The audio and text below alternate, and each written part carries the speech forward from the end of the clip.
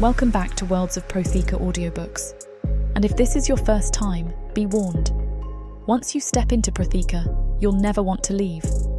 With beasts who will stop at nothing to protect the women they love, and women who are only just finding out what a real man can be, you'll lose yourself in the dark romance of these fantasy stories. To bring you these free full audiobooks, we have to listen to this platform's guidelines, and they say that Protheka's steamiest scenes aren't allowed. But you can still get them from the unabridged version of any Prothekan audiobook. All you have to do is go to worldsofprotheka.com. With promo code YouTube30, we're offering you the opportunity to get 30% off of any audiobook, ebook, or bundle. We appreciate you subscribing to the channel, as it makes bringing these free full audiobooks to you possible.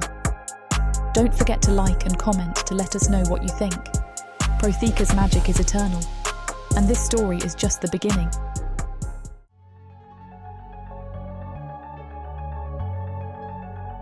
Chapter 1. Erin.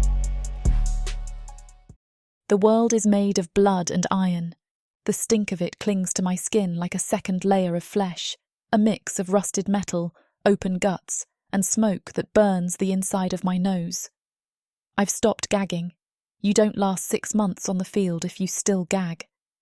That smell becomes part of you, seeps into your pores until the gods themselves can't tell where the battlefield ends and you begin. Chains rattle against my back, the thick iron winch locked into the metal hook between my shoulder blades. I shuffle forward, the heavy harness biting into my collarbones. Every few steps, the chain tugs without warning, pulling me like a disobedient animal. I've learned not to resist. The one time I did, I lost 3 teeth and a chunk of ear. The spiked bit in my mouth cuts deep when I breathe wrong. It's hooked behind my molars, clamped in place with a rusted band. I haven't spoken in months. I don't remember what my own voice sounds like. Mud squelches under my bare feet, but it isn't just mud. It's thicker, slicker. Pieces of flesh cling to my ankles. A hand, severed at the wrist, lies half buried under a snapped spear. Someone's entrails spill out of a shattered cuirass, curling like fat worms in the sludge. I step over them without blinking. Another retriever screams behind me. I don't turn. Turning gets you pulled. Crying gets you whipped. Dying. That gets you peace. I'm not sure what sin I committed to be denied it. The sky is the colour of old bruises, grey and purple and clogged with ash. Screams rise from the Perthos line. Arrows hiss past, some cracking into shields, others punching through skin. One lodges in the throat of a soldier in front of me. He drops like meat from a hook. I wait a second, then dart forward and yank the arrow free. It's still warm. I tuck it into the crude leather pouch slung at my hip and move on. Trog's laugh cuts through the noise like a butcher's cleaver. He's standing on the back of a cart, his massive half-troll frame wrapped in leather dyed with blood. One of his eyes is gone, lost, I heard, to a rebel's boot heel, but the remaining one is bright with cruel amusement. He yanks a winch crank. The chain attached to a young retriever, too young really, her limbs still coltish, jerks hard. She sprawls face first in the filth, the spiked gag knocking against her teeth. Trog hoots, dragging her slowly, slowly across the battlefield until she's sobbing. "Lazy," he shouts. "Move or I'll drag what's left of your face back." Nobody helps her, not even me. I grab another arrow. This one's snapped at the tip but still usable. I don't know why they want them back. Probably cheaper than making new ones. Orthani logic. 6 months I've done this. 6. It's a miracle and a curse. Trog calls me his lucky runt, says I've got the devil on my shoulder, that no retriever's ever lasted so long. I think he keeps me around just to see how long it takes me to break. The wind shifts. The ash blows sideways. Something screams overhead, not human. A wyvern, maybe, or a summoned beast. I hunch low, cover my head. My feet slide in the mud, and I nearly go down. My chain goes taut. I freeze. The metal grinds in my back. If I fall, Trogg'll yank me back through a wall of corpses. A shadow moves in my peripheral vision. Something's coming fast. An arrow, I think, aimed too low to miss. I flinch. I don't even think. My arm jerks up, palm out, like I could somehow bat it aside, and it stops. Not slows, not misses. It stops mid-air, a foot from my face. Then veers, hard, like something swatted it away. It clatters to the ground beside me. I stare at it, heart slamming. I can hear my own breath rasping through the spiked bit. The world slows down. No one else seems to notice. No one's looking. I reach for the arrow. My hand trembles. I didn't do anything. I didn't mean to. But I felt it. Deep down. Like a heartbeat behind my ribs. Something inside me pushed back. My stomach twists. I drop the arrow like it burned me. Did anyone see? Trogg's still tormenting the girl. His laughter echoes through the clash of blades and screams of the dying. His attention is elsewhere. I don't move. Can't breathe. What did I just do? I'm not magic. I can't be. Magic means they cut you open. Magic means the 13 get your soul. Magic means death. I shake, every muscle screaming at me to run, to scream, to collapse. But the chain tugs again, and I stagger forward, back into the hell I can't escape. I don't look back at the arrow. I don't want to know if it's still watching me. Trogg's voice cuts through the battle noise like a cleaver through bone. Move, you slick bastard! I said move! I don't need to look to know who he's yelling at. His tone's different when it's just cruelty for fun. There's a bite to it, a kind of breathless glee like he's about to make someone bleed. And when Trogg's having fun, someone always bleeds. The chain beside me jerks. A boy, no older than 15, scrawny as snapped bowstring, is too slow getting over a splintered helm half buried in the mud. His harness catches on something, and I see it in his eyes, the split second of raw, stupid fear. Trogg snarls. I hear the winch crank scream. The chain rips taut, yanking the boy's arm with a wet snap. He doesn't scream right away. His mouth opens, eyes huge, before the pain catches up and tears it out of him like fire. The sound is high and shrill, carried on smoke and panic. Trogg just laughs.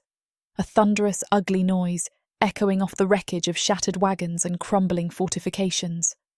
I keep my eyes low, keep my face blank, don't flinch, don't twitch, don't look. The boy is dragged backward, his feet scrabbling for purchase, one arm flopping useless, the other clutching at the ground like it might save him.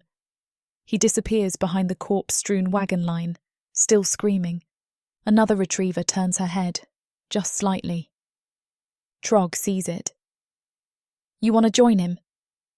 The girl jerks her head back forward so fast I hear her neck pop. I don't know her name. I don't want to. Names are dangerous here. Names are how you remember people. Remembering hurts. My fingers shake as I dig another arrow out from the ribs of a Perthos soldier. The shaft is slick with blood. It slips and I nearly lose it.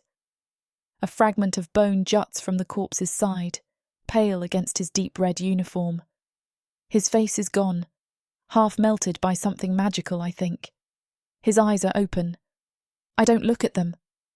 The hunger's worse today. My stomach twists like a knotted rope, gurgling loud enough that a nearby retriever gives me a sideways glance. I bare my teeth through the spiked bit, what's left of them, and she turns away. That's right. I'm not prey, not today. We pass over a heap of bodies, Orthani and Perthos tangled together like lovers. The ground's soft here, bloated with rot. My feet sink deep, cold muck crawling between my toes. I almost slip but catch myself on a dead man's thigh. He twitches. No, just gas. I swallow the bile in my throat and keep going. Don't fall. Don't draw attention. Don't flinch. I spot another arrow, this one buried deep into the temple of a soldier. He's young, probably still fresh from whatever trash hole the Perthos train their fodder in. His face is slack, mouth parted just enough to remind me of a baby bird waiting for food. I reach for the shaft, fingers wrapping around the bloody fletching. That's when it happens. The air splits with a shrill, bone-itching whistle. My heart skips. Incoming. There's no time to think, no time to drop or duck or dive. I throw my arm up, useless and stupid. What the hell's that going to do against a flying death stick? But it doesn't hit me. The arrow twists in the air, twists, goddamn, and sails wide, like someone reached down and flicked it away mid-flight. It clatters into a cart behind me and sticks in the side with a thunk. I'm frozen. My arm's still up, my hands buzzing like I stuck it in lightning. I can feel something, deep inside. Not pain, something else. A warmth, but not gentle. It's a living thing, coiled, humming. It stretches out along my nerves, makes my skin crawl like I've been wrapped in spider silk. Magic. Real goddamned magic. I drop the arrow and press my hand against my stomach. It doesn't help. The feeling's in me now. Awake. Alive. Like it's been sleeping all this time and just yawned for the first time in years. I can't breathe. Can't move. All around me the battle churns on. Arrows, screams, blood, mud. Trog's laughing again somewhere behind me. Another retriever sobs, coughing up black phlegm. No one saw. Please, gods, let no one have seen. I curl my fingers in tight. The buzz fades, just a little, but the warmth doesn't go. It's there, settled behind my ribs like a sleeping dog with one eye open. Magic means death. That's the rule. If the Orthani find out what I just did, they'll do worse than kill me. They'll tear me apart, use me, feed me to their gods, or bind me to one of those infernal shrines I've only ever heard whispered about, back when my parents were here. I squeeze my eyes shut. No, don't think about that. Don't remember. Just keep moving. The chain tugs again, hard this time, and I stagger forward, barely managing to scoop up the arrow from the dead boy's skull before it drags me off my feet. My hands are slick with blood. I wipe them on my thighs without thinking, smearing crimson streaks into the canvas rags they gave us to wear. I don't look back at the cart. I don't look at the arrow that swerved. I don't look at my hand, because if I do, if I acknowledge what just happened, then it's real. Then I'm dead. So I walk, and I pretend, and I pray to gods who don't answer anymore that the feeling inside me dies quietly before anyone else notices it's there. Panic lances through my veins, sharp and fast, like someone poured molten iron down my throat. It burns in my chest, clutches my lungs, makes my breath shallow and ragged. The chain rattles behind me, just a whisper over the screams, but loud enough to make my stomach clench. Trog. I don't have to look. I feel his gaze like a brand on my back. Heavy, suspicious. Gods, please no. Magic. Real, honest to hell's power, and it came from me. From inside me. I glance sideways, keeping my head low, vision darting from corpse to corpse, trying to gauge if anyone else noticed. Nothing but chaos, blades clashing, archers shouting, another volley shrieking overhead. But that doesn't mean I'm safe. Trog's voice is lower now, not barking orders, not laughing. Oi, he grunts. What was that? My pulse slams against my skull. I drop hard to my knees in the mud, scraping at the filth with my bare hands like I'm searching for something. Another arrow, a coin, anything. I press my cheek to the wet, cold earth, let it cake into my skin, hoping it'll swallow me whole.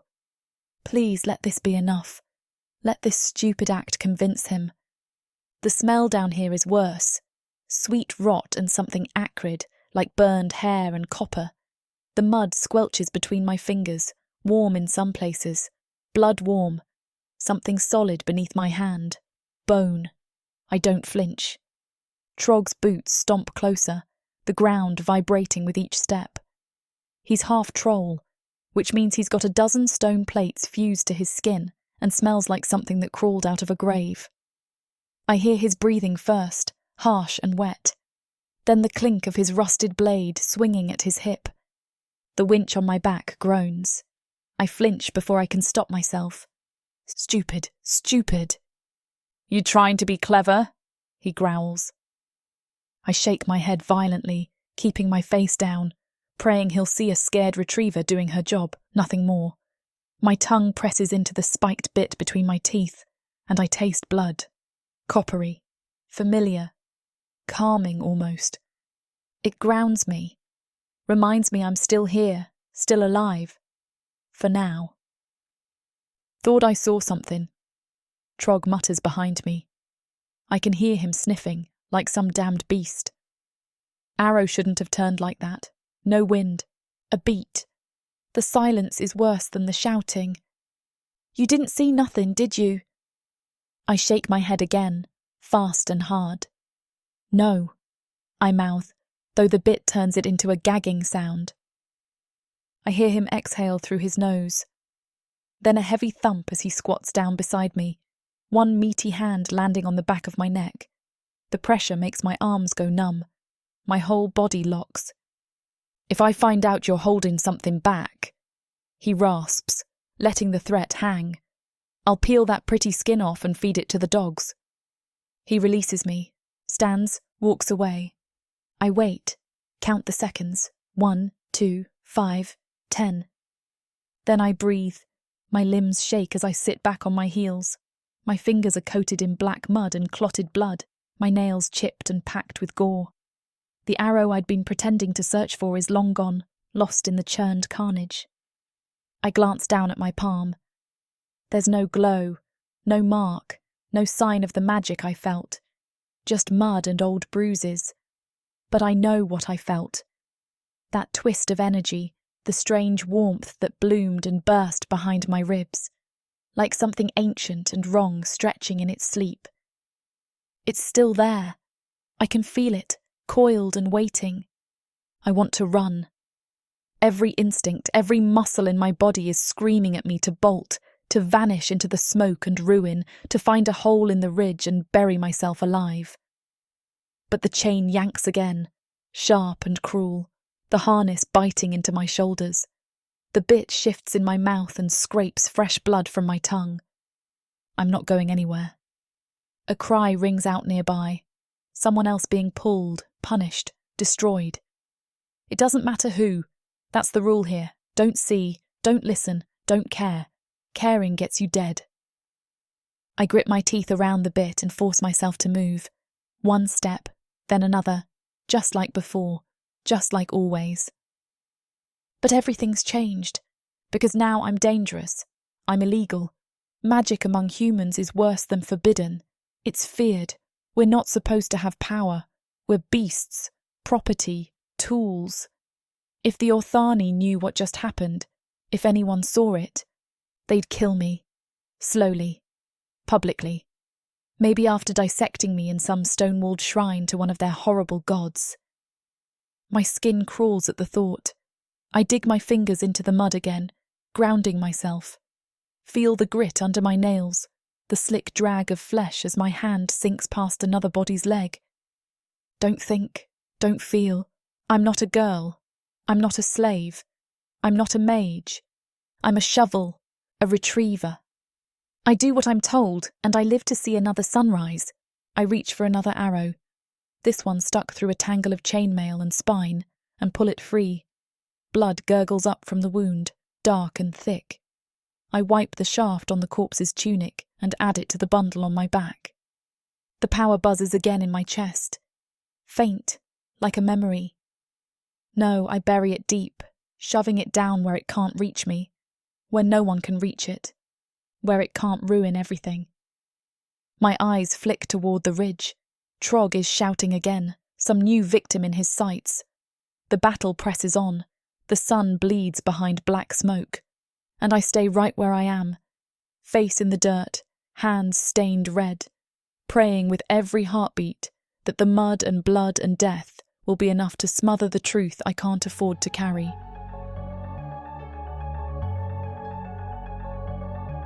Chapter 2. Cass Hawkmoon. The air bends before the magic even touches it. A whisper across the web of the weave as if the world itself flinches. My fingers still over the scroll I've been transcribing. the ink welling thick in the paws. I don't need to see it to know what just happened. I felt it. A ripple. Not darkborn, not trained. Human and raw. I stand, robes rustling like dry parchment, the air around me crackling faintly with suppressed wards. The view from my tower stretches across the edge of the battlefield, all jagged earth and shattered siege works. A column of smoke curls where an ammunition wagon exploded yesterday. Smells like pitch and ash even now. The distant clamor of battle never really fades out here. But this pulse, it's wrong. Or right, depending on how one sees the world. I brush a hand across the lattice rune carved into the windowsill, letting the vision sharpen. My breath fogs the air, though it's not cold. Below, the chaos churns.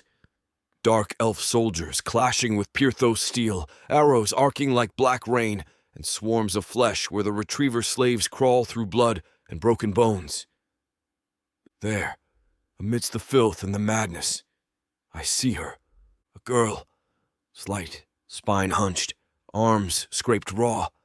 Her chains glitter with grime. The mouthbit is locked in cruelly tight, forcing her jaw wide enough I can see the glint of iron from this high up. She shouldn't register, she's just another human slave, another smear in the dirt. Except she glows. It's faint, flickering, but unmistakable. Her aura, like lightning trying to remember how to be a storm. No control, no training, no mask. And yet the pulse I felt came from her. Gods below, I murmur, not out of reverence. I move. Boots thud against stone steps as I descend. 2 guards posted near the gate flinch when they see me. One opens his mouth to protest, but I cut him off with a glare. They shrink back. Good. I don't have time for petty protocol. Whatever just happened, I need to see it up close. The ground outside the tower is chaos incarnate. The stench of burning meat and wet metal slaps me in the face, the screaming, the pounding, the smell. It's always worse down here. Closer, I hate it. But I keep walking, pushing through the press of bodies. My presence carves a path without words. No one wants to stand in a battle mage's way, especially not this battle mage. Another flash. There, the girl again. I see her go rigid, like a bolt ran down her spine. She clutches something. A snapped arrow, maybe, then crumples, as if trying to bury herself in the dirt. Too late, I already know. I stop a dozen paces away, letting the stink of the field roll over me like a wave. Blood sticks to my boots, some of it still warm. Around her, other retrievers scurry, unaware of the attention she's drawn. She trembles in the muck, chain taut from the winch tower, every inch of her screaming don't see me. But I do. Her aura flickers again. Another pulse, faint, wild, like a storm cloud forming beneath the skin, untrained. Dangerous. Beautiful. Even now, half buried in gore and terror, jaw locked around a spike of iron. She's striking. Not in the delicate way the courtesans at court try to be. No, this girl's beauty is something else. Stubborn. It fights through the grime, through the pain. My fingers itch. A human. A slave, and yet power surges off her like a dam beginning to crack. I breathe once, slow, controlled. She's not a mage, not yet, but the spark is there. Untapped, unhoned, untamed. Which makes her mine. She doesn't see me at first. Good. I like the edge it gives me. I walk slow, deliberate, past the cowering slaves and the half-dead. The battlefield stinks of rot and burning oil, but it's the girl who burns brightest. That aura still lingers around her like steam off a forge, clinging to the air as if it belongs here. She's trying to be invisible, but now that I've seen her, felt her, there's no going back. Get her up! I bark, low but firm. The guards hesitate. They always do when I use that tone, dry as bone, cold as cave frost. Trog doesn't hesitate, though. That slab of meat moves fast for something his size, barreling toward me with blood still fresh on his fists. Half-troll, all rage, and thick as a bog wall. My lord, he snarls, voice like gravel in a rusted pan. You got no jurisdiction over retrievals. She's mine, designated property of the recovery unit by Orthani Field Charter, Section 13, Sub. I invoke the Keeper's rule. I cut in. Dead silence. Even the wind seems to hush, as if it too remembers the weight of that law. Trog blinks at me like I slapped him with a spell. That's ancient law, that is. High Court only, that ain't. She used magic. I step closer, every word carved from granite. Human, wild, unregistered. Trog's lip curls, tusks bared. Then she's a danger. She dies, not gets claimed. That's how it works. I lean in just enough for my breath to ghost his face. Disobey, and you will learn what liquefied lungs feel like. The temperature drops. Literally. Frost webs out from beneath my boots, crawling over stone and blood with delicate menace. Trog takes a half-step back, nostrils flaring. He might be half-troll, but he's not a full idiot. I let the silence stew between us, then gesture once, curtly toward the girl. Unchain her! Remove the bit. Still scowling, Trog waves over one of his retrievers. A bony boy with bruises blooming down his neck fumbles with the winch release. The chain clatters off her harness like dead weight. Another set of shaking hands removes the mouth bit, wrenched from between her teeth with a wet pop. Blood dribbles down her chin, thick and dark. She doesn't cry out, doesn't scream. Just coughs once, spitting metal-tasting gore onto the ground. And then she looks at me, not with thanks, not with fear, with calculation. Those eyes, dark, wary, sharp, measure me like I'm something between a threat and a puzzle. Not the look a slave should give a battle mage, not the look anyone should give me. My skin prickles. I've spent centuries mastering my craft, burying my past, masking my emotions. Most elves glance at me and see robes, power, and danger. She looks and sees... What? I shake off the thought. The wind tugs at the hem of my robe as I step forward. She's so thin. Her collarbones jut like carved hooks. Her skin is a mosaic of grime and old bruises, lashes puckered along her arms. Still, she stays upright. Proud or stubborn, maybe both. I unfasten my outer robe and wrap it around her shoulders. She flinches just slightly, but doesn't pull away. The fabric swallows her. Velvet on bones. She probably hasn't been warm in months. My lord! One of the guards starts. She's mine now, I say, sharp. By invocation. Anyone objects, take it up with the Keeper's circle. The guard pales and wisely shuts up. I motion to the taller one. Escort her to my tower. Use the east stair. Avoid the court path. He nods, glancing nervously at the girl. She hasn't said a word since the bit came out. Not one. But her eyes, gods, those eyes, they follow me like a blade does the neck. As she's led away, the robe trailing in the muck, I find myself staring after her longer than necessary. Not because of her beauty, though it's there, buried under blood and bone, or because of her magic, though it sings in the air, even now. No, it's that look. The one that said, I see you too.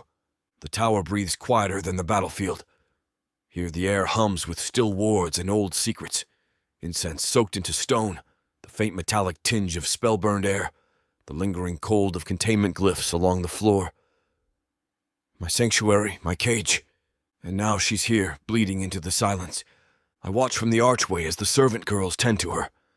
I gave specific orders. No rough hands, no jostling. Still, she flinches at every touch. Her eyes dart from face to face like they're wolves, like she's waiting for the teeth. They undress her with the careful hands of those who've stripped corpses before. She doesn't protest. She just endures. She doesn't speak. Not a word. Not even when the water hits her, hot enough to steam. Her skin lifts in goose flesh, but she stays quiet. The blood runs off her in rust-red swirls, pooling at the drain in the center of the basin. The bruises underneath bloom across her back like ink spills. Some are old, others are fresh. One across her ribs still oozes, and the bit Gods has left her mouth in tatters. When they bring out the mirror, I almost stop them, but something keeps me silent. She startles, jumps like the glass itself struck her. She stares. Her reflection is alien to her. I see it in the way her brows knot, how her jaw tightens. She doesn't know that girl, doesn't trust her. As if somewhere between grime and skin, she became something else. The towel slips from her shoulder. She doesn't fix it. I look away. Once dressed, she's ushered into the study chamber and left there. No shackles, no leash. Just her, barefoot on cold stone, shoulders hunched like she expects the ceiling to cave in next. The robe I provided is plain gray, no rank, no insignia, but she wears it like it's spun from razors. She sits, not in the chair, gods forbid. No, she folds onto the floor by the hearth, tucking herself into the smallest shape possible, arms looped around her knees, like a child pretending to be furniture. I don't speak at first. I just watch her in silence. The fire crackles softly. The wind outside howls once, then dies. She doesn't ask where she is. Doesn't ask why. Most would. She only watches me, eyes dark and haunted and hard. I'll be plain, I say finally. She doesn't respond, just stares. I invoked Keeper's Law to claim you, I go on. It's old magic. Sacred in some circles. You belong to me now, legally speaking. Still nothing. Her eyes narrow slightly, but she doesn't flinch. I don't want your obedience. Not the way they did. I won't beat it out of you. You're not livestock. A flicker, barely a twitch, but her fingers tighten around her knees. You used magic, I say. Raw. Wild. You don't know how, but it's there. I felt it. Half the camp did. That kind of power. It gets noticed. Fast. I kneel slowly so we're eye level. Her pupils contract like I've bared fangs. I can help you control it, I say, quieter now. Or I can put a bolt through your skull and call it mercy. I'm giving you a choice. She opens her mouth, then closes it. Her lips are cracked. One is still bleeding, but she licks them, and when she finally speaks, her voice scrapes like broken glass. What's the trick? There isn't one. There's always a trick. I don't argue. Instead, I stand, brushing off my knees. Get some rest. You're safe here, for now. We'll begin with containment wards in the morning. She says nothing. Doesn't nod. Doesn't move. Just watches me like she's trying to calculate how fast I can bleed. Later, when I check on her again, the fire's gone low. She hasn't touched the food. She hasn't moved from her corner. She's curled against the stone like she belongs to it. Eyes closed, hands clenched. Sleep, if you can call it that. There's no peace in it. No soft surrender. Just tension without sound. Like a blade held too long in the dark. And I realize, watching her, she may be more of a weapon than a woman, and I've just claimed her for myself. Chapter 3. Erin. The robes don't fit right, too clean and soft. I scratch at my wrists where the shackles used to bite, though the skin's already starting to heal, scabbed over in dark slashes. It's worse than the pain, this absence of it. The air here's too still. Smells of parchment and dry herbs, not blood and piss and rotting bodies like it should. I keep expecting a scream, a lash, anything real. But the tower is silent. The silence presses in on me, thicker than the stone walls. I glance sideways, again expecting the back of some overseer's hand. But no one comes. Cass Hawkmoon is across the room, leaning in that strange, still way he does, arms folded behind his back like he's carved from onyx. His white hair's pulled back now, tight against his skull, leaving nothing soft about him. He watches me the way a butcher watches a new cut, curious, calculating, deciding if it's worth his knife. The bread on the table is fresh, still warm.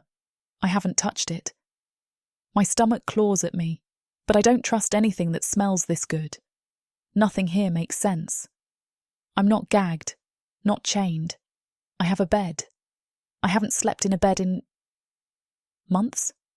Years? I don't know anymore. Time on the battlefield doesn't tick forward. It drags behind you like a corpse. You can sit. Or not, he says at last. His voice is low, scratchy, like he hasn't used it much lately. The room is yours.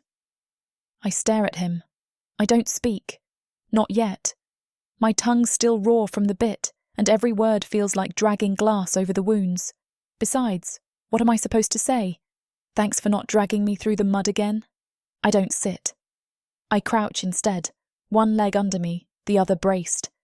Ready to run, even though there's nowhere to go. The tower's a damn prison. A nicer one, sure, but it smells too clean, too civilized, like pretending everything's fine. You haven't eaten, he says. I flick my gaze toward the bread, then back to him. He doesn't move closer, just watches, like he knows I'm waiting for the moment he'll strike. Or worse, touch me. You're not going to be punished for hunger, he says slowly, or curiosity, or speech. Speech, I rasp, voice like sandpaper. I don't mean it as a question, but it sounds like one. The word scratches out of me half-formed. Yes. He pauses. You're allowed to speak here. I shake my head. That's how they catch you. Make you think it's safe. He doesn't argue, doesn't deny it. Just lowers his gaze and says, there are rules here, but they aren't meant to break you. I'm already broken, I mutter before I can stop it. Something flickers behind his eyes. Not pity. Not quite. Something sharper. I rise slowly and walk to the wall instead of the bread, press my back against the cold stone. It feels more honest. I slide down to the floor, curl up the way I used to in the slave pens. Tight, small, invisible. He doesn't stop me. After a long silence, he speaks again. Do you know what happened out there? The arrow, the way it curved, the way my hand lit up, not with fire or sparks, but with something, a pulse, like lightning running under my skin. The memory crawls up my spine and makes me want to claw it out. You used magic, he says softly. I stiffen. Not consciously, he adds quickly. But it was there. Raw, strong. You bent the air. That's not easy. I didn't mean to, I whisper. That's what makes it dangerous. His voice shifts, curious now, almost impressed. Most human-born don't survive the first spark. Their own power burns them alive. You bent it instead. I open my eyes. So what, you want to study me now? Yes, he answers, plain, honest, terrifying. But not like that. I want to teach you, before it kills you, or someone else. I bark a bitter laugh, like I'd be that lucky. He steps closer, and I flinch. He stops instantly. I won't hurt you, he says. No one here will. You sure about that? My voice cracks again. Even the bread might kill me. That gets the smallest twitch at the corner of his mouth. Not quite a smile, just the idea of one. I don't trust it. The quiet stretches again. Too many windows in this place. Too many places someone could be watching. I wrap my arms around my knees and shiver. You'll have your own quarters here, he says. Not far. Basic, clean. The guards have orders to keep away unless summoned. You'll have books, a writing slate, lessons if you accept them. I raise an eyebrow. And if I don't? Then you'll remain here. Untrained, untouched, but never free. That hits, right in the gut. He moves to the far table, picks up a small wooden carving, and runs his thumb along its edge. His hands are calloused, I notice, not soft like I expected from a mage. I'm not your enemy, Erin.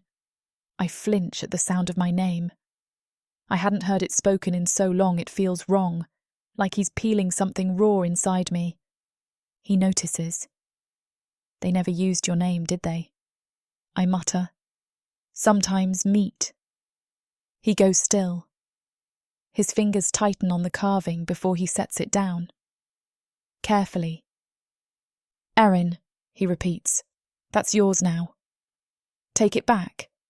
I don't answer. I can't. Later, after he's gone, I'm taken to a small side room, bare but warm. A fire burns low in the hearth. There's a narrow bed against the wall, a folded blanket, a clay basin of clean water. I stare at it all like it's a hallucination. I curl up on the stone floor instead. My body knows how to do this. The bed's too soft, too full of dreams I can't afford to have. As I drift, eyes open to the ceiling's shadowy curves, I try to understand what this all means. He hasn't touched me, not even once. He speaks gently, offers food, freedom of movement, a name. It scares me more than the lash ever did. Because I know monsters. I know pain. But kindness. Kindness is a slower death. The bastard wakes me before the sun even thinks about rising. I'm still curled on the stone floor when the knock comes, soft, polite, but insistent. One of his guards stands outside, armoured and silent. No words, just a tilt of the head and a gesture toward the stairs. I don't argue. What's the point? Cass is already waiting when I arrive, seated behind his massive desk littered with scrolls, half-burned candles, and something that smells like bitter roots. He doesn't greet me, just lifts his eyes and pushes something across the surface toward me. A rune stone. Obsidian, etched with silver lines that shimmer like spider silk. Hold it, he says. That's it. No preamble, no warnings, no good morning. How'd you sleep on the floor like a feral animal? I glance at the stone, then at him. You trying to curse me? If I were, you'd already be dead. Reassuring. I reach for it anyway, fingers trembling slightly. The stone's cool at first, smooth against my skin, but then it pulses. Once, twice, like a heartbeat, then it burns. Heat spikes up my arm, crackling through my bones. I jerk back with a scream as the stone erupts in my palm, searing light, a crack like thunder, and scorches a black gouge into the edge of his desk. Smoke curls from my hand. The pain is sharp and immediate, like grabbing a brand from a fire pit. I clutch my wrist, eyes watering. Sure, this is it. This is when the mask comes off, when he shows me what happens to defiant slaves who break things. But Cass doesn't move. He just exhales through his nose, slow and steady, and leans forward to inspect the damage. Wild core, he murmurs, almost to himself. No discipline. I stare at him, stunned, cradling my hand. We'll fix that, he says. You're not even mad. He looks up, eyebrow arched. Would you be, if a weapon you forged struck a little too hard? I'm not a weapon, I snap. He shrugs. Not yet. I don't know what to do with that. Training begins in earnest after that. He doesn't waste time with kindness, doesn't soften the words or coddle the pain. His tone is clipped, cold, exact. Every instruction measured like a scalpel slicing through fog. He drills me on breathing patterns, energy control, sigil focus. He teaches me how to feel the mana veins in the air, how to listen for the hum beneath my skin. The world shifts when I pay attention, like there's a second version of reality layered beneath this one. Quieter, stranger, full of colour and noise no one else hears. Still, it's not the teaching that throws me off. It's the reverence. He talks about magic like it's sacred, like it's art. His voice lowers when he explains the origin of each rune, the theories behind spell structures. Sometimes when he thinks I'm not watching, his fingers brush the symbols like they're made of glass. This isn't just power to him, it's worship. I don't get it. I mutter after our 5th failed attempt at channeling a basic flame sigil. Why does it matter if the spark is clean or jagged? Fire's fire. Cass shakes his head, crouching beside me on the training mat. Because one burns what it touches. The other becomes part of it. That makes 0 sense. It will, he says. Eventually. I roll my eyes. I don't walk away. I want to. Gods, I want to slam the damn rune slate into his smug face and storm out. Because I remember the way that arrow curved in the air. The way my skin felt alive for the first time in years. Because deep down, there's a part of me that wants to understand this. Not for him. For me. Again, he says, handing me another stone. I flinch. This one won't explode, he adds. How do you know? I'm using your blood to calibrate the resonance. I blink. That's not creepy at all. He smirks. I hold the stone anyway. This time it hums low and steady, warm against my palm. No flash or sear, just heat, like a coal that wants to breathe. I focus, breathing like he showed me. The sigil glows faintly, just for a moment. But it's enough to make his eyes widen. There, he says, voice hushed. There you are. I let go, breathing hard. That was weird. It was you, he says.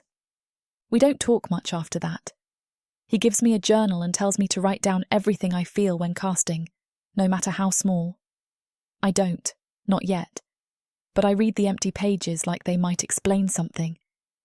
At night, I lie awake on the bed.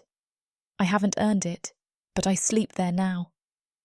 The floor is too cold, and my body's starting to ache from the strain of training. The walls feel too close, but the tower doesn't smell like blood anymore. Just ink and ash. I don't trust him, not really. But he hasn't hit me, hasn't tried to touch me. When I yell, when I scream, when I demand why any of this matters, he just answers. Calm, clear. That might be the scariest part, because I don't know what he wants. The dreams are always the same. My mother's voice, ragged and hoarse, screaming my name. My father's body lunging, one arm dangling, broken and useless, the other clutching a blood-slicked axe as he tries to buy me time. The sound of steel on flesh, the crack of bone, the fire, and me, running, never fast enough. I wake with a start, gasping for breath, throat raw like I've been screaming. My skin's clammy with sweat, soaked through the back of my borrowed robes. My heart hammers against my ribs, wild and animal. I press my hand to my mouth to stifle the sob rising in my throat. But there's no whip waiting, no cruel voice shouting for me to move, girl or threatening to crank the winch until my spine pops. Just quiet, still air. The faint rustle of parchment, and firelight. He's there again, at his desk, like a statue carved from night. Cass sits hunched over a sheaf of parchment, quill scratching quietly in the flickering glow of a single enchanted flame. The red in his eyes gleams like embers, catching the motion of my stare even from across the room. He doesn't speak, just glances up. His gaze isn't sharp, isn't cruel. It's unreadable, like he's studying a riddle that never solves itself. Like he sees the pieces of me scattered across the floor, but doesn't know what shape I made before I was broken. I shift under the blanket, pulling it tighter around my shoulders. The bed's soft, too soft. I feel like I'm sinking every time I lie down. The dreams make it worse. I keep waking up feeling like I'm buried, like the soil is still wet in my mouth. I sit up, pressing my back to the wall. You ever sleep? I ask him, voice low and hoarse. His quill stills. Rarely, he answers without looking. Figures. I let the silence settle again. It's not awkward, not exactly. Just thick. Like the air between us holds too many unsaid things. After a while I speak again. You ever dream? He does look up at that, The firelight catches the lines of his face. Sharp cheekbones, silver-white hair falling loose over his collar. He doesn't look like a monster. That might be the most dangerous thing about him. "All minds dream," he says, "even when they don't want to." I nod slowly.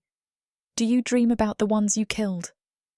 His jaw tightens just enough to make me notice. Not a full wince, just the ghost of one. "I dream of many things," he says. "Not all of them are easy to live with." I curl my knees to my chest, watching him. "I see them," I whisper. "My parents." Every time I close my eyes, Cass sets the quill down, folds his hands on the desk. "Were they mages?" "No." My voice catches. "Just stubborn. They tried to keep the Orthani from taking me. That was enough." He's quiet. "They bled for it," I say, teeth clenched, "and I still got taken anyway. I keep wondering if I'd run faster, if I'd fought harder, maybe they'd still be—" My voice breaks before I can finish. I don't cry, not anymore, not out loud. The silence stretches long again. Softly, Cass says, "You were a child. They chose to protect you. That's what parents do." "Yeah? Well, it didn't save them." "No," he agrees. "It saved you." I look away. His voice drops even lower. Grief doesn't listen to reason. I know that. But survival isn't shameful, Erin. It's strength. Hearing my name in his voice does something strange to me. Makes my ribs feel too tight. I don't respond. I just curl in tighter, burying my face against my knees. I feel too raw to talk anymore, like my skin's been flayed open and the air is nothing but salt. Eventually, the scratching of his quill resumes, soft, rhythmic. In the dark, I wonder what his dreams look like. Chapter 4. Cass Hawkmoon. I feel the tug of the ward the moment she touches the stone. Not enough magic to alert the tower guards. Just a soft ripple in the weave. A thread plucked, resonant and fragile. She's found it. The mirror. I don't move at first. Let her curiosity have its moment. I'm in the shadows of the study, silent as breath. The candlelight doesn't reach me here, and that suits me just fine. I've never liked being seen unless I meant to be. Erin stands before the silvered glass like it might bite her. Her hand lingers on the edge of the mirror's frame, fingers twitching, hesitant. Then she brushes the runestone inset into the stand. The glyph flares to life, pale blue and humming low. The air splits, and there I am. A boy. Scrawny, sallow, spine too stiff for his age, eyes too wide. Standing before the Orthany court in ceremonial garb 2 sizes too large. My tutor's voice sneers over the memory. Too soft. Too strange. Too human. Erin gasps. Just a breath, sharp and involuntary. Her reflection blurs and the memory plays on. Illusion and truth wound tight as a knot. They'd stripped me of my robes that day. A lesson in humility, they called it. I remember the laughter, cold and precise like blades against my neck. Dark elf nobles with teeth like pearls and eyes full of fire, watching me shiver under the vaulted obsidian ceiling, waiting for me to break. I didn't. Not then, but I bled for it. In the mirror, my younger self stands frozen, every muscle locked with terror. And Erin is watching like she's forgotten to breathe. Her mouth parts. "Gods," she whispers, "you were just a child." She steps closer, one trembling hand reaching toward the flickering image. Her fingers hover just above the glass, like she wants to touch him, me. But no, she can't. I should stop this. Step out, clear my throat, scold her for nosing into forbidden places. Instead, I wait. Watch her face shift. Shock to sorrow to something else. Understanding. The second memory flares before she can move. I hadn't meant for her to see that one. Not yet. But the sequence is set. This time, I'm older. Barely. Maybe 30 in human years, still green by dark elf reckoning. The outskirts of the forest, thick with mist and death. A child wailing somewhere in the gloom. A beast slithering through the trees, all scale and hunger, more shadow than flesh. The guards had run. Of course they had. Even the bravest of them feared the deep wood horrors. But I ran toward the scream. In the mirror, I cast my first real battle spell, light like wildfire, blinding and raw. The creature rears back, shrieking as I wrap the child in both arms and fall, rolling to shield him with my body. Pain, blood, victory. The spell had torn my shoulder open. I'd still saved him. Erin stares, silent, no gasp this time, just awe. Behind her, I step into the light.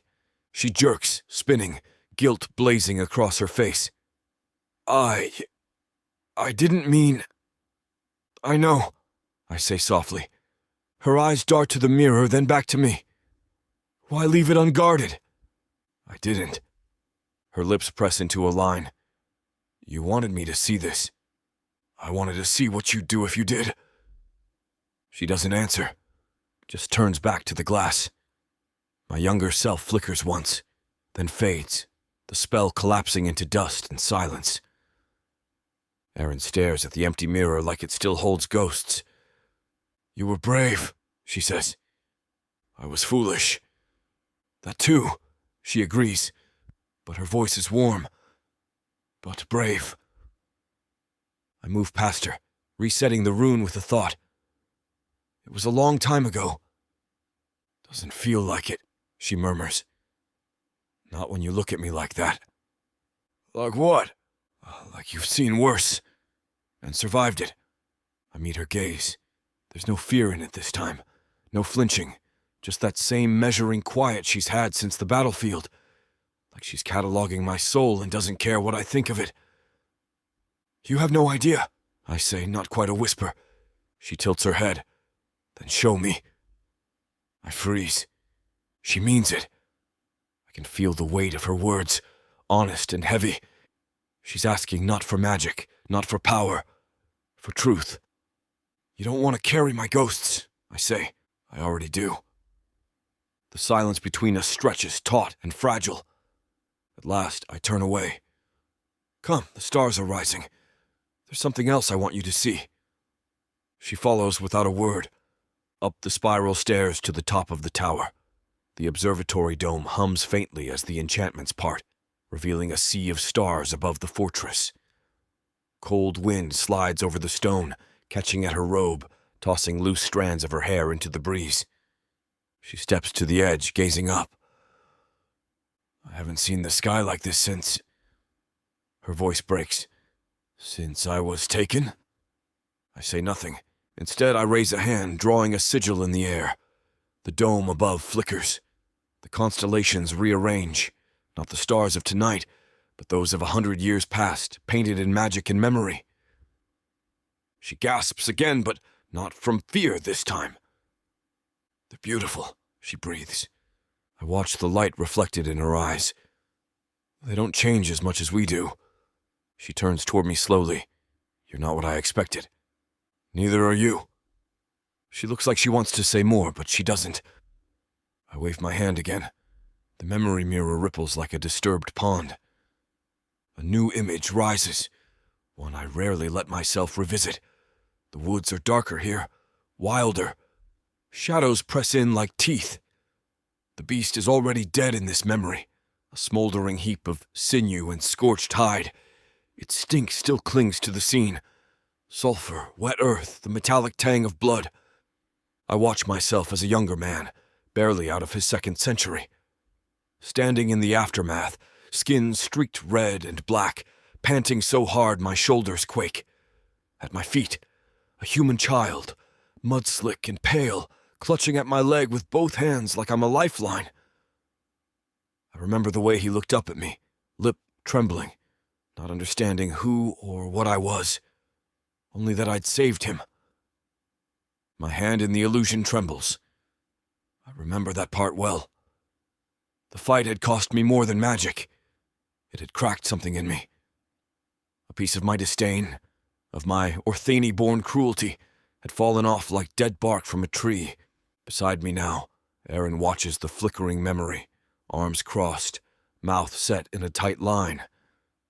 She doesn't speak right away. The firelight from the mirror dances across her face, casting strange shadows. She looks carved from something sharp and scarred. She says, "Why?" The question's simple. The weight behind it isn't. I glance sideways, but her eyes stay locked on the memory, on the blood, on the boy I was. "Why help a stranger?" she asks again, quieter this time.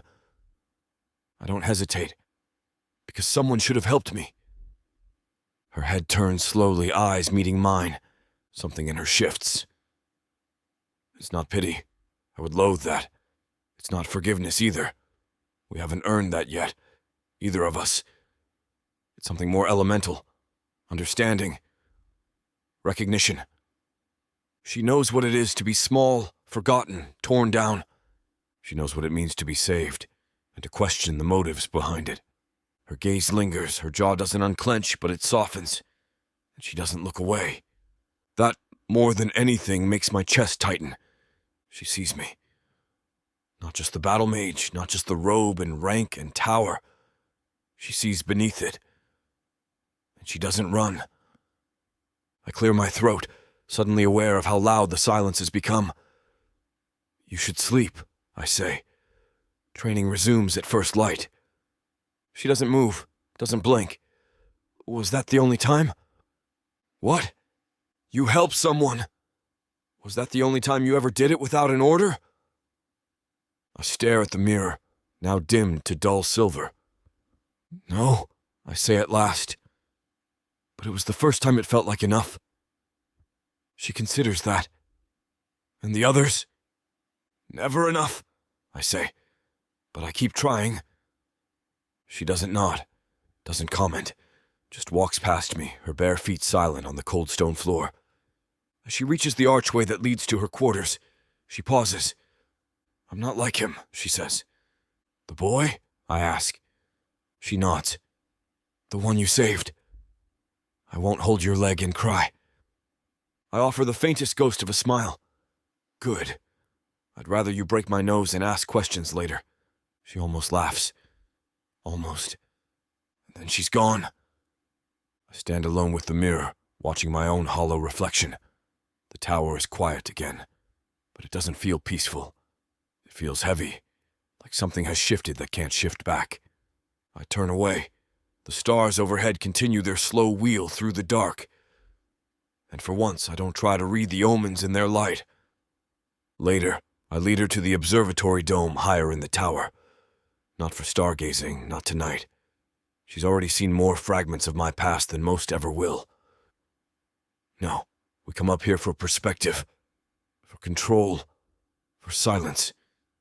The dome's open to the night sky. The air is brittle with frost and distant galaxy dust. Inside, the faint hum of enchanted lighting reveals arcane star maps, etched glass rotating silently. Astrolabes murmur, tiny heartbeats of brass and crystal measuring celestial magic in silver arcs. She stands by the railing, shoulders loose, robe rustling softly in the cold. Our breaths catch in the thin air. I notice the quiet shift, the way her gaze shifts from star to star, as if she's charting a path out of here. I pull a wooden stool closer, close enough that if the wind wafts wrong, she'll feel the brush of my sleeve against her arm. She doesn't notice. The observatory smells of ozone and old resin, of metal worn down by centuries of touch. I like it. It reminds me of home, of stars I thought I'd never see again. She speaks first. Quiet, raw. "I dream of running," she says, looking at a constellation. One I taught her to trace earlier.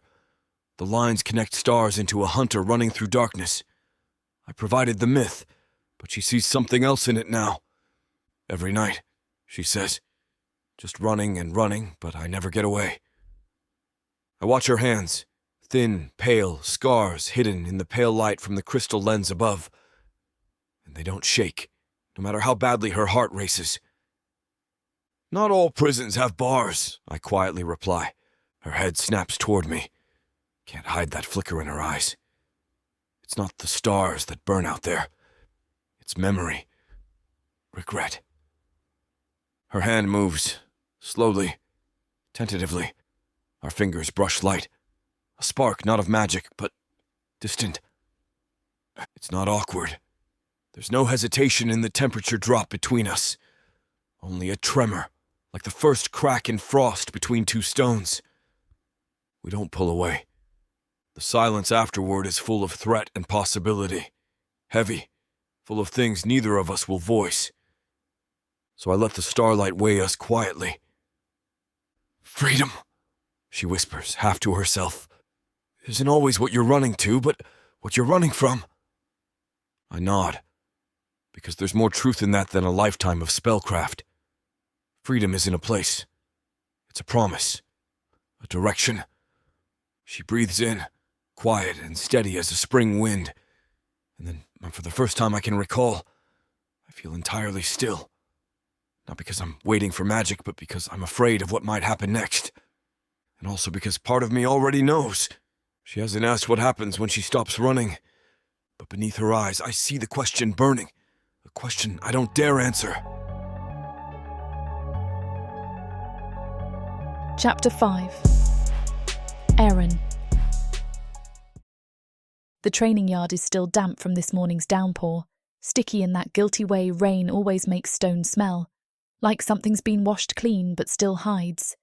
The air's thick with magic residue, tangy as it curls in my nostrils, dancing off the stones and into my lungs.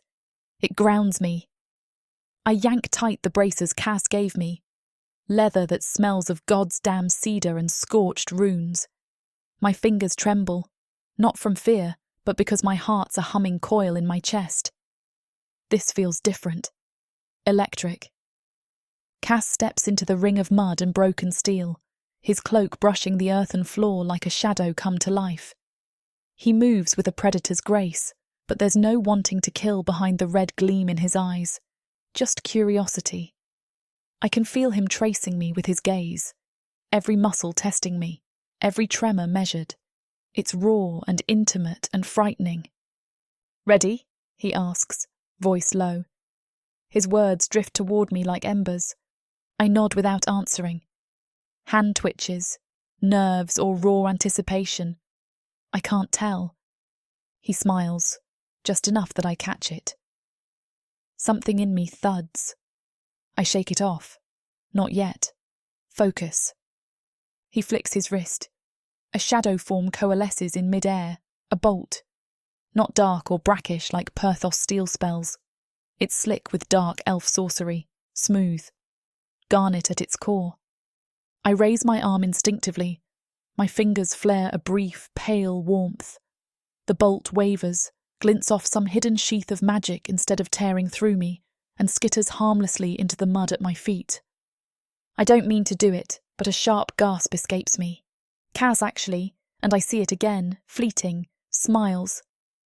"You learn fast," he says, matter of fact, but his lips curve. For someone who had dirt for a teacher. My chest hammers so loud I can barely speak. "Maybe you're not a terrible teacher," I grit out, voice tight. The words taste like blood and relief together. He shifts forward, leather brushing my arm. I smell smoke and lavender and something familiar. Safe. He's close, too damn close. My breath catches. "Again," he says. I nod and pull back, sliding into the stance he taught me. Not graceful, just solid. Every muscle quivering with power I don't understand. Building. He strikes again. Shadow bolt. Hiss of it cutting through the morning fog. I channel, focus, breathe in the air, feel the spark at my fingers ignite. The bolt bends, like clay, like wet earth, turns off course. This time I don't scream. Instead, I step forward.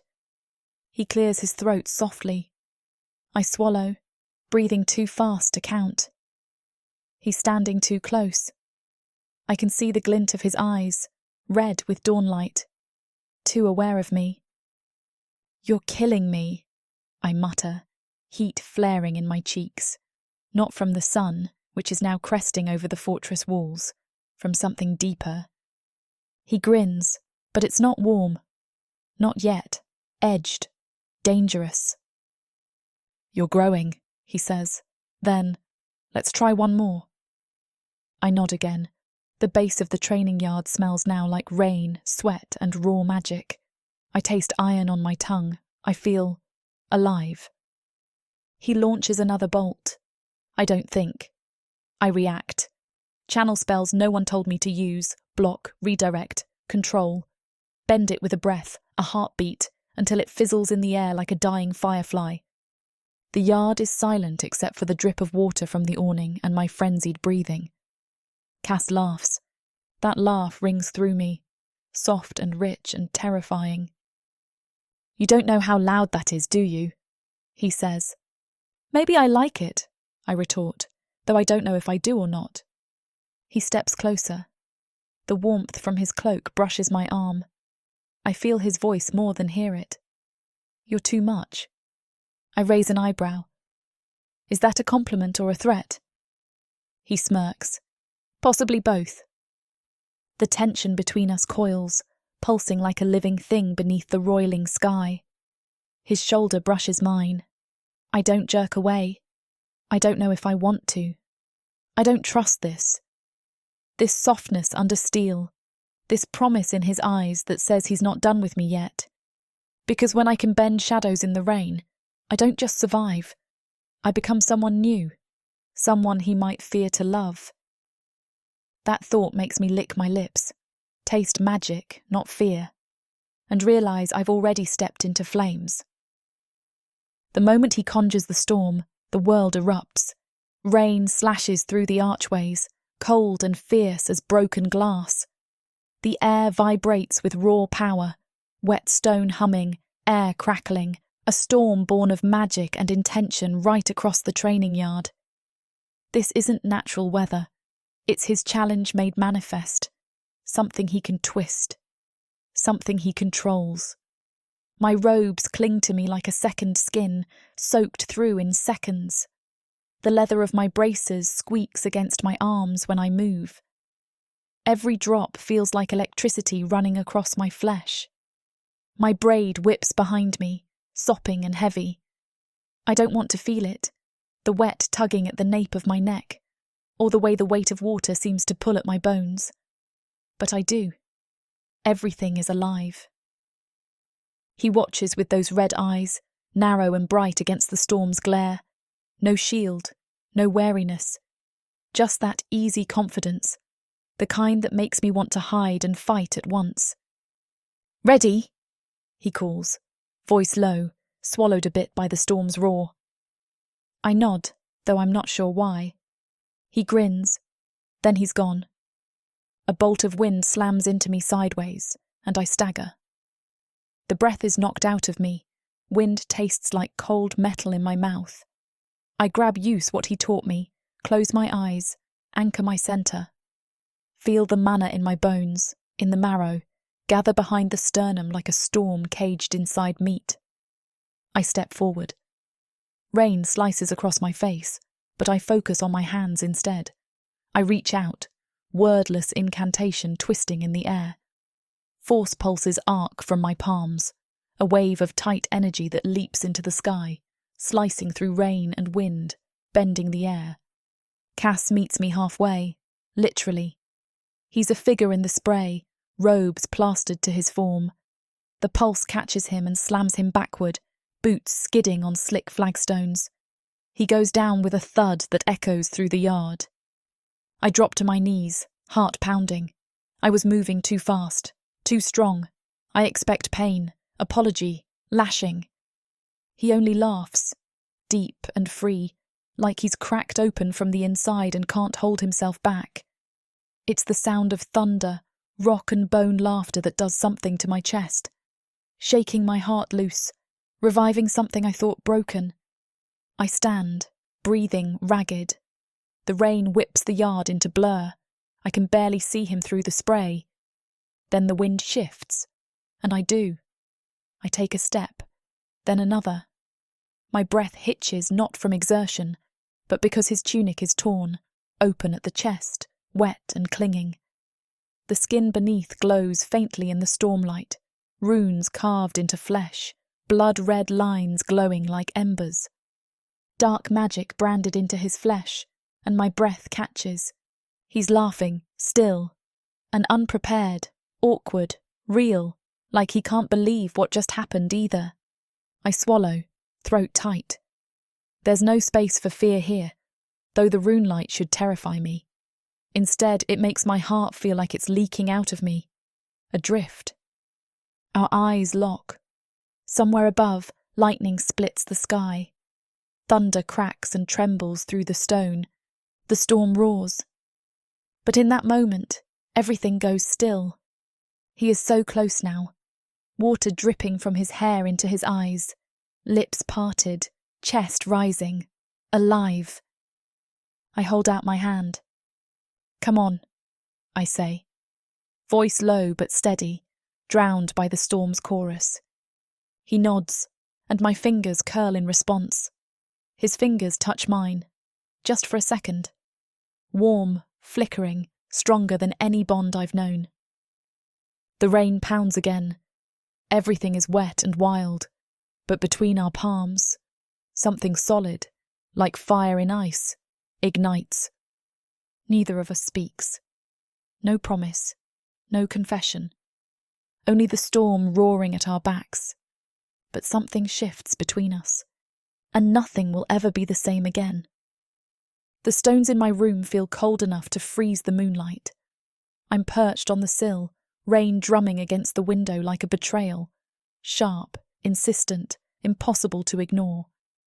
Lightning snakes across the sky, casting twisted shadows of the fortress across my skin and the bedspread where I've been dragging the night to keep myself from thinking.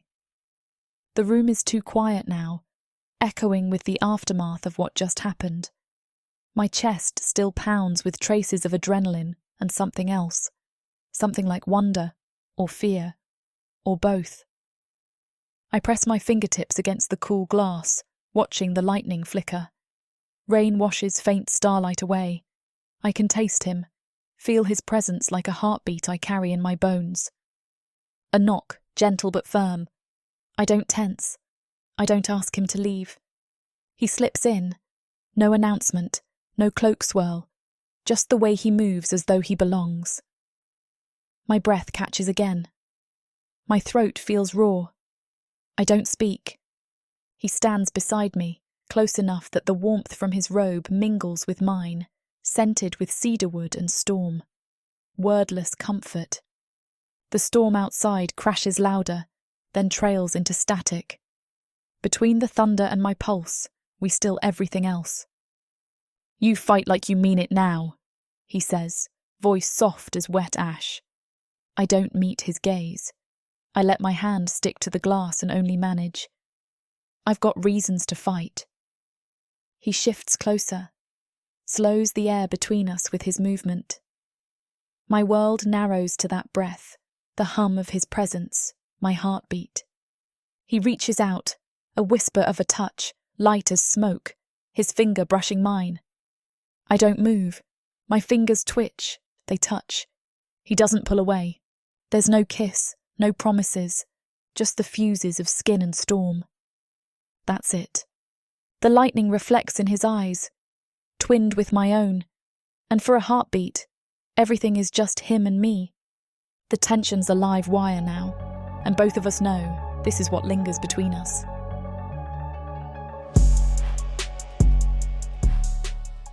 From the depths of the darkness of Protheka, or clawing up from the realms of fantasy, come the most fearsome beasts you have ever seen. these monsters are done watching from the shadows. Now, as they step into the light, something unexpected grips them. Something even they can't fight off. Love. Vampires. Demons. Dark elves. Gods. Minotaurs. Creatures of light and dark. They will protect their mates. Do whatever needs to be done. Morally grey heroes who will burn the world to protect the women who love them. 10 audiobooks. fall into over 60 hours of fantasy romance. 20 ebooks. Over 1 million words of these brutes who will protect their women. Even if they might destroy themselves in the process.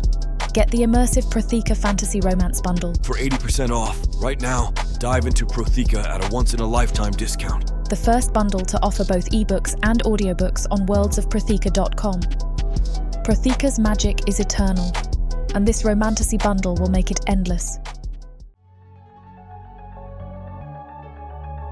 Chapter 6. Cass Hawkmoon.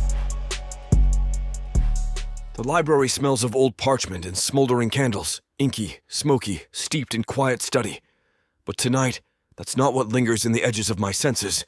It's the metallic flash across armor, the muted rustling of silk, hushed murmurs that curl like smoke through this noble space. I earn a flicker of discomfort in each familiar rune that lines these walls. Because tonight, magic isn't the threat. It's politics. I stand at the threshold, Aaron at my side, and my chest constricts with the weight of displayed power. The ceremonial robes I've outfitted her in are same thread-woven, silver filigree tracing constellations in dark steel, noble in design, commanding attention. They're far too fine for a human servant, but that's precisely why I chose them. And now they press against Erin's skin, gripping her as she stands still and silent, absorbing the scrutiny, her jaw tight, her hand twitching at the seam. She is a curiosity. There are two types of glances she receives. One is curious from second-rank nobles, chins tilted, tongues tasting the strange new note she represents. The other is disdain, flat and heavy-eyed, from the old guard, dark elf ladies who've worn ice jewels since years before the war. Their lips are stiff, their collars too high, careful to look down their noses when she glances close enough to the dais that another warlord's son might steal a furtive breath. I walk alongside her, mask in place, voice low.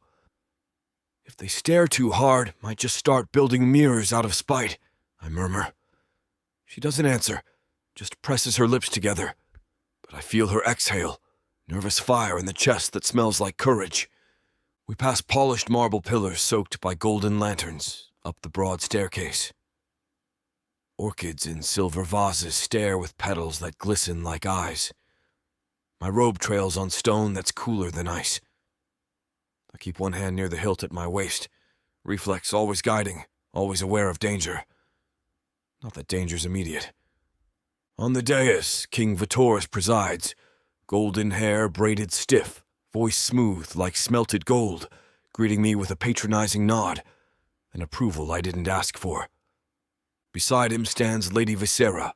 Her gown matches mine in craftsmanship, velvet the color of deep wine spun with moonlight thread, low-cut, diamond-glazed, flame-hot refined. She catches my arm, leans in, breath smelling of roses and ambition. Hawkmoon, she purrs. What a lovely creature you've brought. Tell me her name again. I feel Aaron stiffen at the tone. I mask a smile. Aaron Fowler. My apprentice, the word apprentice, echoes oddly. Neither slave nor trophy, but something in between now. Lady Visera's lips curve. How exotic. She glances at Aaron, then slivers her eyes toward mine. Subtext sparkles in that look. You have her. I see. I'm next. I clear my throat, polite. If you'll excuse us, Your Majesty.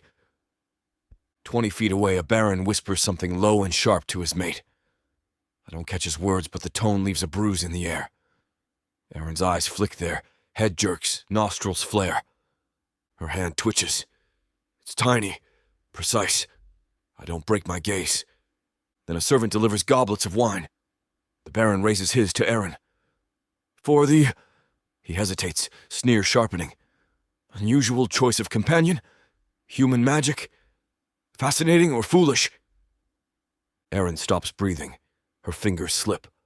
The goblet shatters against his robes, wine sloshing into the blood-red pattern. The baron's eyes pop, half in shock, half in fear as the wine eats into his layered weave. Silence snaps through the chamber like a blade. Eyes flick to me, to Aaron, to the stain spreading on fawn cloth. I breathe. I let the power I've trained for rise. Not magic this time, but presence. I take my step forward and say softly, "You deserved it." No anger, just simple justice. Erin's chest pulses. I coil my fingers just in case, but she stands still, frozen relief and fury and confession all tangled in her eyes. The Baron clutches at his shoulder, robes limp in the maroon stain. He flicks his eyes at me. Then he sees me, the calm mage with red eyes and quiet strength. He steps back, teeth clenched. Protocol demands he bow. He forces it, eyes burning. King Vitoris exhales, a fine smoked chuckle like a spark from fireglass. "Erin Fowler, you are spirited. And Master Hawkmoon, your pupil has citied wrongs." I nod. "Indeed, but she's mine." The king smiles thinly, like claws loosed from velvet. "Appearances matter. Power loves debt." He taps his scepter. "Erin Fowler is yours to train." I bow. Erin bows. The court exchanges murmurs. The maneuver cost me a smile, but gained her something more. Respect. Quiet fear. Understanding, maybe. The shift in energy hums between us. We leave. I drift backward, waiting at her side until the court swallows her out of sight. Outside the grand hall, the corridors smell of smoke and bloom and carved citrus wood. I let out a breath. Erin's voice is husky. "That wasn't so bad." I study her half-lit face. "You may have just inherited a lot of hate." She pulls her sleeves over her hands. "Then let them hate an equal." Their power shifts here, and mine shifted when she chose to spill that wine and call his bluff. I glance at her. She doesn't meet my gaze, but her chin's higher than before. And something feral in me, quiet, steady, thrums with it. Because maybe power isn't always taken with blade. Sometimes it's called by someone brave enough to spill red across the stone and not look away. Her world just tightened, and so did mine. The study is silent, but the weight of that evening presses against every rune-carved surface. Book spines gash the darkness like teeth. Candles sputter, their smoke whispering up the high ceiling. I'm alone finally, and fatigue curls around me, heavy as grief. The wince in my ribs lingers from the training yard storm, but now that adrenaline's bleeding away, all I feel is something sharper, the unbalanced tension in this arrangement of power. Erin is clever, yes. Her spark, raw and wild, makes her fearsome and unusual in a human. But she's still, in the eyes of Orthani law, a slave. She stands here in court robes and no longer bent low at my side. The scrolls she's read, I've given her words to hold power. But the world outside doesn't see that. They see what they want. A dangerous human mage in velvet, a pawn, a threat, a curiosity. I pace, boots silent on the wooden floor. My hand brushes an open tome, but the letters make me cough. Ink smells of ash and lost lifetimes. I close the book and let it fall shut. My head thumps with the memory of that argument. Her eyes, bright and dangerous, when she shouted at me before the court came in. Every flicker of flame from the sconces seemed to outline her jaw like a weapon. She'd thrown me words like sledgehammers. "They're afraid of me," she'd said, sharp and urgent. "Why do you look like I'm the problem?" My spine had cracked, because I had looked at her then like a problem. A problem I couldn't afford to solve. Not yet.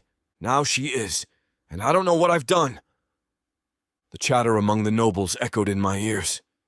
The whispers, taste of power, pet, curse. I felt thunderstorm rage against frozen stone that night. When she confronted me in the hallway after, her voice was tighter than I've ever heard. "Who do you work for, Hawkmoon? Your king? Your ambition? Or me?" I held her gaze, chest pounding.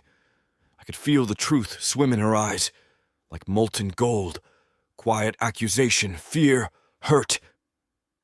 And I snapped. You're not mine, but I'll damn anyone who touches you. My words struck colder than frost.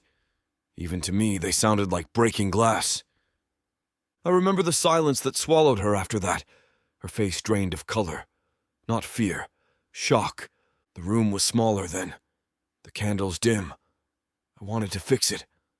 I wanted to say I meant only to protect, but that already slid into the unspoken spaces I dare not cross. She didn't answer. She just turned and walked away. The door clicked shut behind her, soft as caged birdsong. I stand in the emptiness now, shadowed, burned by regret. And the tension doesn't leave. It coils tighter like a serpent at my ribs. We didn't touch that night, but neither of us will ever be the same. I traced the words on the wall, carved long before I claimed this tower. Power binds and love freeze. I don't know who wrote them. I do know they feel like prophecy. I light a candle. The flame flickers, trembles. I need to speak to her again, yet I can't find the words. All I know is I won't let her go alone. The court's a simmering stew tonight. Silk drapes, polished floors, and murmurs slither through shadows like vipers. Just the kind of room where alliances are whispered and rivals breed contempt. I return in formal robes. No magic showing, just enough regality to assert status without looming intimidation, and conversations twist around me.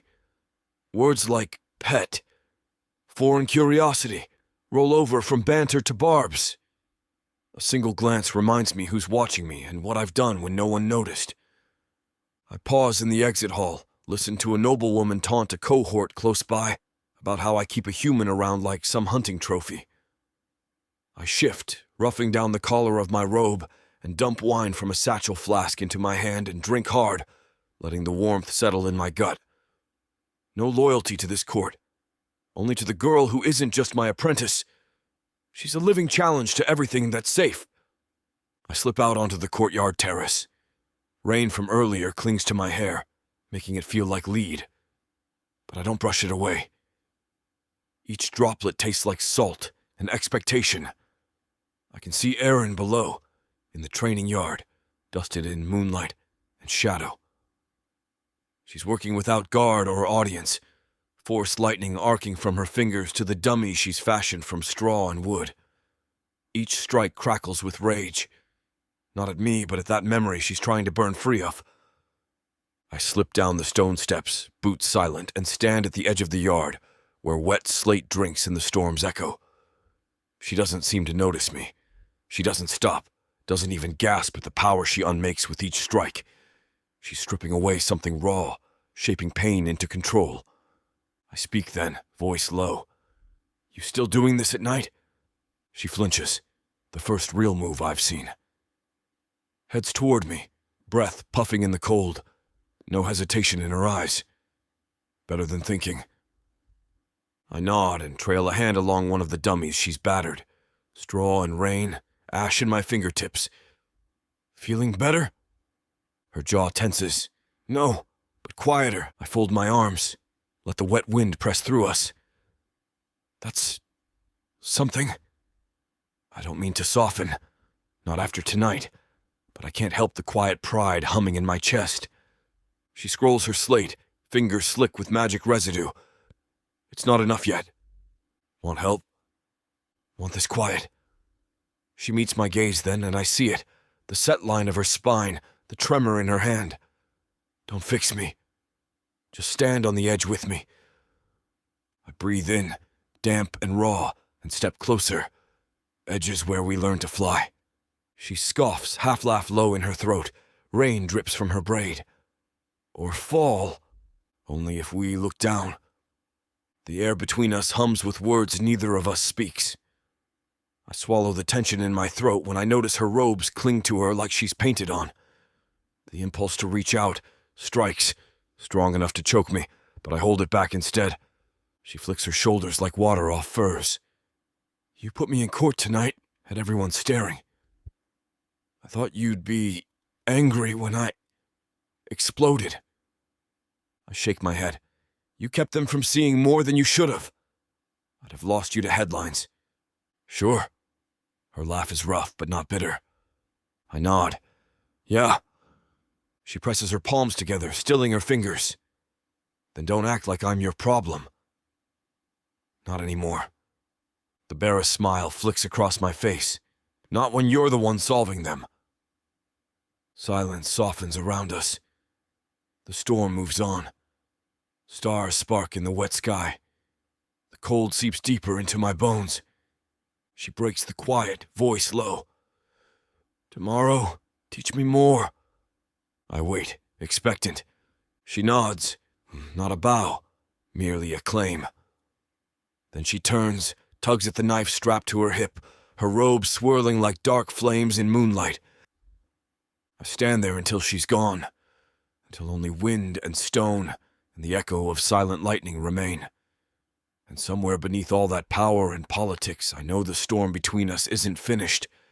It's just learning to dance. Chapter 7. Erin. The summons comes just after nightfall, when the tower's gone quiet and the scent of parchment and iron gives way to incense and something warmer. I don't ask why, I just go, padding barefoot down the hall with damp hair from the bath and uncertainty thrumming in my chest like a second heartbeat. Cass is waiting in the circular chamber near the top of the tower, where the walls are lined with obsidian runes and strange, silent instruments spin overhead like metal stars. The room's lit low, flickering gold. A glass orb rests atop a pedestal in the centre, glowing like it's alive. "You wanted me?" I ask, voice low.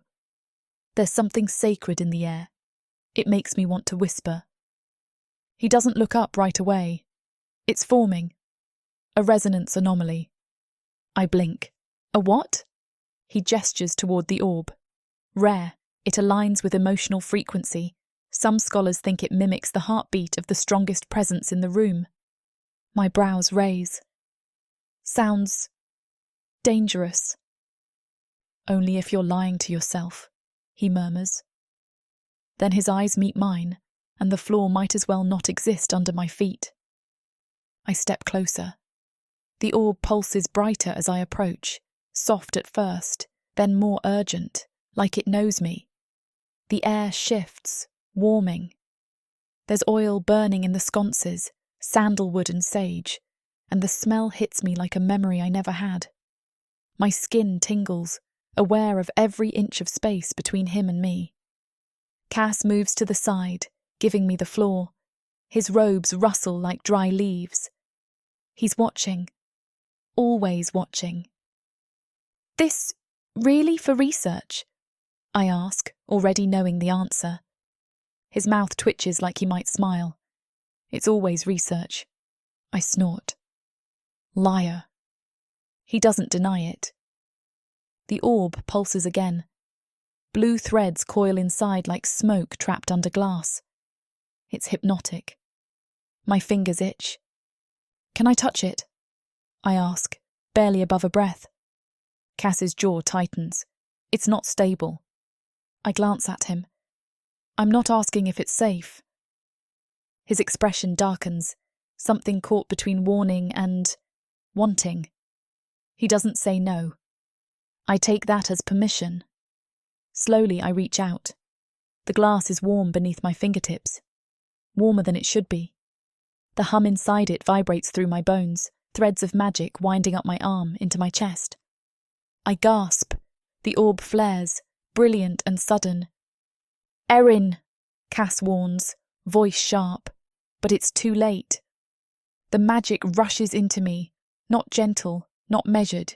It seizes, white-hot, wild, electric, like lightning ripping through every nerve at once. My knees buckle and I stagger. Cass is already moving. I fall. His arms catch me, strong, steady, real. My head drops against his shoulder. My breath stutters. The last thing I see is his face, too close, framed by light and worry. Then the dark swallows me whole.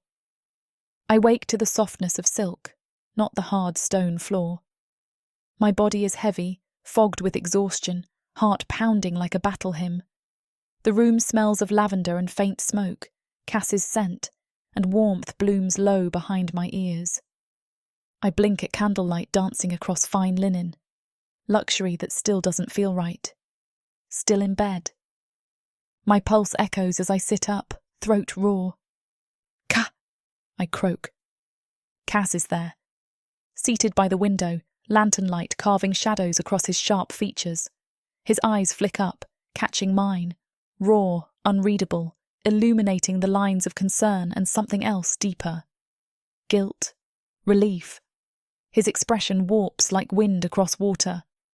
I'm sorry, I blurt, voice small like a tremor in glass.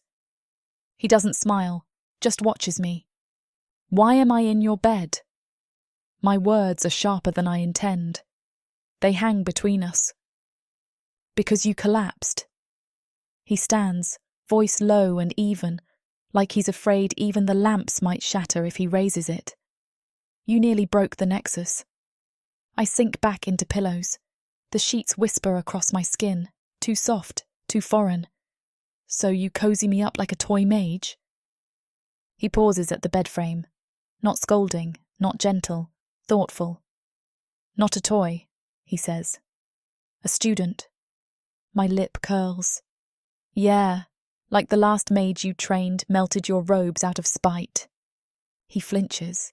Funny, the way history can bruise you when you think it's forgotten. Odd comparison, he says slowly, then softer. You need control. I claw at the sheets, frustrated. Or you need me to fear losing control. His face tightens.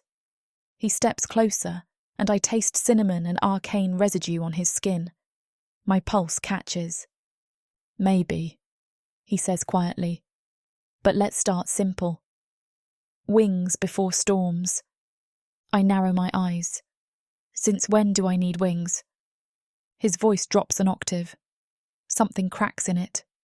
Since the first time you bent wind around your fist. My stomach flips, ignoring the silk and warmth. Time tilts. Why do you care if I get hurt? I ask.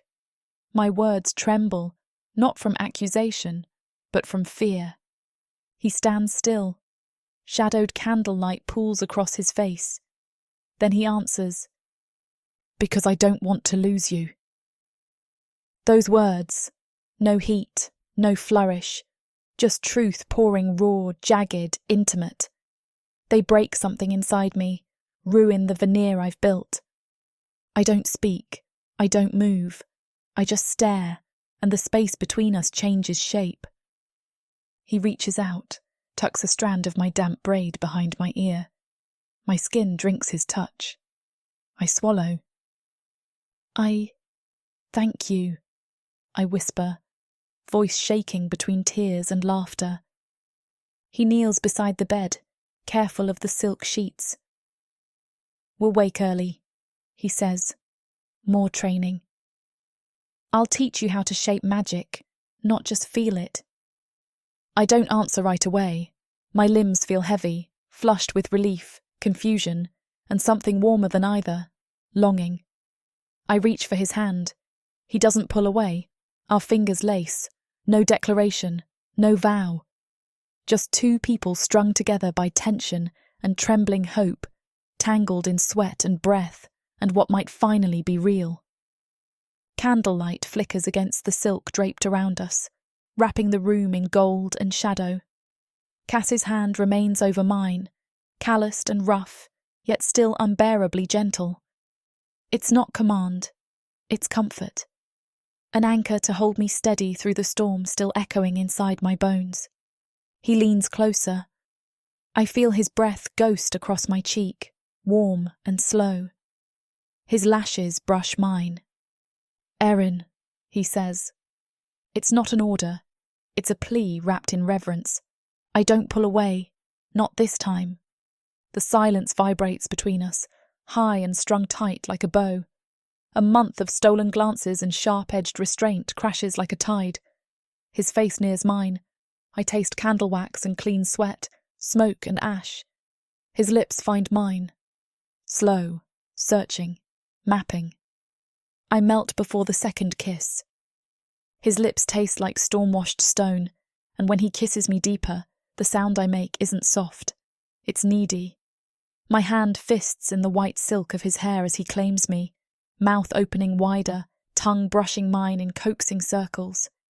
His touch moves from my jaw down my neck, every pass igniting a slow fire that rolls low in my belly. "Cass," I whisper. "I'm listening," he murmurs into my throat. He pulls back just enough to look at me. His blood-red eyes glow in the candlelight, catching the flicker like polished garnet.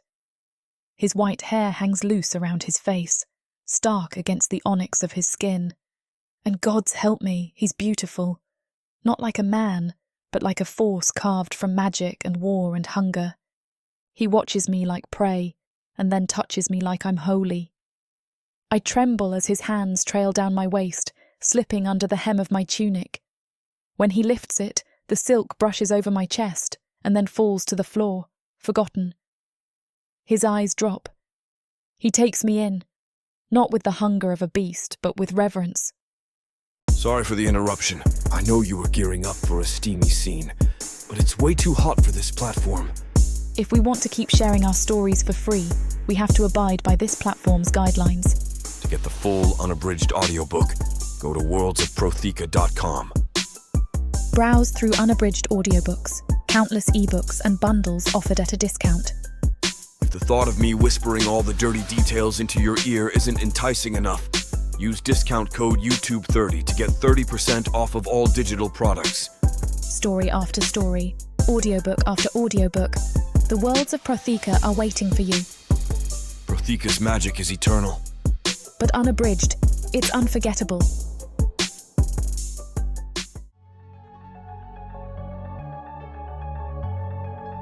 Chapter 8. Cass Hawkmoon. I wake to cold sheets. The air's thick with the scent of ember oil and sweat, mine and hers, still woven into the mattress. Her side of the bed is rumpled, indented with the outline of her shoulder, but the heat's already fading. She didn't just slip out for water. She's been gone long enough for the chill to settle in. My heart stutters, then kicks. I sit up too fast. My wards are undisturbed. No forced entry, no alarms. That helps. A little, but the ache under my sternum sharpens anyway. Aaron doesn't leave without a reason. I swing my legs over the side of the bed, pulse drumming too close to my ears. The floor is cold beneath my soles. Robes first, then boots. I skip the belt, leave the sash half-tied. I can't bring myself to care. Not when something inside me is whispering that she's cracked. Then maybe I let her crack. The tower is too quiet. The stillness of early morning clings to the stones. That half-dead hush before the guards change shift, and the fortress exhales into another brutal day. I press my palm to the door rune. Nothing. She didn't use this exit. The servants' corridor, then. She wouldn't know the spells, but she's clever. Sneaky and angry. That last one worries me most. I take the winding staircase 2 steps at a time, the hem of my robe whispering against the walls. My own magic prickles along my skin, not warning me, not exactly, but restless, coiled, the way it gets before a storm. Then I feel it, a pulse, distant but sharp, like a thrown stone striking the pond of the weave. Not violent, but close. The training yard, of course. I cut through the side corridor and push open the heavy door to the outer yard, just as another shockwave tears through the air. The force of it ripples outward, kicking up dust and scattering practice weapons. The nearest training dummy is shredded, its straw guts hanging like intestines from the split armor plates. And there she is, Erin, standing dead center in the ring, hair stuck to her neck with sweat, breath ragged, eyes wild. She doesn't see me. Doesn't hear the creak of the iron gate behind me, or the muttered curses of the soldier she just nearly brained with flying debris. She's somewhere else entirely, locked in that feral part of her mind that speaks in magic and memory. Another burst lights her hands, then fires. It slams into the wall with a meaty thud that makes me wince. She's not training. She's venting. Someone's got fire in her gut this morning, a voice drawls. I stiffen. Trog! He leans against the far column, thick arms crossed, a grin carved into his ruined face. He's too close. Too damn close. His gaze is hungry. Not in the lecherous sense, no. He's not that stupid, but he wants something from her. Recognition, fear, submission. The way he watches her is the way a pit fighter watches an opponent right before the bell. She finally stopped whining like a kicked pup, he says mostly to himself. Looks good on her. I move to intercept, but I'm too late. Erin hears him. Or maybe she doesn't. Maybe it's not about him at all. It's about everything. The chains, the bit, the pain, the crawling filth of what she's endured. Her hand lifts with the speed of a strike. And then Trog is airborne. A blast of raw, white-blue energy bursts from her palm and punches him back against the stone with a crunch that echoes through the yard. He doesn't cry out, just grunts, low and stunned, like the air's been flattened from his lungs. He slides to the ground in a heap, dazed and blinking, eyes wide. Erin stands there, chest heaving, arms trembling. Her fingers twitch once, like she's not sure whether to curl them into fists or wrap them around someone's throat. I step between them. Trog, I say, low and level. If you speak another word in this yard today, I'll peel your tongue and shove it up your own buttocks. He looks up at me, dazed. Blood trickles from his nose. His one good eye twitches, but he doesn't argue. Smart. He staggers to his feet with all the dignity of a dying ox, throws a glare, not at me but at Erin, and limps away, muttering under his breath. I don't watch him go. I turn to her. She's still panting, red-faced, sweat gleaming at her temples. Her lips part like she wants to say something, but no sound comes. Her eyes, dark, wild, won't meet mine.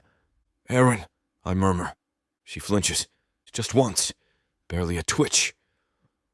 But I see it. I take a slow step forward, careful not to crowd her. Her hands are still sparking faintly at the fingertips. The air around her shimmers with lingering magic. It smells like singed ozone and sweat, and something sharp underneath, like burnt sugar, an old fear. That wasn't training, I say softly. That was a warning. She swallows hard, throat working. Her gaze drops to her feet. He was watching me. He always watches. You know that. Not like that. Her voice is hoarse, raw from shouting or spell casting or both. He wanted me to break. He wants a lot of things, I mutter. Most of them involve violence or rotgut or humiliating the nearest target. Then why is he still here? It's not a question, it's an accusation. I don't have a good answer. I could talk about caste, politics, command structure, how I'm not technically allowed to gut an officer without review from the High Warden, no matter how much he deserves it. Instead, I say, because I haven't figured out how to get away with it cleanly. That gets her attention. She looks up, really looks, and something flickers in her eyes. Not trust, not yet, but recognition. A shared weariness, a crack in the armor.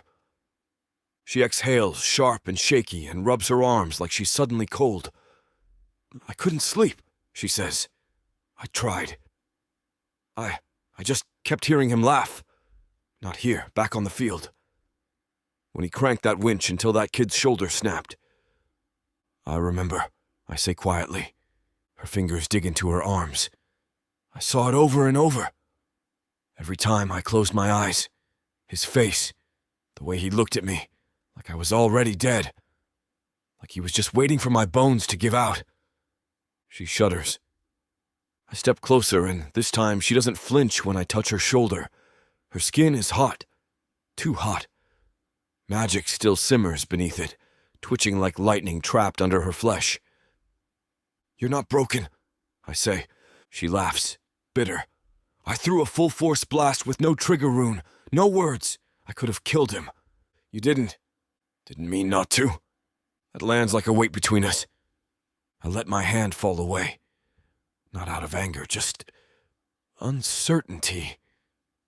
There's something brittle in her posture now. Not like before. Before, she flinched like prey. Now she's coiled like something with teeth. Something ready to bite the hand that reaches too fast. I don't want to be like him, she says, quieter now. But I feel it. This thing in me, it's hungry. I know that hunger. I've walked the edge of it for centuries. I nod once and step back. Come inside, I say. We'll talk. Cool off. Eat something. She hesitates, then nods. The magic fades, slowly, reluctantly. But I can feel it. It's still there, coiled and waiting. She walks a few paces ahead of me, shoulders hunched like she's carrying a yoke no one else can see. Her boots slap softly against the stone floors of the keep's inner halls, still damp from the morning dew seeping through cracks in the mortar. The guards don't look at her, but they feel her, same as I do. Like a thunderhead, tight with pressure, ready to split the sky open. Back in the tower, she doesn't wait for me, just pushes through the door, heads straight for the hearth, then stops like she forgot why she moved at all. I can have something brought, I offer, voice too soft. She doesn't respond, just folds her arms and stares at the flames, jaw tight. The silence stretches, thick and cloying. I close the door behind me and let the ward slide back into place with a subtle hiss. The tower seals like a tomb. I don't know where to stand. I settle near the edge of the desk, bracing my palms against the carved wood. The corner digs into my hand. It's grounding. Necessary. You want to talk about it? I ask, after too long. She turns slowly. Her eyes aren't wet. That would be easier. I'm not your pet. The words hit harder than they should. Her voice doesn't rise, doesn't crack, but it's jagged all the same, like she scraped it raw against the inside of her own ribs. No, I say carefully. You're not, but you look at me like I am. Something rare. Something you pulled out of the dirt and cleaned up just to show off. That's not... Don't lie to me, Cass. I flinch. Not because it's loud, but because it's true. Or maybe not true, but close enough that it burns. She stalks toward the desk, every step deliberate. She plants both hands on the surface between us and glares up at me, eyes dark and sharp enough to cut. You take me out of that pit, put me in robes, feed me, train me, teach me all this magic I didn't ask for, and now I'm just supposed to... What? Bow? Smile? Be grateful? I didn't do it for gratitude, I snap, voice harsher than I mean. Her mouth twists. Then what, Cass? What did you do it for? I don't have an answer. Not a clean one. I could lie. Say it was curiosity or magical interest or some noble impulse to save a girl who hadn't been saved. But she deserves better than lies. So I say the only truth I have left. Because I saw you. That's not an answer. It's the only one I've got. I push off the desk, pacing to the window, heart thudding too fast. You were bleeding in the mud with a chain in your spine, and power screaming under your skin. You shouldn't have survived that field. But you did. Not by luck, not by will, by force. You bent the damn world around you, Aaron. No one else saw it. I glance back. She hasn't moved. Her hands are clenched now, knuckles white. Do you know what that makes you? I ask, softer now. A weapon. A miracle. A threat. I didn't ask to be any of that. I know. She shakes her head, steps back from the desk like my words are something toxic crawling up the wood. I didn't mean for this, she says, quieter. Any of it. The magic. The tower. You. That one lands in my chest like a thrown knife. My voice breaks when I answer. Neither did I. There it is. The silence again. But this one feels worse. Heavier. Like something's breaking that neither of us knows how to fix. She moves to the hearth, rubs her arms like she's still cold even though the fire's crackling high. Her back is to me, but I can see the tension in her shoulders, the way she's trying to hold herself together like a puzzle missing too many pieces. I don't know what I'm doing here, she murmurs. You're learning? I'm drowning. I approach slowly, keeping my voice low. You're not alone in this. She laughs, short, bitter. Aren't I? You say I'm a weapon, a threat. I don't even know what that means. Yesterday I could barely read the runes you gave me. Today I almost exploded Trog into bone dust. What happens tomorrow? What if I kill someone? What if I want to? You won't. You don't know that. She spins to face me again, fists trembling at her sides. You don't know anything about me. I know more than you think. Then tell me, Cass. Tell me what you see when you look at me. Not just the power, not just the magic. Me. I meet her gaze. She's not challenging me. She's asking. And that might be worse. Because when I look at her, I don't see a weapon anymore. I see every broken part she's hiding, every sharp edge she built to survive. I see the child they dragged screaming from her parents, the girl with dirt in her mouth and blood on her fingers who never got to be anything else. I see someone I should have protected better. I don't say any of that.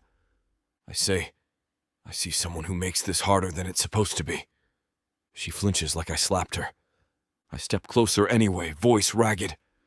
You being here, it changes things. It complicates things. I used to know what I was, what I wanted, what I could want. Then you started sleeping in my bed and lighting up the weave like a second sun. And now I can't even think straight. She doesn't speak. I reach up, touch the edge of her sleeve. I'm not asking you to be grateful. I'm asking you to stay, to learn, to give me a reason to believe that this thing between us isn't a mistake. She pulls back, not far, but enough. Her eyes narrow, uncertain. And if it is, I hesitate. And in that heartbeat, everything in me screams, yes, yes, it's a mistake. Yes, she's dangerous. Yes, she doesn't belong in this world of blood and politics and ancient grudges that grind good people into dust. But I can't say it, because she's mine. God's help me. Not by law, not by collar, but by gravity, by pull, by something in the deepest part of my chest that only beats when she's in the room. So I say that I'll deal with it, even if it breaks me. She turns back to the fire. The knock comes like a hammer to the spine. 3 sharp raps. Not hesitant, not polite. They ring against the stone of my tower like a war drum. I freeze. Erin looks up from the hearth, eyes narrowing. The flames cast long shadows across her face, golden light catching in the curve of her cheekbone, the edge of her collarbone where her robes have slipped askew. Expecting someone? She asks low. No. My voice is too tight. I cross the room in 3 strides, murmuring the unseal rune beneath my breath.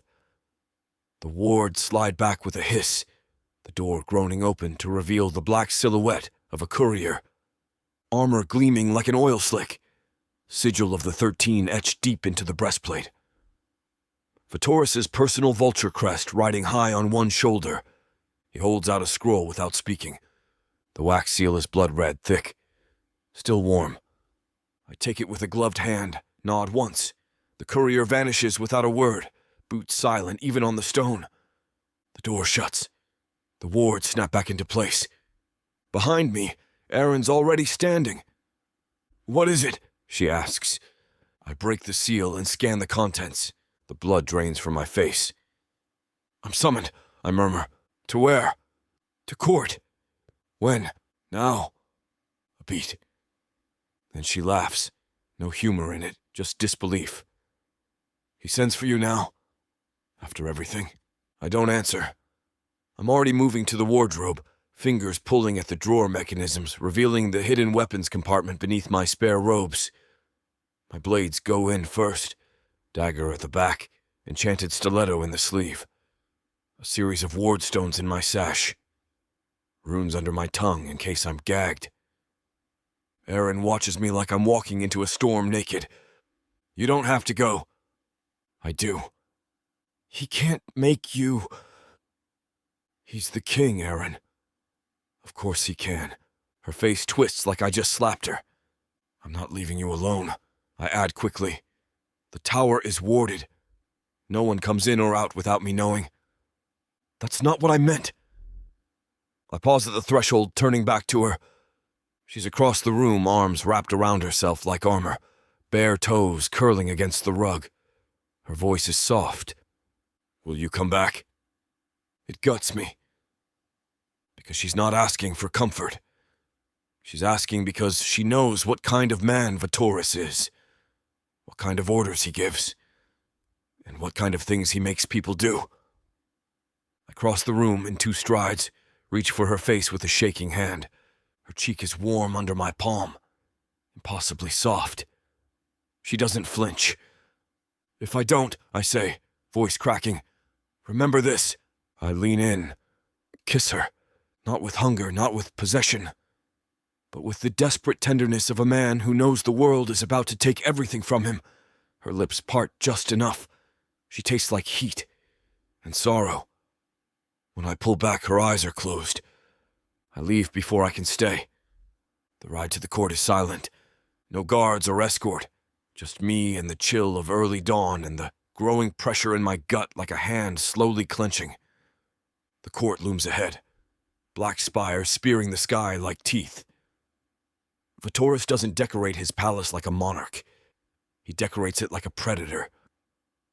Every inch of it is meant to remind visitors of what happens when you forget your place. I don't forget. Not when the guards at the gate salute me without smiling. Not when the black-robed steward bows low and gestures wordlessly toward the central corridor. Not when I pass the statue of the first offering, still bloodstained after all these years. Vitoris is waiting in the high chamber, throne like a jagged fang, torches casting blue firelight along the obsidian walls. No courtiers tonight, no advisors. Just the king in his armor, half-lit, half-shadowed, eyes glittering like coals beneath his brow. Kas Hawkmoon, he says, smooth as oiled steel. How kind of you to come. I had no choice. He smiles. Precisely. I don't kneel. He doesn't expect me to. You know why you're here, he says. Word spreads. Whispers fly. About a human girl with a wild core and a battle mage's bite. I stay still. Do you deny it? No? No? His brow lifts. Interesting. Most lie. I'm not Mose. No, he murmurs. You're not. That's why I chose you. He stands, steps down from the throne. He moves like something boneless and ancient, more shadow than man. I have a gift, he says, leading me through the eastern arch. A lesson, if you will. Something to help you make the right decision. The dungeon reeks, rot mold, old blood dried in the mortar. The air is thick and wet, too heavy to breathe properly. He brings me to a cell at the end of the corridor. Inside there's a man. Or what's left of one. He's curled on the floor, naked except for a thin strip of cloth around his hips. Skin flayed open in places, bones visible through the meat. His eyes are mismatched. One pale white, the other glowing faintly green. Magic sick, madness racked. Vitoris crouches beside him like a man admiring a painting. This, he says, was a human battle mage. Like your pet. Untrained. Wild. He took down an entire patrol with a single surge. Do you know how? I don't speak. His sister died, Vitoris says. Raped. He felt it. The trauma broke the seal on his core and the magic answered. Violently. Beautifully. The man groans, not words, just sound. A wet, hopeless thing. I let him live, the king continues, so I could study him. Strip the layers back. understand how something so impure could possess power like ours. He looks up at me. There's a solution, of course. My stomach knots. You know the rites, Vittora says, rising to his feet. Sacrifice the thing you love most. In blood, in fire. Let the 13 drink deep. And in return, they bless you. He steps close, voice a whisper in my ear. She's your key, Kaz. Your fuel. Kill her, and the god will give you everything. Power enough to rival me. Power enough to reshape the world. I see Aaron's face. Not in agony, just watching me. Waiting to see who I'll become. You don't have to answer now, he says, already turning back toward the stairs. But you will. And if you choose wrong... He gestures to the cell. This is what becomes of her. The door slams behind him. I don't move.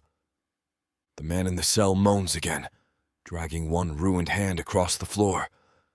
I stay long enough to hear him say a name. It's not mine. Chapter 9. Erin. I hate how quiet it gets when he's gone. The tower's too still without him, like even the air forgets how to breathe. Shadows stretch longer in the corners, the silence thicker than usual, like it's watching me, waiting. I pace the upper floor until I wear a path into the rugs. One of the serving girls left bread and broth at the door earlier, but it's gone cold now, untouched.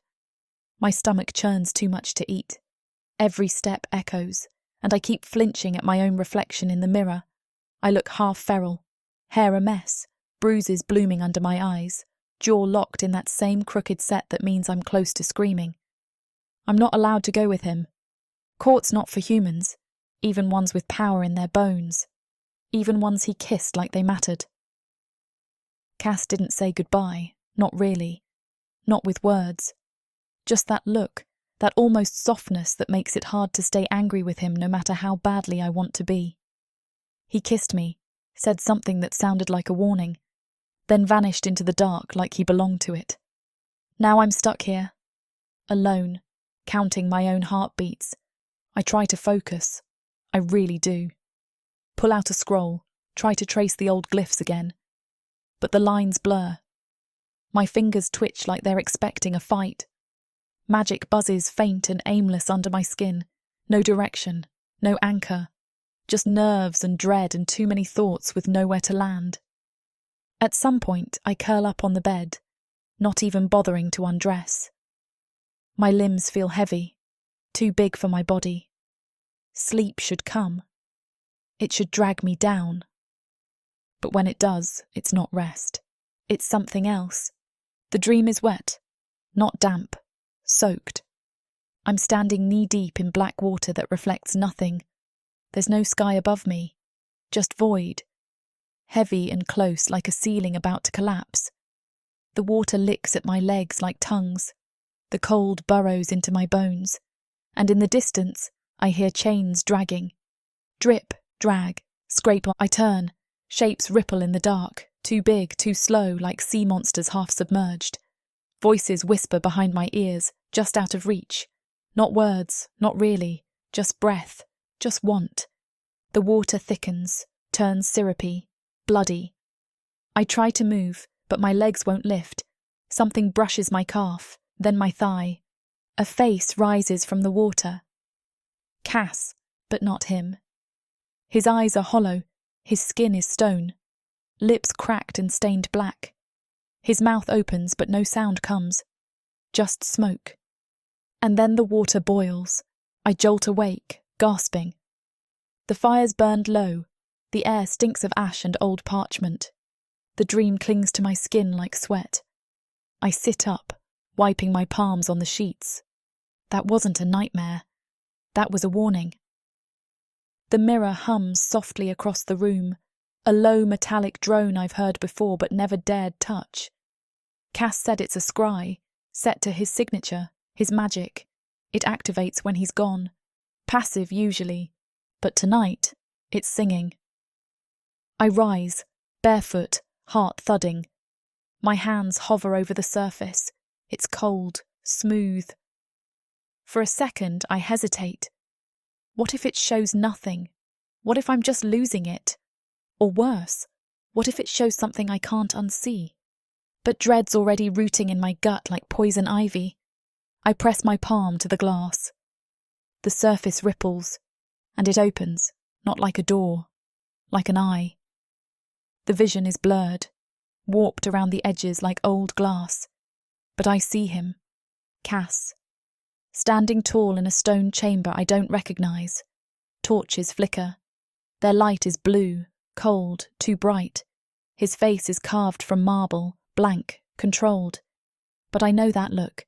It's the one he wears when he's holding something back. When everything inside him's screaming and he refuses to show it. He's not alone. Another figure steps into view. Taller, broader, wrapped in armour that gleams like polished bone. I know who it is before the mirror tells me. The king. Vatoris. His mouth moves. The mirror warps the sound, fuzzing it into static. I can't hear the words, but I feel them. Like pressure behind my eyes. Like someone's pushing needles into my ears. Cass doesn't speak. His hands are tight at his sides, his knuckles white even through the gloves. The king gestures. Something else steps forward. I can't tell what it is. Blurred, twisted. But it's human-shaped, or used to be. Its skin is wrong, pale and shredded. Its mouth hangs open, drooling something dark. It looks at Cass like it knows him. Cass looks away. Blood. The vision snaps hard, like glass cracking.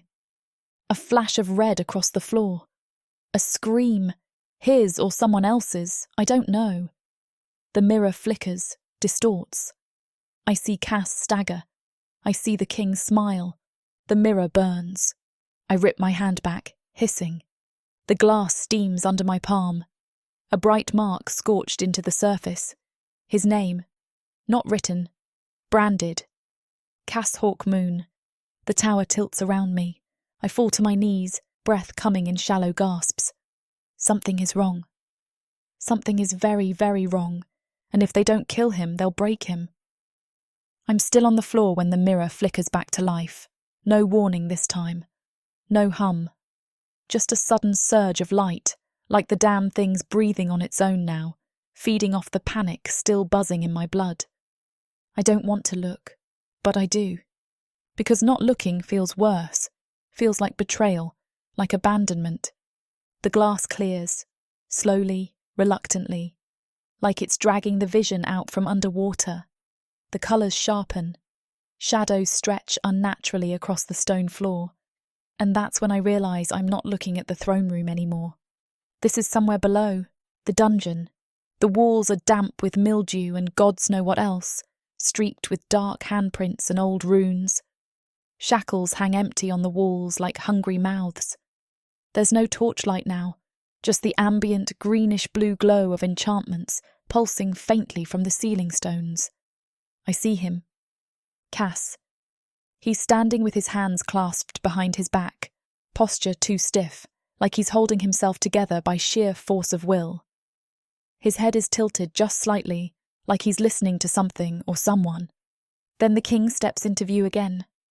Vatoris doesn't walk so much as glide. His armour doesn't clank. His robes don't drag. He moves like shadow incarnate, and the air around him ripples like heat off a forge.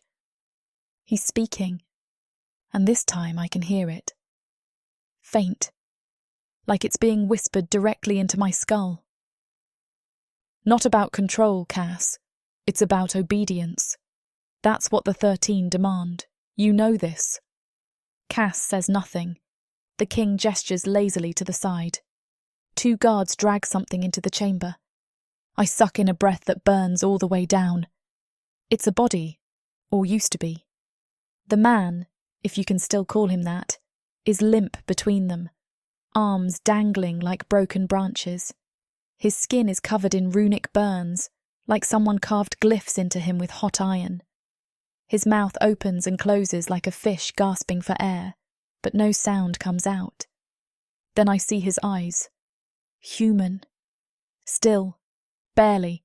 The king circles him like a curious dog, crouching low to inspect a strip of torn flesh along the man's ribs. You see, this is what happens when limits aren't imposed, Vatoris purrs. Unchecked power. Undisciplined core. His magic flared so violently it burned half his soul out of his own body. And for what? Love? Rage? A moment of self-righteous rebellion? He rises slowly. This is what your girl is, Cass. This is the truth of her kind. Cass doesn't move, doesn't speak, but his jaw ticks just once. The king notices. He steps in close, leans in like a lover might. I can't hear what he says next. It fuzzes again, garbled and static, but whatever it is makes Cass's shoulders flinch. The tortured man moans. It's the same sound from the dream, a wet, ruined sound, like someone dying in slow motion. The mirror pulses. My breath chokes out in a ragged gasp, and I slap my hand across my mouth. I can't watch. I can't. I turn from the mirror so fast I nearly fall over. My legs barely work, rubbery and numb. The floor is too far away and too close at the same time. I sink onto it hard, knees hitting stone with a sharp jolt that echoes in my teeth. I stay there, curling in on myself, just like the old days. Hands around my knees, forehead pressed to the cold stone, rocking slightly. Not because it helps, but because it's the only movement I can manage that doesn't feel like breaking. I don't cry. The tears don't come. They never come when I need them. My eyes burn, but they stay dry. My ribs feel too tight, like something inside me is expanding, and there's nowhere left for it to go. He's in danger. Cass is in danger. And I'm useless, stuck in this gilded cage of a tower while he faces down a king who treats people like meat, while he listens to lies about me, about what I am, about what I could become. And the worst part, the part that makes me want to scream until I rip something, is that he might believe it. Cass knows better. He should know better. But even I'm not sure anymore. Not after what I did to Trog. Not after the magic that shot out of me like a cannon with no lock, no aim, no thought at all. What if they're right? What if I am dangerous? What if I really am just a walking bomb waiting to go off? I bury my face in my knees, and I stay there, letting the cold seep into my bones like it used to, back in the cells, back when silence was the only safe thing, back when the guards ignored you if you made yourself small enough, quiet enough, forgettable enough. I remember those nights. Nights when someone 2 cells down screamed for hours and no one came. Nights when I learned to breathe through my teeth so they wouldn't hear it hitch. Nights when I swore I'd never go back. But the truth is, I never left. I just swapped chains for runes, cages for stone towers. Hunger for power I don't understand and can't control. I thought Cass was the difference. Now I'm not so sure. The mirror flickers behind me. I don't turn around. I can't. The wards shiver sometime after midnight.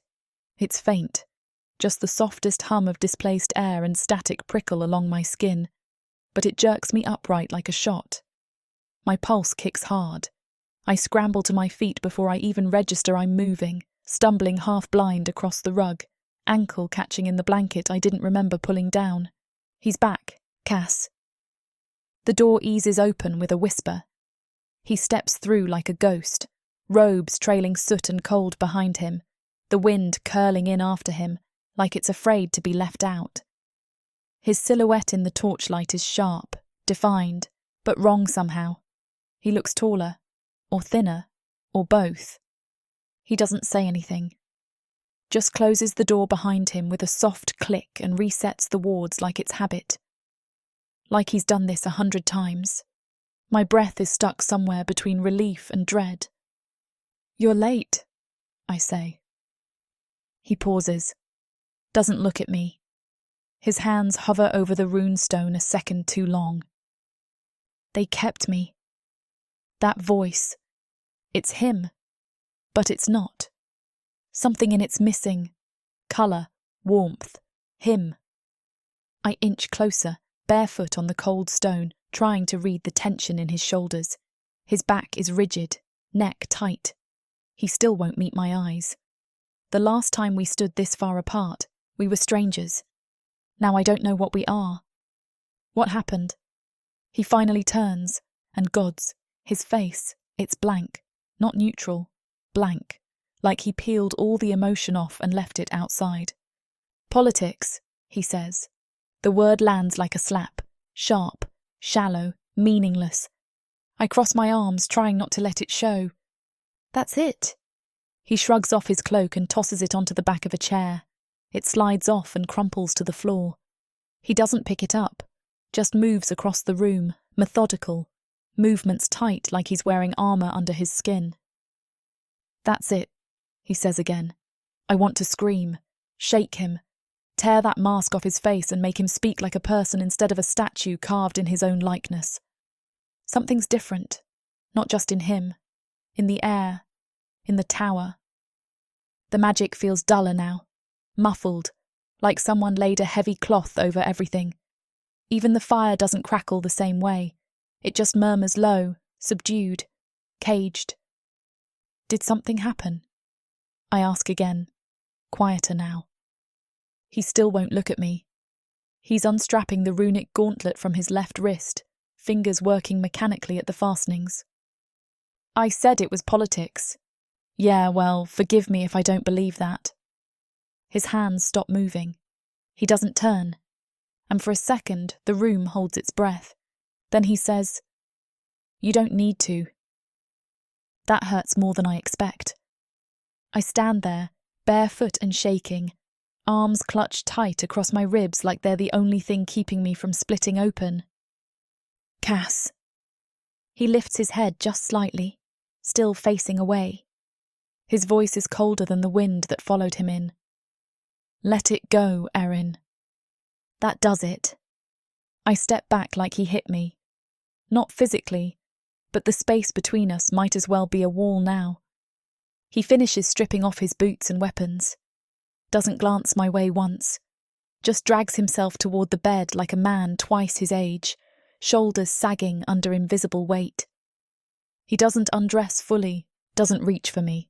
Just lies down on his side, back turned, and pulls the blanket over his shoulder like he's trying to disappear under it.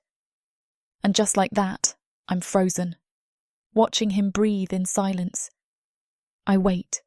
For a word, a sigh, anything, but he gives me nothing.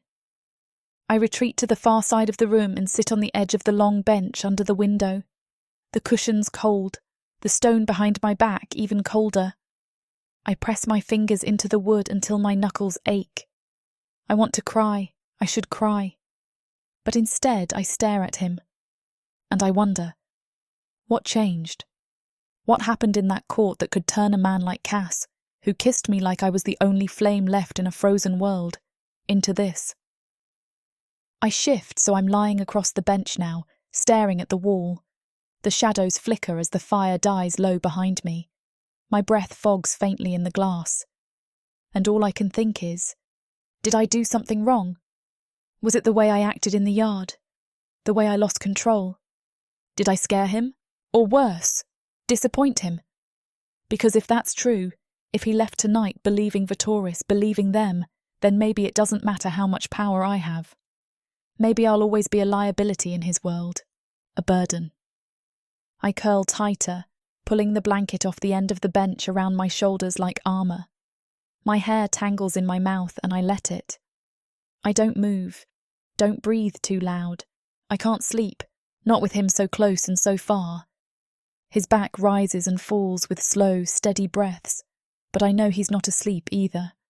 I can feel it, the way you feel a storm coming, not through sound or sight, but deep in your gut, like an itch under your ribs. I don't speak. Neither does he, and the silence between us grows teeth. Escape this world and step into one where romance and magic intertwine across realms, with stories that are not just standalone tales, but part of a vast, interconnected universe. Imagine not just one, but 100 stories, where characters, destinies, and legends cross paths in unexpected ways. 100 audiobooks from the Romantasy 100 book bundle. These aren't just isolated stories. They share themes, worlds, and threads that make every journey feel part of something grander. Fated lovers, ancient prophecies, and the delicate balance between power and passion. Get all of these stories today for a mind-blowing 90% off. That's right, 100 audiobooks for the price of 10. 800 hours of audio where these alpha males prove just how puny the human men of Protheka are. 12 complete series where they show their human women what they've been missing and more. One-time purchase, lifetime access to a universe of interconnected magic and romance. Protheka's magic is eternal. With the Romantasy 100 book bundle, your pleasure will be too.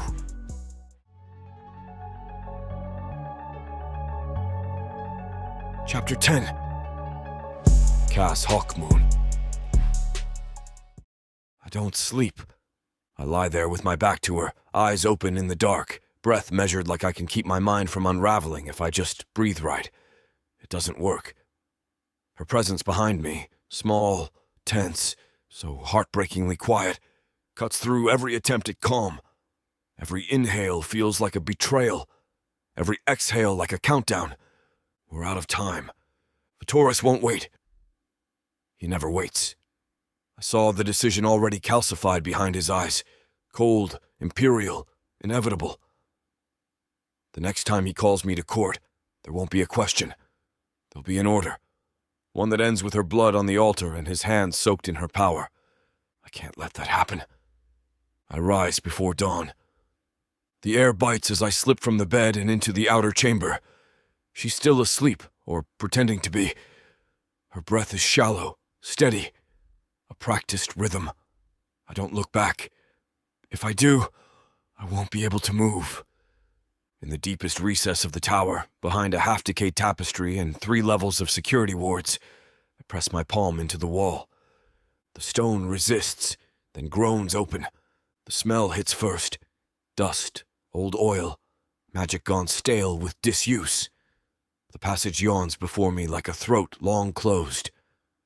I haven't used this route in years. Not since the wars. Not since we needed to move ghosts through shadows, not people through doors. I descend into it anyway. The steps are slick. The enchantments flicker back to life as I pass, faint sigils crawling along the walls like fireflies from another plane. I reach the lower vault and strip it bare. An old cloak lined with masking runes, a pack of ward breakers, an artifact that hasn't hummed since my father bled for it.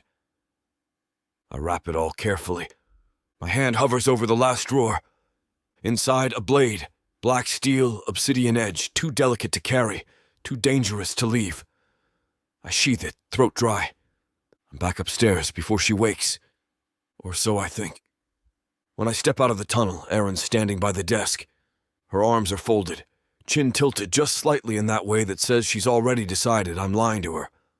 "Morning," I say. She doesn't return it. "You're up early," I try. "So are you." Her eyes flick down to the bundle in my arms, then back up. "What's that?" "Old things." She snorts. "You're a terrible liar." I set the relics aside like they're just study tools, casual, dismissive. My heart's trying to hammer its way out of my chest. "I need you to go to the library today," I say, voice calm. "There's a scroll I want copied from the 3rd vault." "You know the one?" She blinks. "That's on the restricted floor. I'll get you in." She narrows her eyes. "Why?" "Research." "For?" "Spells. Cass." I look up. That tone. Gods, that tone. "Don't do this!" She steps closer. "You don't do this. Don't shove me out the door and hope I don't notice the pack and the cloak and the fact that you're sweating like someone's chasing you." "I'm not." "You are." The words land like stone. "I know you," she says, voice trembling. "I know how you move when something's wrong. I know what your face looks like when you're building a cage and calling it protection. I walk away from her. Can't help it. My hands shake as I gather the rest of the gear. Runes, flare stones, maps. The more I move, the less I have to feel. But she follows. I want the truth. You don't. I do. I said no. And then it breaks. Tell me, she screams. I whirl on her, and for the first time I let it show. The grief. The terror. The raw, ragged horror that's been eating me alive since Vitoris opened that dungeon door and showed me the future. He wants your blood. The words snap the room in half. She stares at me. I didn't want to tell you. I couldn't. You were already slipping, already afraid of yourself. What would have happened if I gave you one more reason to believe you were a monster? Her lip trembles, just slightly. He showed me what they do to your kind, what they become. He said the right needed sacrifice, and he looked at me like he already knew what I'd say. She doesn't speak. I lied to him, I say. I lied to you. I thought I could fix this, find another way. But there isn't one. There's just run, or die. Silence. Out of nowhere, she slaps me. It's not hard, not violent, but it stings like a burn. I don't stop her when she turns away, both hands coming up to her face like she's trying to keep it from falling apart. Her shoulders shake. Then the sound comes. Not a sob. Not really. Just breath. Rough and low and broken. I reach out. She flinches. I pull back. We stand there, 5 feet apart, surrounded by all the pieces of the escape I built without her. And I realize, maybe for the first time, that the betrayal wasn't in the secret. It was in the silence. The moment cracks like glass. No warning, just the thud of boots on stone, too many of them fast and heavy and unmistakably armored. The sound hits the tower like a siege bell. I whip toward the door. Erin's already gone pale. Guards, I say. She stumbles a step back. How? Doesn't matter. The wards scream in warning, first in a low-pitched whine, then a high-frequency screech that threatens to burst my eardrums. They've triggered the proximity glyphs. They're already on the stairs. I don't think. I ignite. The runes buried in my palms flare black, pulsing with coiled rage. I slam one hand against the outer ward stone. The enchantments around the tower pulse once, then shatter. They don't need to hold anymore. I need them down so I can burn. The first guards crash through the entry arch like dogs foaming at the mouth. Orthani elites, scarlet-cloaked, obsidian helmets, gauntlets already glowing with suppression sigils. They don't even get to raise their weapons. I hurl the fire. It's not normal flame. It's black fire, old and violent, the kind that doesn't burn so much as erase. It slams into the first wave and devours them whole, armor and all, reducing them to ash in a heartbeat. The air stinks of scorched ozone and cooked steel. Erin screams behind me once, but not in fear. In fury. More boots. More shouts. I spin toward her. Run! Cuss! I said run! I don't wait for a second argument. I grab her hand and drag her with me through the back chamber. The relics I packed this morning still sit where I left them, thank the gods, and I shove them into the leather satchel as we move. She's stumbling, her bare feet slapping stone, hair tangled in her face, eyes wild. But she doesn't fight me. Not now. Not with the fire still licking the stone where the guards used to be. We reach the tapestry. I shove it aside, slam my palm against the wall again. The glyphs flare, then slide open with a low groan that makes my teeth grind. The tunnel gapes wide!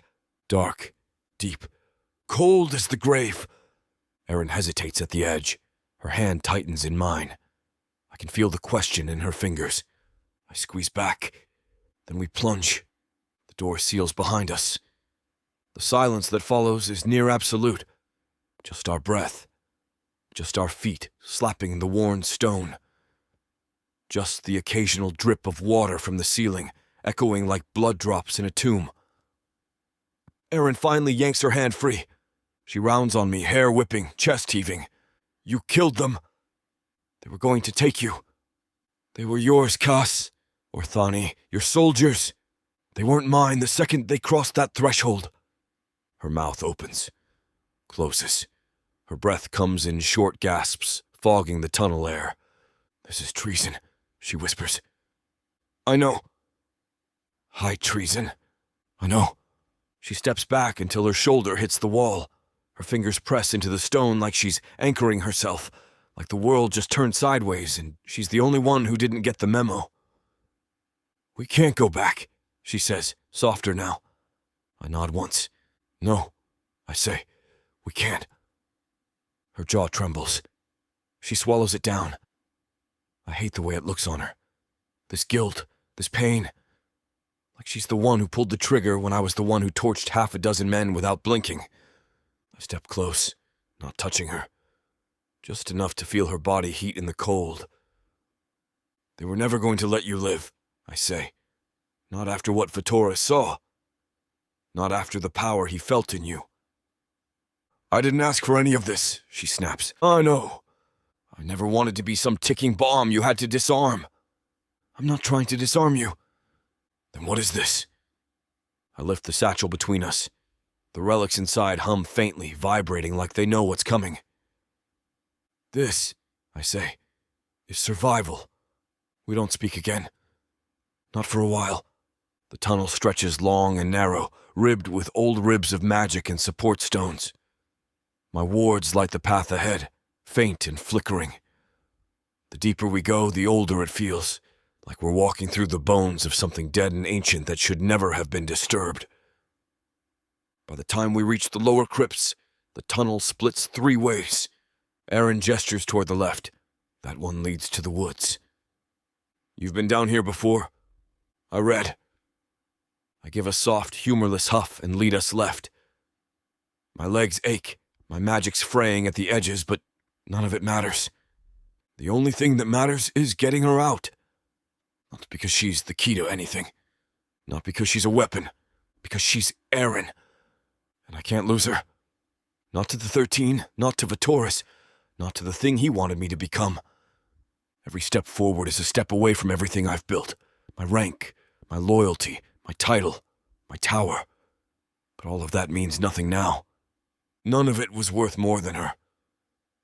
The tunnel breathes one last gust of stale air behind us before sealing shut with a groan like a dying thing. We're out. Barely. The woods stretch ahead in a jagged wall of shadows and dripping branches, the tree line snarling with thorns and half-dead underbrush. The ground soft and uneven, slick with moss and half-frozen mud. I don't even recognize this stretch of land. That's how deep the tunnel spat us out, far past the Orthani borders, farther still from anything resembling safety. Erin stumbles as we clear the last rise. I catch her elbow, but she shakes me off before I can steady her. Not with anger, with exhaustion. Her limbs are barely responding anymore. She looks like a revenant, pale and wide-eyed, skin smeared with grime and smoke from the burning tower behind us. We don't speak. Can't. We walk, and walk, until the stars have wheeled overhead twice, and the temperature drops low enough that every breath is a dagger. Eventually we find a hollow. Nothing special. Just a dip in the earth where some ancient tree fell and left a crater behind. It's enough. I get the fire going with flint and a muttered incantation, but my magic stutters, thin and bitter and drained from too many kills too fast. The flames rise only reluctantly, licking slow and uncertain at the kindling. Erin drops beside it like a marionette whose strings were cut. Her shoulders curl inward, her jaw clenched so tight I hear it creak. She's shaking. Here. I shrug off my cloak and kneel behind her, wrapping it around her shoulders. She doesn't resist, just leans slightly into me.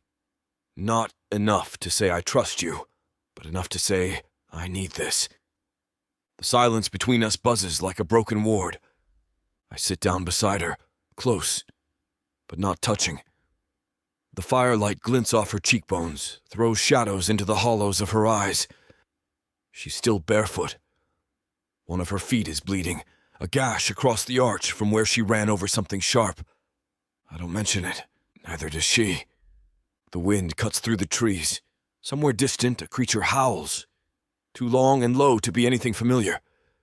The sound makes her flinch, and then I can't hold it in anymore. I love you. The words come out ragged, unpolished, like I ripped them straight from my chest without sanding them down. Erin doesn't look at me right away. Her mouth parts. Her eyes flutter. She swallows so hard I hear it. You shouldn't, she whispers. I do. You shouldn't, she repeats louder this time, voice shaking like the rest of her. Not after what I am. What I did. What you did. God's cause. You burned them. I know. And now we're running for our lives. Hunted. Marked. I know. And it's because of me. No, I snap, turning to face her fully now.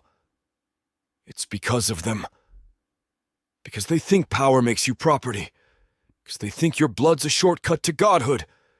This isn't your fault. She breathes fast through her nose, blinking hard, fighting the tears like they offend her. I'm scared, she says finally, voice breaking on the edge of it. I nod. I am too. Her head drops. She looks at her hands, filthy and trembling in the firelight. I didn't ask for this. I know. I didn't want this. I know. She lifts her head then, slowly, and her eyes meet mine. But I want you. I don't wait. I lunge forward and kiss her, hard. Desperate, not gentle. There's no time for softness, no room for restraint. She meets me with equal hunger, fingers fisting in my shirt, dragging me closer like I'm the only anchor left in a world spinning off its axis. We crash backward into the moss and tangled roots. My mouth finds hers again, then her throat, then her collarbone.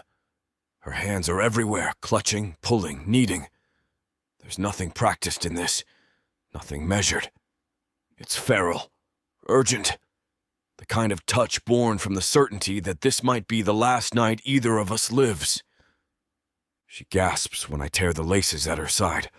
I groan when her hips arch up into mine, warm even through the cold.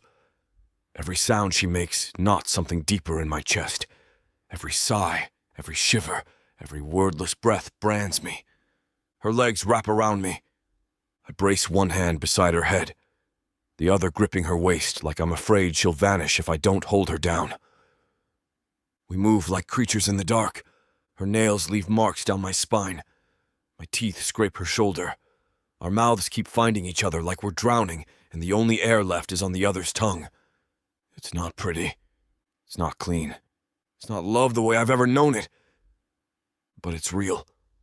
And when we both collapse, heaving and shuddering, tangled together on the cold earth, I press my forehead to hers and say it again. I love you. And this time she doesn't argue. Chapter 11. Erin. The sky's grey as old ash, and the wind tastes like rot. I drag my boots through another patch of muck, the soles sucking loud at every step, like the earth's trying to eat me whole. My legs are screaming. My back's one long knot of aches. My palms are torn open from when I tripped on the ridge and tried to catch myself on a rock that bit back. I don't stop. Neither does Cass. He's just ahead, cloak flapping in the wind, the hem shredded from briars and rusted barbs. His shoulders tense, the line of his spine rigid, but he glances back every few minutes, just enough to make sure I'm still breathing. Still with him. It should comfort me. It doesn't. Not when everything around us feels like it's dying. The wastelands between Orthani and Perthos are a place the maps forgot, a stretch of land so twisted by old wars and older gods that even birds won't fly overhead. Every gust of wind seems laced with whispers, threads of magic long unravelled and left to rot in the bones of the wild-spont ruins. Magic crackles faintly at my heels, residue from the last ward Cass cast to keep us hidden. It clings to my skin like cold mist, buzzing just beneath the surface. My own spell, Basic concealment, shaky from fatigue, shivers and snaps each time my focus slips, which is constantly. I can barely think straight. The exhaustion is a wet blanket over everything. But under it, there's something sharp, something alive, pride. Because I'm still here, still moving, not in chains, not under someone's boot, but walking beside him, not behind, beside. I reach the ridge and pause, panting. The wind screams louder up here, rushing down from the jagged spine of rock to our right. Below us, the ruins stretch like a forgotten skeleton, pillars cracked and leaning, glyphs half-eaten by lichen, broken archways swallowed by moss and dirt. This used to be a stronghold, didn't it? I ask. Cass doesn't answer right away. He kneels beside a warped runestone, brushing moss away with gloved fingers. The spell etched into it flickers once, recognizing him, or maybe just remembering pain. Wild spont, he says eventually. Back before the Sundering, this place held the High Circle's vaults. They kept relics here. Power. What happened? His mouth twists. The 13 happened. He stands again, brushing grime from his palms. His hand hovers over his blade's hilt like it's instinct now, even when there's nothing visible around us but broken stone and the choking silence of land that forgot how to sing. You ever been here before? I ask. A long time ago. How long? He looks at me, just briefly, before I became who I am. I don't know what that means. I don't ask. Instead, I move past him, boots skidding on gravel as I descend into the heart of the ruins. Each step feels heavier than the last, like the ground wants to pull me into the past it remembers. The glyphs etched along the walls still pulse faintly, as if resentful they've been abandoned. Some are broken, others just wrong, twisted like someone tried to rewrite them halfway through. I shiver. This place is cursed. Everything is, if you leave it to rot long enough. I glance over my shoulder. He's still standing at the edge of the ridge, watching me. Something about the way he looks at me now is different. Not just wary, not just protective. It's more level, like we're equals. I'm not breaking, I tell him. He nods. I didn't expect him to argue. Still hearing nothing, no soft consolation, no you're strong, no I know, makes something uncoil in my chest. I don't need his pity. I don't want it. But I do want that acknowledgement, that quiet, heavy nod that says I see you. I crouch near a cluster of collapsed stones and pull the cloak tighter around me. It still smells like smoke and forest and him. My shoulders ache. My ribs are bruised. I won't quit, though. I made it this far. I chose to run. I didn't let them break me. My hands tremble as I fumble with the canteen. I take a swallow, water, lukewarm and faintly metallic, and pass it back to him without being asked. He takes it silently, drinks, and wipes his mouth on his sleeve. How long before they catch up? I ask. They're not close. Yet. He meets my eyes. No, but they will be. The wind gusts again, kicking up grit that bites into my skin. I tug the cloak tighter and look out over the dead land stretching in all directions. There's no path forward. Just more of the same, wasteland and silence, a world with no promises. And yet, I'm not afraid the way I was in the tower. I'm tired. God, so tired. But something's different now. The fear's still there, sure, like a snake curled under my ribs. But it's not alone anymore. It's got company, anger, hope, will. I'm not the girl who flinched at every shout, not the girl who curled up on cold stone floors and tried to vanish. I'm here, and I'm still standing. Cass sits beside me, his shoulder brushing mine. He doesn't speak. I let the silence stretch. The arch looms crooked like a broken tooth, half swallowed by vines and black moss. Chipped glyphs run along its base, half eaten by time, their edges soft like they're trying to forget they were ever weapons. Above us, the sky's still that same bruised grey, smothering the light until everything looks washed in charcoal. Cass slows just beneath the curve of stone and runs his hand across a thick seam of runes. They flicker faintly beneath his touch, like something stirring from a long sleep, but they don't react beyond that. No surge of heat, no warning pulse, just tired magic letting us pass. "This'll do," he murmurs. I nod, too winded to argue. My legs are jelly, my shoulders are tight enough to snap, my mouth's dry, and my thoughts have started to blur at the edges, like they're being pulled out of focus by the weight of everything we've fled. We hunker beneath the stone. The air inside is cooler, darker. The vines above rustle softly, their edges furred with frost. I can see my breath, hear my heartbeat, smell the acrid edge of burned magic still clinging to Cass's cloak. He sits cross-legged, fingers already forming shapes in the air, sketching out a new ward. Not to shield us. He's explained already that too many barriers scream we're hiding. This one's different. It's subtle. A weaving of presence into place, a hiding in plain sight. "Come here," he says, glancing at me. I shuffle closer, pulling the cloak tighter around me. He doesn't reach for me, just lifts his hand between us, palm flat. "This is what gives us away," he says. "Presence. Energy. Magic leaves a trail. Resonance. And you're loud. Gee, thanks.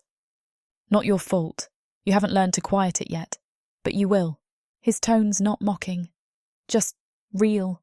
Like everything with him lately. He breathes in through his nose, slow and sharp, then lets it out in a longer stream, eyes fluttering closed. "Follow me," he murmurs. I try. Inhale, exhale. Match his rhythm. The first few breaths come too fast, like I'm chasing him instead of mirroring. I can feel the tremor in my fingertips, the buzz in my spine. I've been on edge too long to settle, but I try anyway. He opens one eye. Again, I glare. He waits. I start over. This time I listen harder. To him, yes, but also to everything else. The press of the stone behind my back, the cold seeping through my trousers, the faint trickle of magic in the air like radio static just outside my hearing. I try not to cast, but to fold. Like he said, tuck myself in. Inhale, exhale. The pulse of the world shifts, faint but real. It's like sinking into a warm bath that smells faintly of ash and copper. My awareness flattens, narrows. I feel the ruins around me, not just with my eyes, but with something else, something deeper. The glyphs hum low beneath the moss. The vines above whisper to each other, curling and uncurling in tiny, sleepy movements. Even Cass's magic has a scent, dark and old, and laced with ozone. "You're getting it," he says quietly. My eyes snap open. He's watching me. Close. Not with the fire he looked at me with last night. Not the hunger. This is something slower, calmer. Like he's seeing me in a way I'm not used to being seen. "You catch on fast," he says, almost to himself. I shrug. My throat's tight. I pay attention. Yeah, you do. The air between us changes. I feel it like a shift in gravity, something heavy pressing down, not in a bad way, just dense, alive. He's still got one hand lifted, fingers relaxed, his other hand resting on his knee. I watch a vein twitch at the base of his wrist. Watch the faint glow of an old scar beneath the surface. One of those old spell burns that never healed quite right. I reach for it, stop myself. My fingers hover inches from his forearm. He sees, doesn't move, but he doesn't pull away either. I pull back anyway, tucking my hand into my lap like it burned me. My chest hurts just a little. Not from the cold, not from the running, from something quieter. He leans back slightly, letting the breath exercise unravel, the magic around us soften and fray at the edges. Not gone, just less taut. "Why didn't you tell me I was loud?" I ask. "You weren't ready to hear it. And now I am." His mouth curves just slightly. "You're not who you were. Back then you'd have folded up, thought it was shame. And now you use it." He leans his head back against the stone. His hair falls slightly out of place. It makes him look younger, less like a commander and more like a man running for his life, same as me. "What else do I need to learn?" I ask softly. "Everything." I huff. "You always this encouraging?" He looks at me sideways. "You always this sarcastic?" I smile, and the warmth spreads through my body in spite of myself. The wind changes. I taste it before I hear them, metal and bile, sharp with sweat and rusted chain. Then comes the sound, leather boots dragging across stone, the faint clatter of armour bumping armour, the low grunt of someone muttering a command they're too far gone to whisper. Cass stiffens beside me, already reaching for his blade. Too late. They're here. I don't think. I move. My palm hits the glyph at the base of the archway before Cass can say a word. It flares beneath my hand, green and sickly gold, like sunlight filtered through diseased leaves. The pulse jumps from the stone to the vines above. The forest answers. Roots uncoil from the earth like awakened serpents. Vines snap from the archway and hiss through the air. The ground shifts, cracks. The air fills with the creak and groan of ancient magic, stretching in its bones. And then the Orthani scouts are screaming. I don't see their faces, just the blur of red and black cloaks as they tumble forward, weapons clattering to the stones.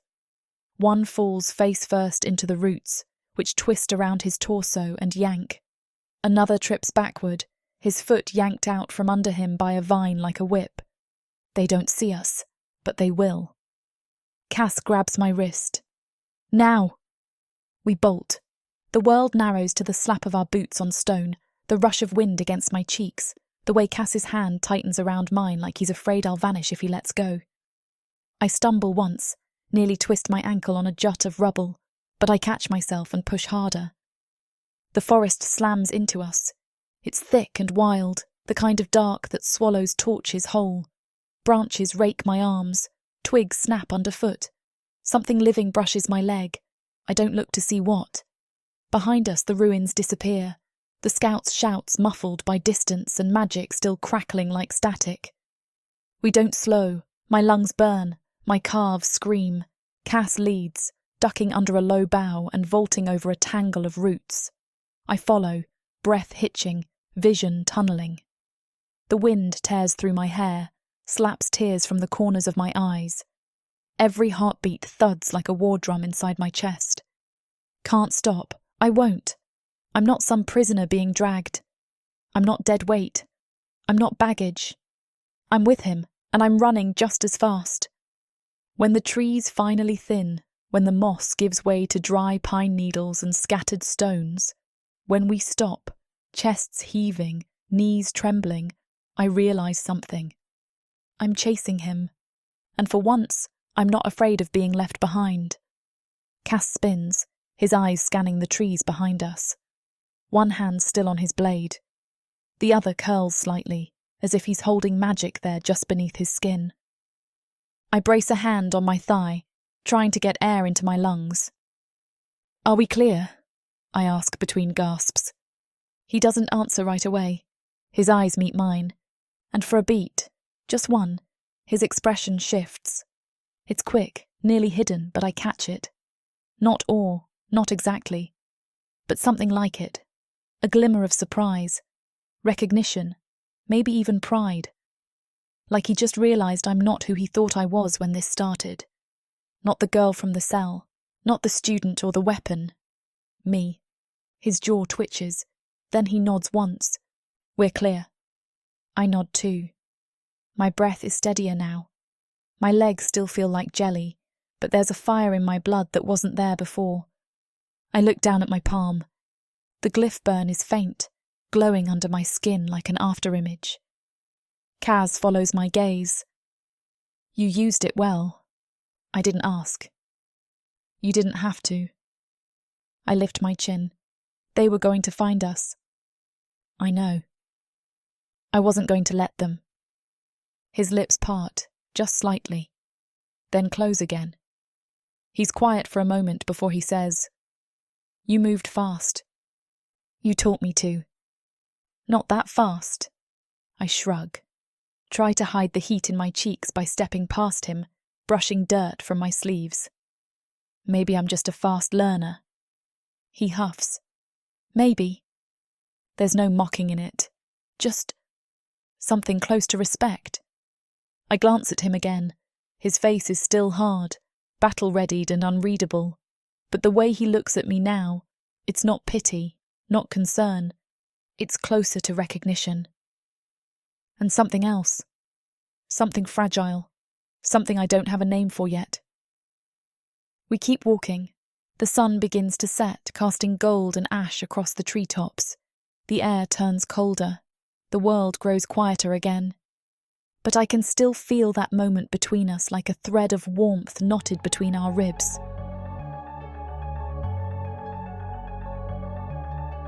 Chapter 12. Cass Hawkmoon.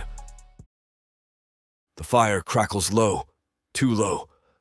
I don't dare feed it more than a few damp sticks. Smoke curls thin and slow into the trees. Barely a whisper, but even that's too much. I pace a tight line around the camp, slow and deliberate, pretending I'm just stretching my legs. Pretending I'm not counting every crack of twig, every rustle in the trees. The night's too quiet. The wrong kind of quiet. Not restful. Watchful. The air smells of char and iron. Magic still hangs thick around us, clinging to the bark, soaked into the roots. I told her we buried the trail. I didn't say how long it'll take for someone with a decent snout to follow it. The truth? Not long at all. Erin's sitting cross-legged near the fire, wrapped in that old cloak of mine like she's trying to disappear into it. Her shoulders rise and fall slow, steady. Too steady. Like she's forcing herself to seem calm. She's getting better at masking it. But I see the tension in her fingers where they clench the fabric. The way her eyes flicker to every shadow, every sound. She knows we're not alone out here. Just not how not alone. I run a hand through my hair, bite the inside of my cheek until I taste blood. The trees sway overhead, skeletal branches scraping together like old bones. The flames dance shadows across her face, painting her soft and sharp in turns. And all I can think about is the 8. The 8. Gods help us. They're more ghost story than soldier. Vatoris's elite shadow teeth. Not knights, not generals, not even true hunters. Just killers. He handpicked each one for what they could do without flinching. The last time I saw them was 10 years back. 12 bodies hung by their heels in the ice caverns near Brawl. Skin flayed to ribbons. Eyes gouged. They don't kill clean. They kill slow and loud, so the rest of us remember.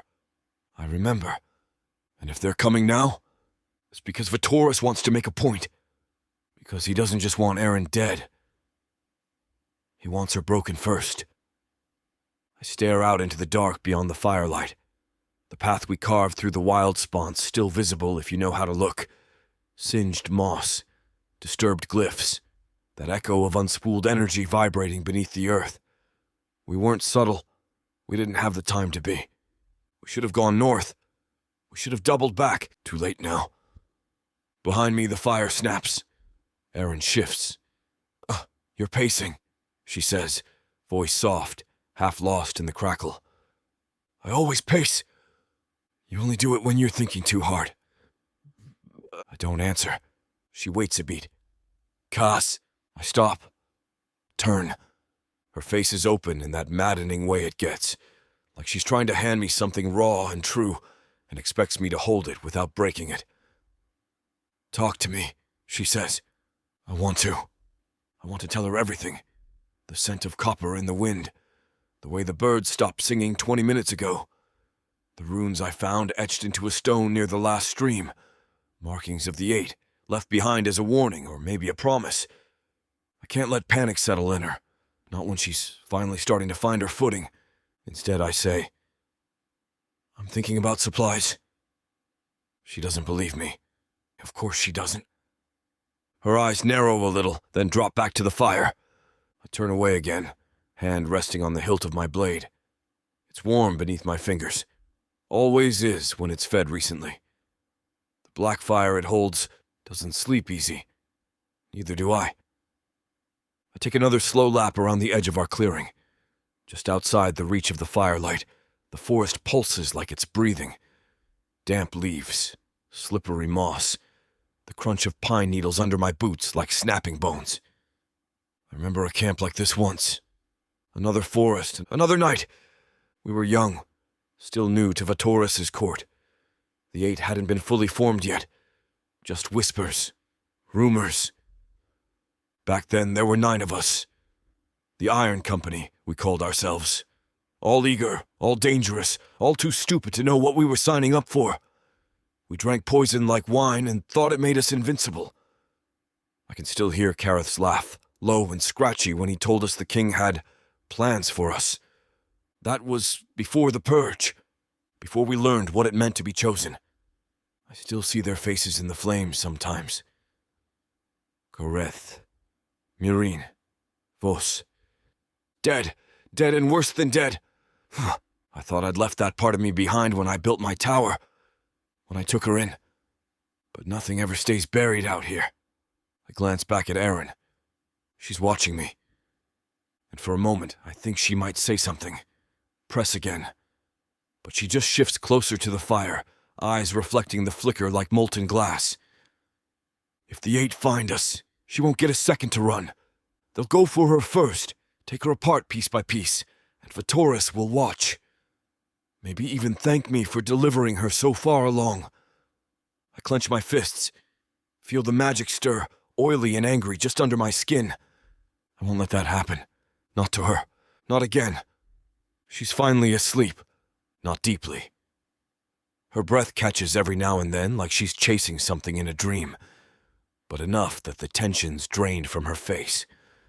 Her fingers are curled against her cheek.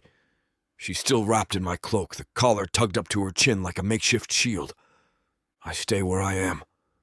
Just outside the circle of firelight, map unrolled across my thigh, pressed flat with one gloved palm.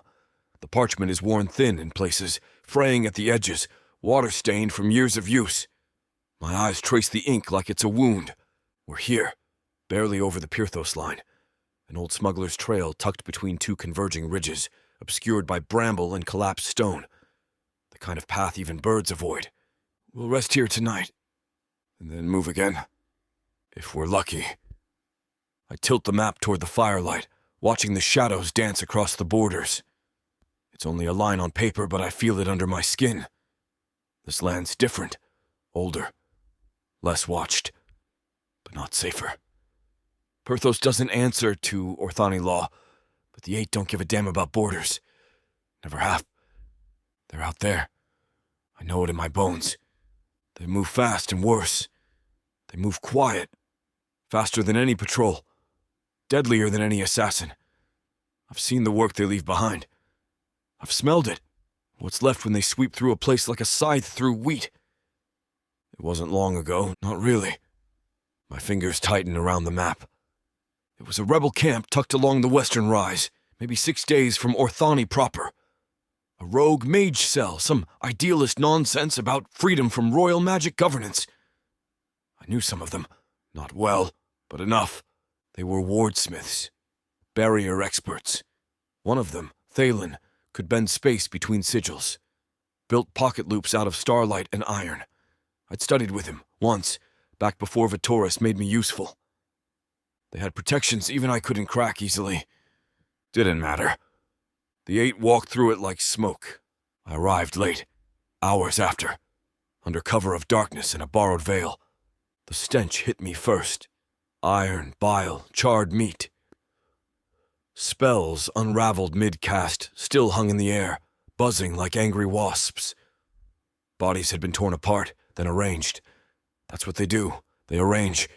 Like they want you to feel something when you look. A message in bone and burnt ward ink. Don't run, don't try, don't hope. And the way they do it, quiet, calculated, almost reverent. It's not frenzy. It's art. That's what terrifies me most. They don't kill out of rage. They kill like they're praying, and they never miss their mark. My eyes shift back to Erin. She shivers in her sleep, curls tighter. Fire sputters a little, a breeze sneaking in through the cleft in the rock above us. I nudge another stick into the flame, slow and careful, keeping the sparks low. The knot in my gut twists tighter. If they find her, when they find her, they won't come charging in, swords swinging. They'll ghost through the trees, bait her into spellcasting. Wait until she burns herself out, then they'll move in and break her. Not just her body. That's too easy. They'll gut her magic, rip it root to stem, drain her core and fill it with salt, and she might survive that. But she won't be Erin anymore. I press a hand to my chest over the scars. Old burn lines trace my ribs like vines, remnants of early training, of mistakes I wasn't allowed to make twice. I remember what it's like to be broken from the inside, to have your will sliced from you like fat from meat. And she hasn't known that yet. Not truly. She suffered. Gods know she's bled enough. Been chained. Hurt. Shaped by cruelty. But through it all, her spark stayed. That sharp little ember that refuses to dim. If they kill that, no. I crumple the map in one fist. I won't let it come to that. Not again. I'd burn this whole goddamn continent to the bones before I let them touch her. She stirs. A soft sound, half murmured. Gods. My hand freezes over the parchment. She doesn't open her eyes. Still drifting. Caught somewhere between now and dream. I don't answer. Just let the silence stretch again. She sinks back into sleep. Good. She needs the rest. And she doesn't need my fear. My memories. My guilt. The fire crackles. The shadows shift. And the dread curls tighter in my chest. Because I've seen what the Eight do. And I know how close they must be by now. Dawn creeps in slow, like it's afraid to wake us. The horizon glows, that muted gray pink that always makes the world look more dead than alive. The fires burn to embers. Cold has settled into everything. My joints, my boots, my bones. There's dew on the rock, glistening like the sweat of a corpse. I'm already up. Didn't sleep. Didn't even try. I just watched her. She's curled under the cloak, limbs drawn in tight, forehead beaded with sweat despite the chill. Her face twitches, tiny flinches like someone being hit in a dream. And then, with a soft gasp, her eyes snap open. And I know. She saw something. She doesn't say a word. Just stares up at the sky like it might offer her a different answer this time. I move closer. She doesn't flinch, but she doesn't meet my eyes either. Morning, I say. No response. Her jaw is tight, her mouth a pale slash across her face. Her fingers tremble where they dig into the cloak's folds, knuckles white. I don't press her. There's no comfort I can offer that won't feel like ash in her mouth. Not today. Instead, I kneel, gather what's left of the supplies, and wordlessly pass her a strip of dried root and a water skin. She doesn't touch either. Later, she mumbles. Her voice sounds like it's been dragged across gravel. She looks like hell. I don't tell her that. Instead, I tug the cloak tighter around her shoulders and stand, adjusting my belt, strapping on the sword. The blade hums faintly in its sheath, the way it always does when it smells trouble. I hear it in my head now, too. The laugh, their laugh, high and reedy and wrong. A sound you'd swear came from no throat at all. It follows me like smoke, like a curse. Even out here, I can't shake it. Their silhouettes stretch behind my eyes, lean and sharp and cloaked in night. I used to think I'd trained with monsters. Now I know I did. And the worst part, I still remember how they moved, how I used to move with them. Erin drags herself upright, the cloak still clutched around her. Her hair's tangled, her face pale and blotchy, her eyes too wide. But she stands, and she doesn't ask for help. She just shoulders her small pack, says nothing, and starts walking. I fall in beside her. The trail curves along the rise, snaking through cracked stone and scorched earth. Trees grow twisted here, bent by wind or magic or both. The ground's uneven, the kind that likes to roll ankles and eat boots. But she keeps pace.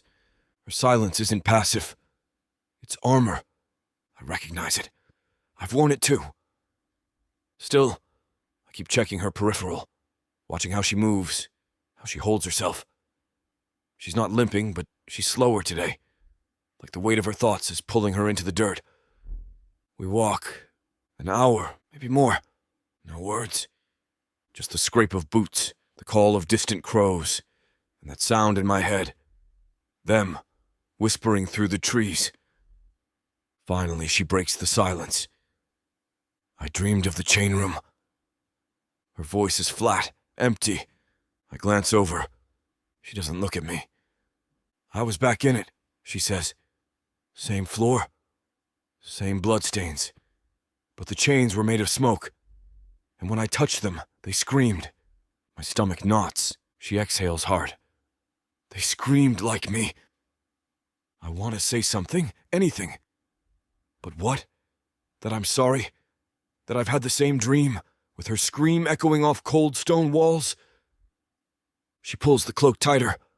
I hate that it's still in me, she mutters, like it's trying to crawl back out. It won't win, I say. She laughs, bitter, sharp. You don't know that. I stop walking. She does too after a few steps, turning halfway back to face me. You're not who you were, I say.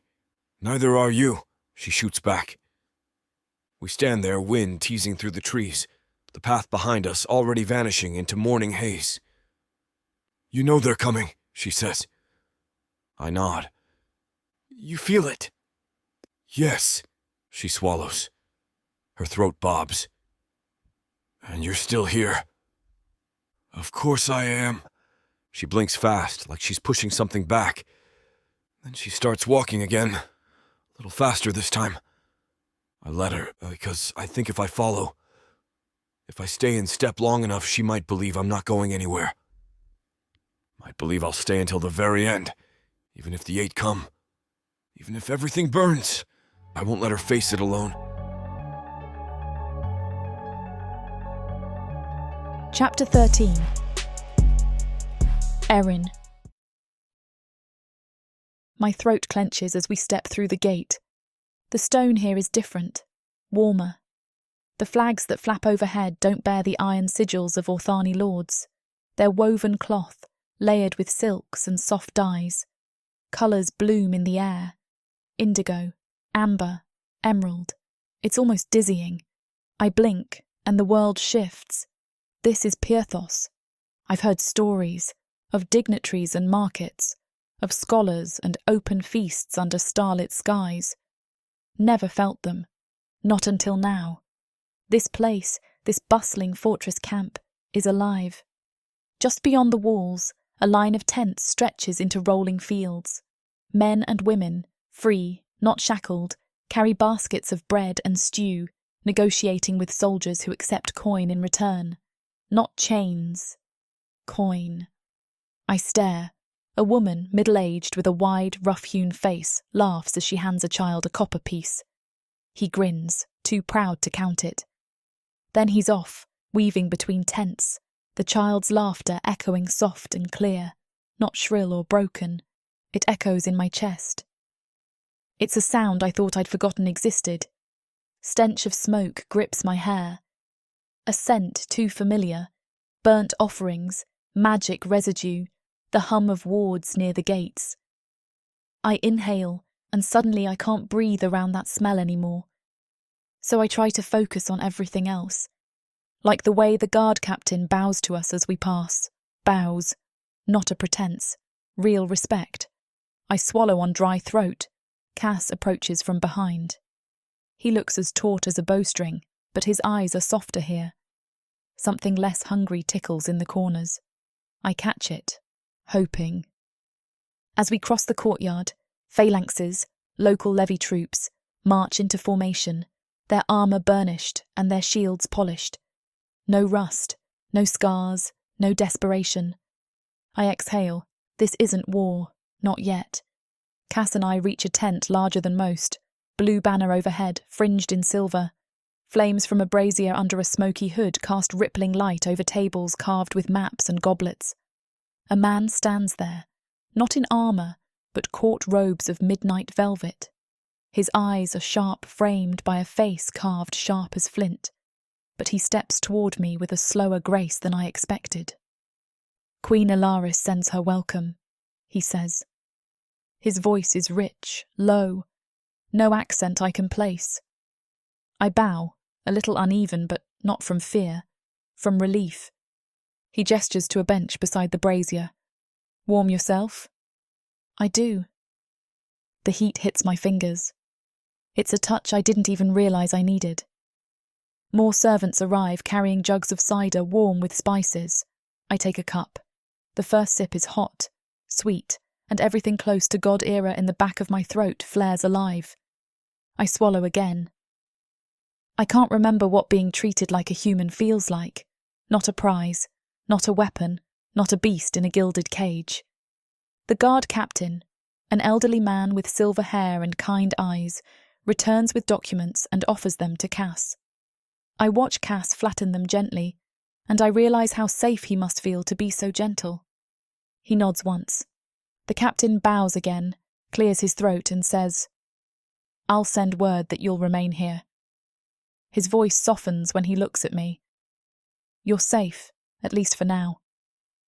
I swallow the cup dry. Tears threaten, but they don't fall. I force them back. Because hope is fragile, because I've seen what happens when illusions break too soon. But something cracks inside me. A gentle collapse of chains I didn't even know I carried. I look around again. Children colouring runic stones near their mothers. Dogs sleeping by tents. Smoke that smells like hearth and stew instead of punishment. It's possible. I can feel it. The promise of something more than survival. I glance at Cass. His shoulders are easing. The tension bleeds out of his spine. After so long on the run in burning ruins and haunted forests, this moment feels like breathing water after being lost at sea. I lean into it. Maybe there's a place for us here. The court of Pythos isn't gold-trimmed or marble-polished. It's canvas and command, grit under fingernails and ink-stained hands. But power moves here just the same. Quiet, precise, calculated. Cass and I are led into the central war tent. The air inside is thick with sandalwood smoke and sharp with the scent of old steel. Braziers burn low and steady, casting every face into flicker shadow. Maps stretch across the centre table like the veins of a dying god. Rivers, roads, borders all bleeding into one another. King Throsh stands at the head, arms crossed, a hard-eyed smile carved into a face that's seen too many winters. He wears no crown, just layered wool, a sword at his hip, and a ring of jagged garnet that glows faintly against his calloused knuckle. His gaze falls on me first. I brace myself. For the same cold appraisal I've worn like armour since I could walk. For the pause, the shift, the flicker of disgust that usually follows when they realise what I am. But none of it comes. He studies me with the same calm he might offer a new map or an unfamiliar spell. "Erin, is it?" he asks, voice gravel-warm. The human mage who burned through the Orthani South Tower and made Vitoris snarl. I stiffen. He chuckles. "Relax, that was a compliment." I glance at Cass. He stands a half-step behind me, not touching, not leaning, but somehow still present like a tether at my back.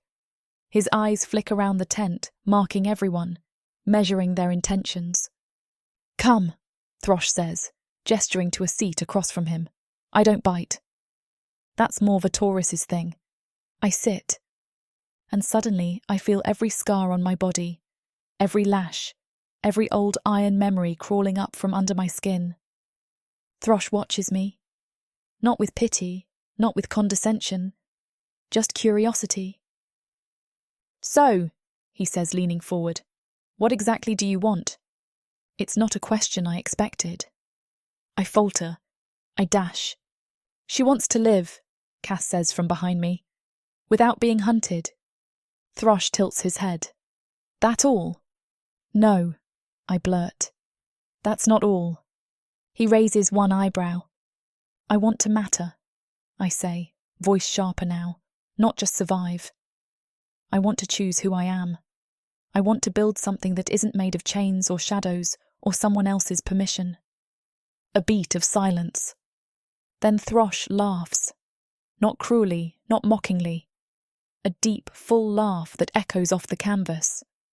Well then, he says, sitting back. That's a damn good start. Around the table, other faces stir. Murmurs hum like low thunder.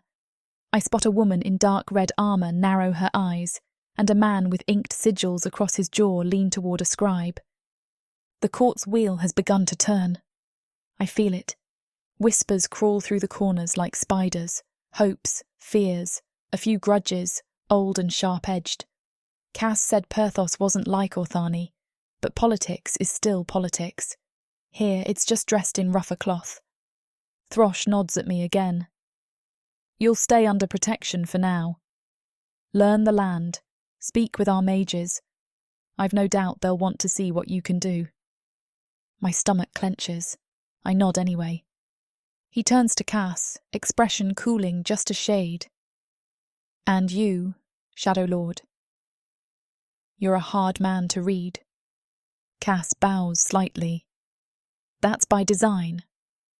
Is it also by design that your enemies now see you as a traitor? A muscle ticks in Cass's jaw. That's accurate. You burned Vitoris's guards. I burned the ones who came to take her. Throsh stares at him a beat longer, then grins. Fair enough.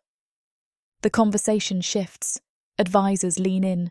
Voices rise. Names I don't recognise spilling across the maps. Strategies, alliances, risks. My name floats through the air once or twice, soft and unsure. Some speak it with interest, some with caution. No one says it like a slur. That alone nearly cracks me open. I lean forward, hands pressed to my knees, listening, not asking to speak, yet, but watching, learning. Every subtle glance, every twitch of someone's brow tells a story. Cass is still beside me, but he's not hovering, not shielding. He's watching the court, just like I am. Something tugs in my chest, not panic, not even fear, love and pride. And the worst one of all, hope. I don't need his permission to be here, but God's help me, I still want his respect.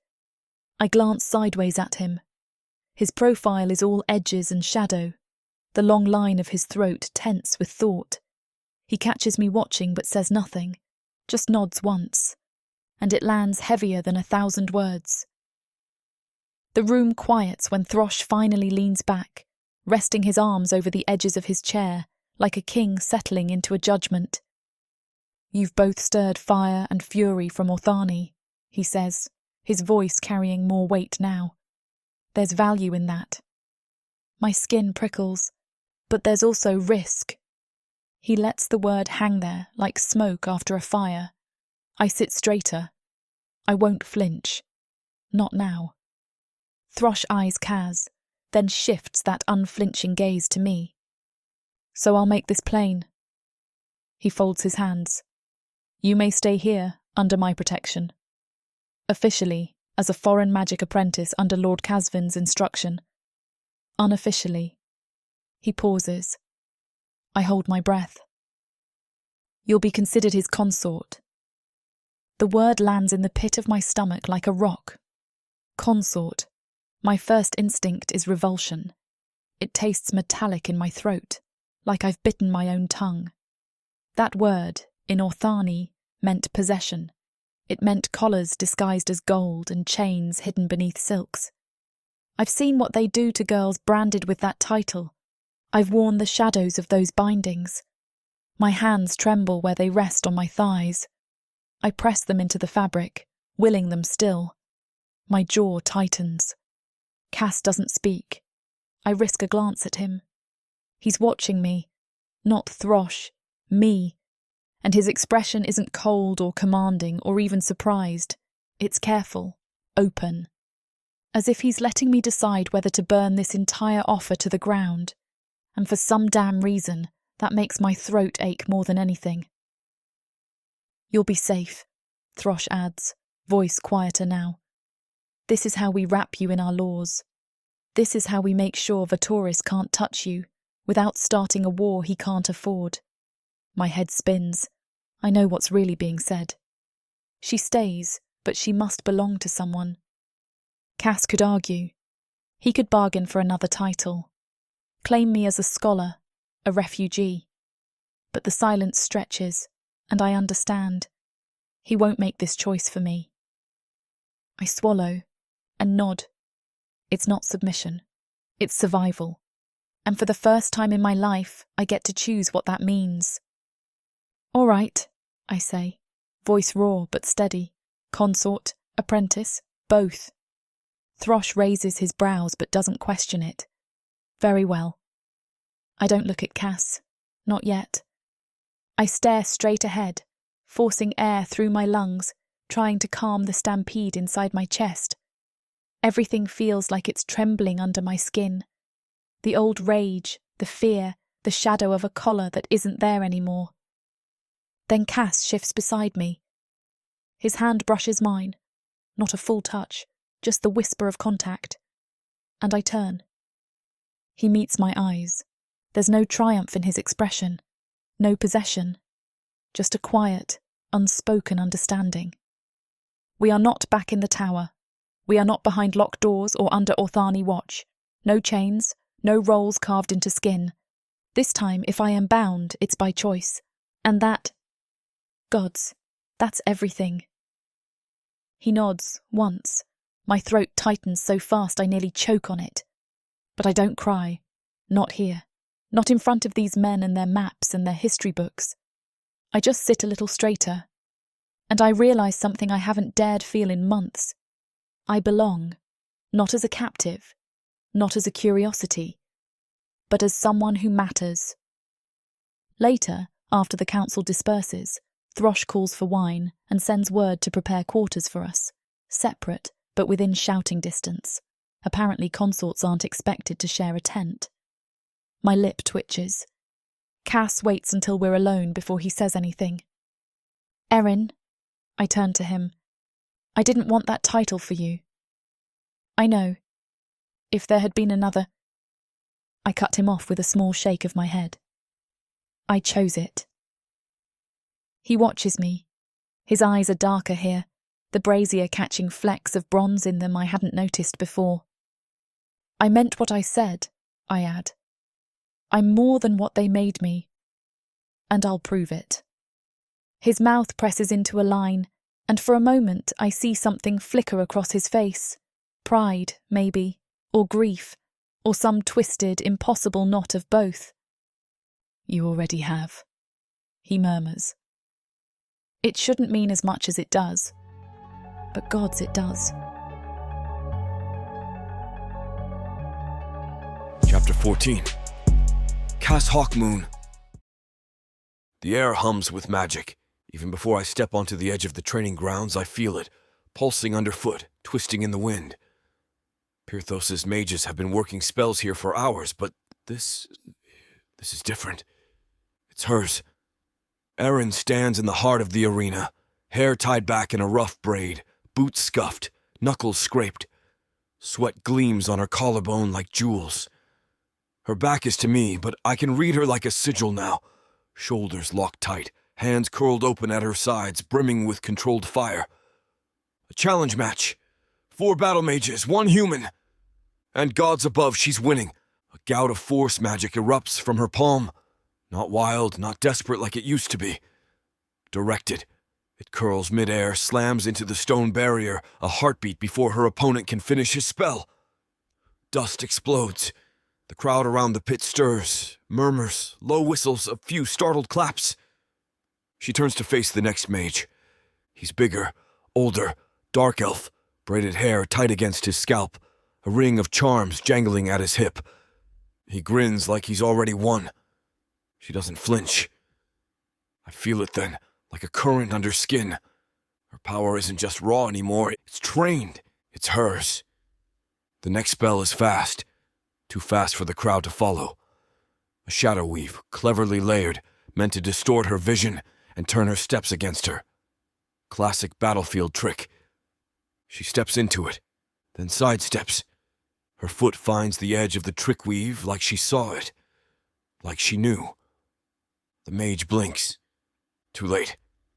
Her follow-up shatters his defensive sigil. He's flat on his back a moment later, vines of conjured flame curling around his limbs, harmless but binding. The crowd erupts. I stay still, watching, feeling every inch of breath shudder in my chest. She lifts her chin, turning slowly, waiting for another opponent. But there are none. The match is over. A Parthani officer in silver calls it, stepping forward with a wide grin. Victory goes to Apprentice Aaron of Orthani lineage. The cheer that goes up isn't polite. It's real. There's admiration in it.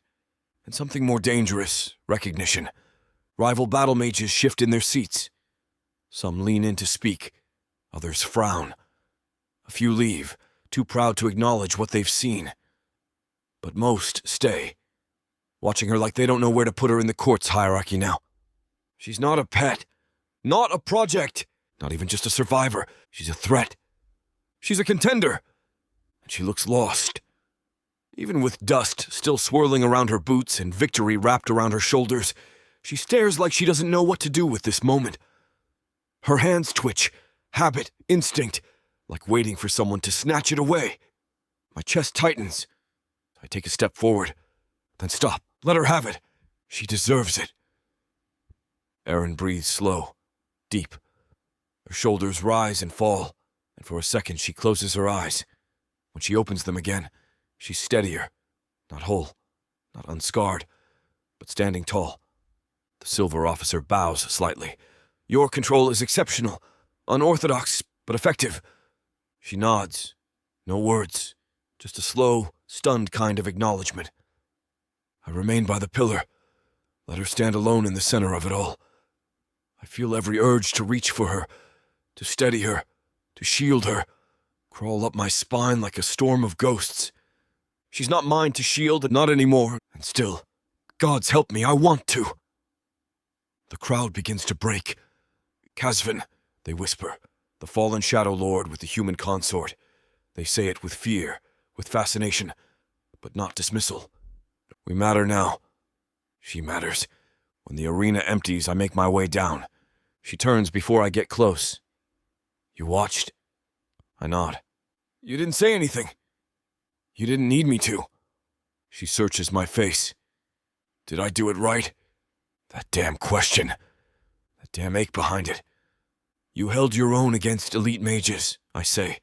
You anticipated runes I never taught. You rewrote the field while under pressure. So yes, Aaron, you did it right. Her lip trembles, but she covers it with a scoff. Good. Because if one more elf calls me apprentice like it's code for charity case, I'm going to hex their bedsheets. I can't help the laugh that rips through me. It's short, real, burned at the edges, but real. She smirks, then wipes her brow. Did you really call me your consort? You agreed. She flushes. That doesn't make it less embarrassing. It makes it safer. Her smirk fades. Yeah, she says quietly. I know. We fall into step together, walking back toward the training halls. The ground is scorched in places, marked with her magic. Her legacy. And I don't know what burns more, my pride or my fear.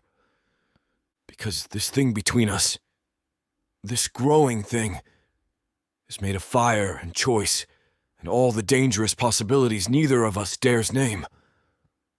I glance at her, and I feel it, low and sharp in my chest. Not just want, not just need, but something closer to home. The rune lies between my palms like it's burning.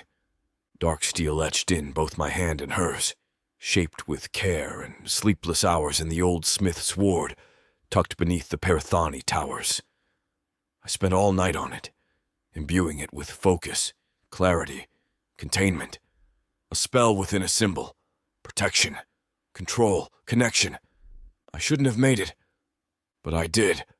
Now it glows faintly with power, runes twisting into a slow pulse. Living magic, half hers already, and she hasn't even seen it yet. I find her in the shadows behind the main hall, alone, arms folded, barefoot, hair a mess of wild knots. She's turned away from the world, tracing something in the dirt with her toe. A line, then another, then the sharp curve of a ward sigil. She's always moving, always drawing, always reshaping what she thinks she is. Her power hums beneath the skin now, constant. She's not leaking it anymore. She's containing it, guiding it. I watch her for a moment before I step close. Erin? She doesn't turn. If you came to say I should have dodged left in the third round, save it. I saw the replay glyph. I know. I offer the rune instead. Her head tilts, slow. What's that? A focus. Her eyes narrow. I hold it out, balanced in my open hand. The runes catch the torchlight. They shimmer, twisting like breath on a blade. She stares at it for a long time before she moves. When she reaches, it's not casual. Her fingers hover. Tense, suspicious. Then she looks at me. You think I need this? It's not a question. You be stronger with it, I say. Her lip curls.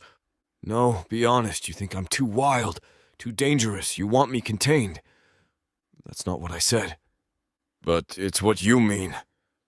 She takes a step back, arms folding tight across her chest like armor. You want to soften the edge. Make me neat. Palatable. Like the others. My stomach knots. No! I'm not your weapon, cuss. I never said you were. Her eyes flash. You didn't have to. Silence drops like iron between us. And for once, I don't try to argue, because part of it, God's help me, is true.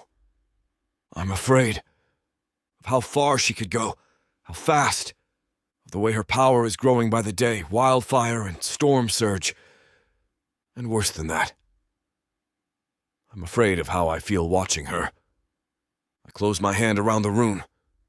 I'm afraid, I say, voice low, of what you might become. Not because I don't believe in you, but because I do. She blinks. I force myself to keep going. You're stronger than I was at your age. Smarter. Fiercer. You bend spells I thought unteachable. You cut through lies faster than steel. And one day you might not need anyone. Not even me. A sharp breath hitches in her throat. I step closer. I made this not to weaken you, I say, opening my hand again, but to give you a choice. Something stable when the magic burns too hot. Something you can decide to use. She stares at it like it's a live flame. Then, slow as snowfall, she lifts her hand. Our fingers brush when she takes it. Just a whisper of skin. Nothing more. But the current between us hums like it always does. Low, dangerous, aching. She studies the rune. What's the connection spell? She asks quietly. To me. She glances up. I don't move. Not to bind, I add. Just to tether. If you lose focus, if something breaks loose, I'll know. I'll find you. She holds the rune tighter, then turns it in her palm and walks away. No thank you or soft forgiveness, just silent acceptance. Gods, it's enough. The next morning she wears it, tied on a strip of leather around her wrist, half hidden under her sleeve. The runes shimmer with faint light, syncopating with her breath like they've already adapted to her rhythm.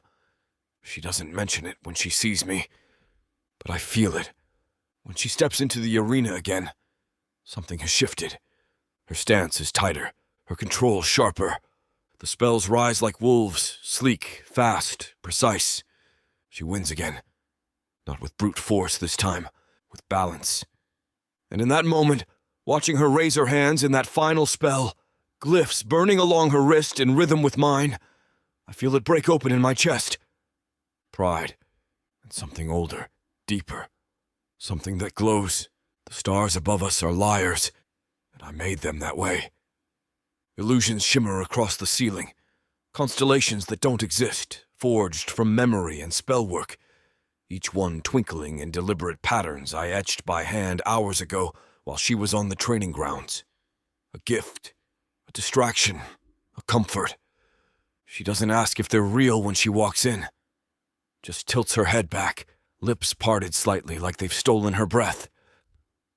"They're beautiful," Aaron murmurs. "They're not accurate," I say, pouring the wine. "Good." She slips onto the floor beside me. "I don't want the real sky tonight." Neither do I. I hand her the goblet, fingers brushing hers.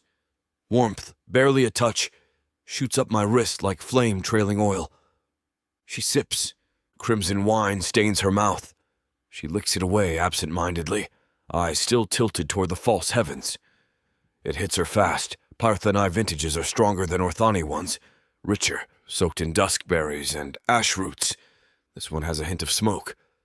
I chose it on purpose. She exhales slow, and I finally let myself breathe. The room is quiet, save for the soft clink of the goblet as she passes it back. We share it. No words, just sips. Silence. Her head eventually tips toward my shoulder. She doesn't ask permission before leaning in. I don't flinch when she does. The weight of her, solid, steady, real, against me settles something I hadn't realized was still shifting. She fits there, like she always should have. Like there's a piece of me that never knew it was missing until her temple brushed my collarbone. "You ever think about what you'd be?" she murmurs. "If none of this had happened? More often than I should. I think I'd have worked in a bakery."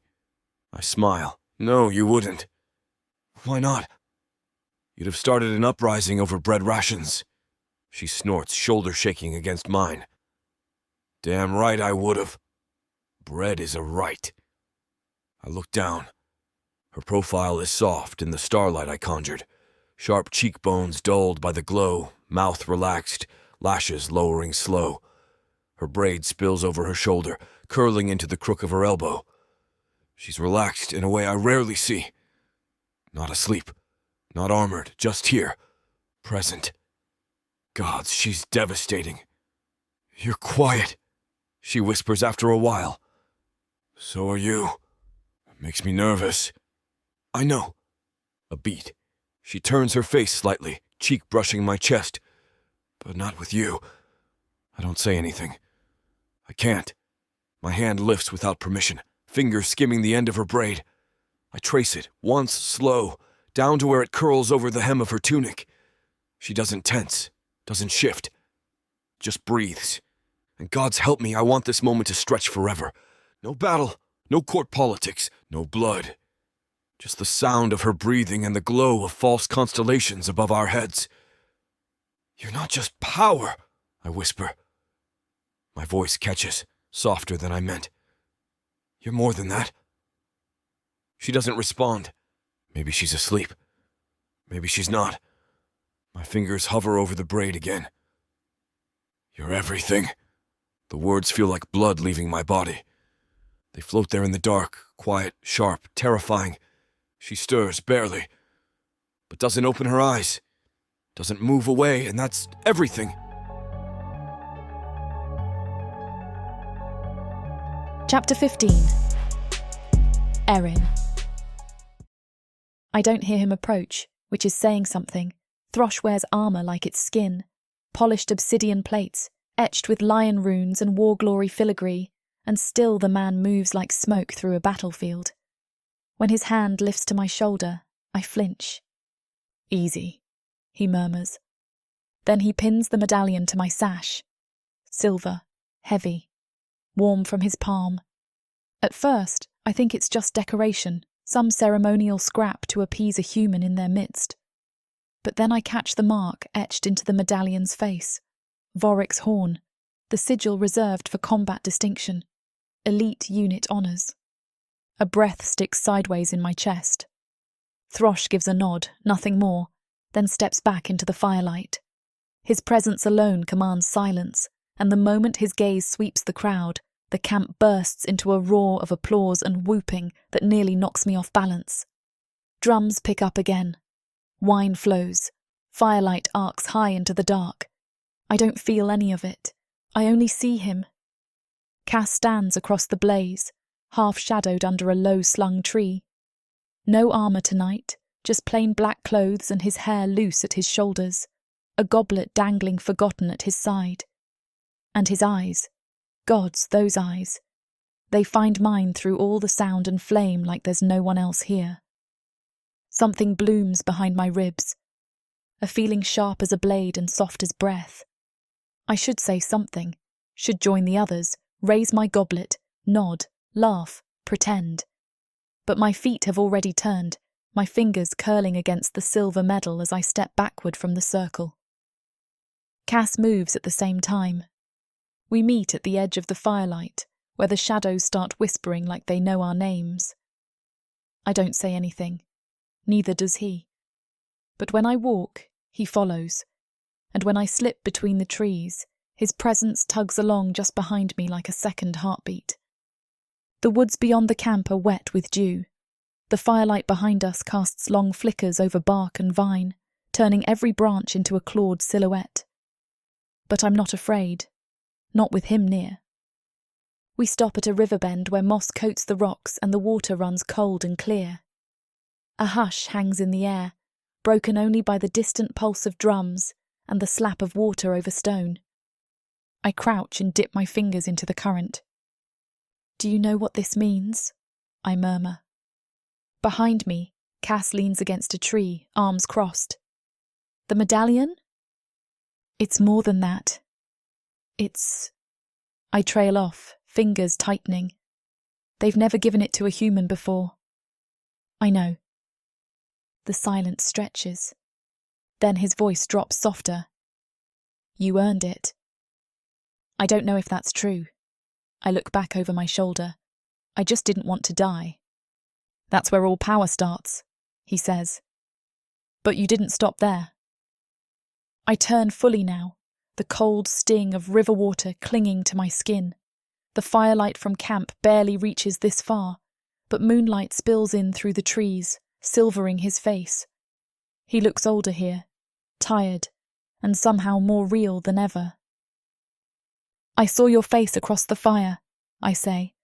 "Everyone was shouting, but you just stood there. I didn't want to ruin it." "Ruin what?" "Your moment." I laugh, a breathy thing, surprised and bittersweet all at once. "You could never ruin it." His brow furrows like he doesn't quite believe me. He pushes off the tree and steps closer.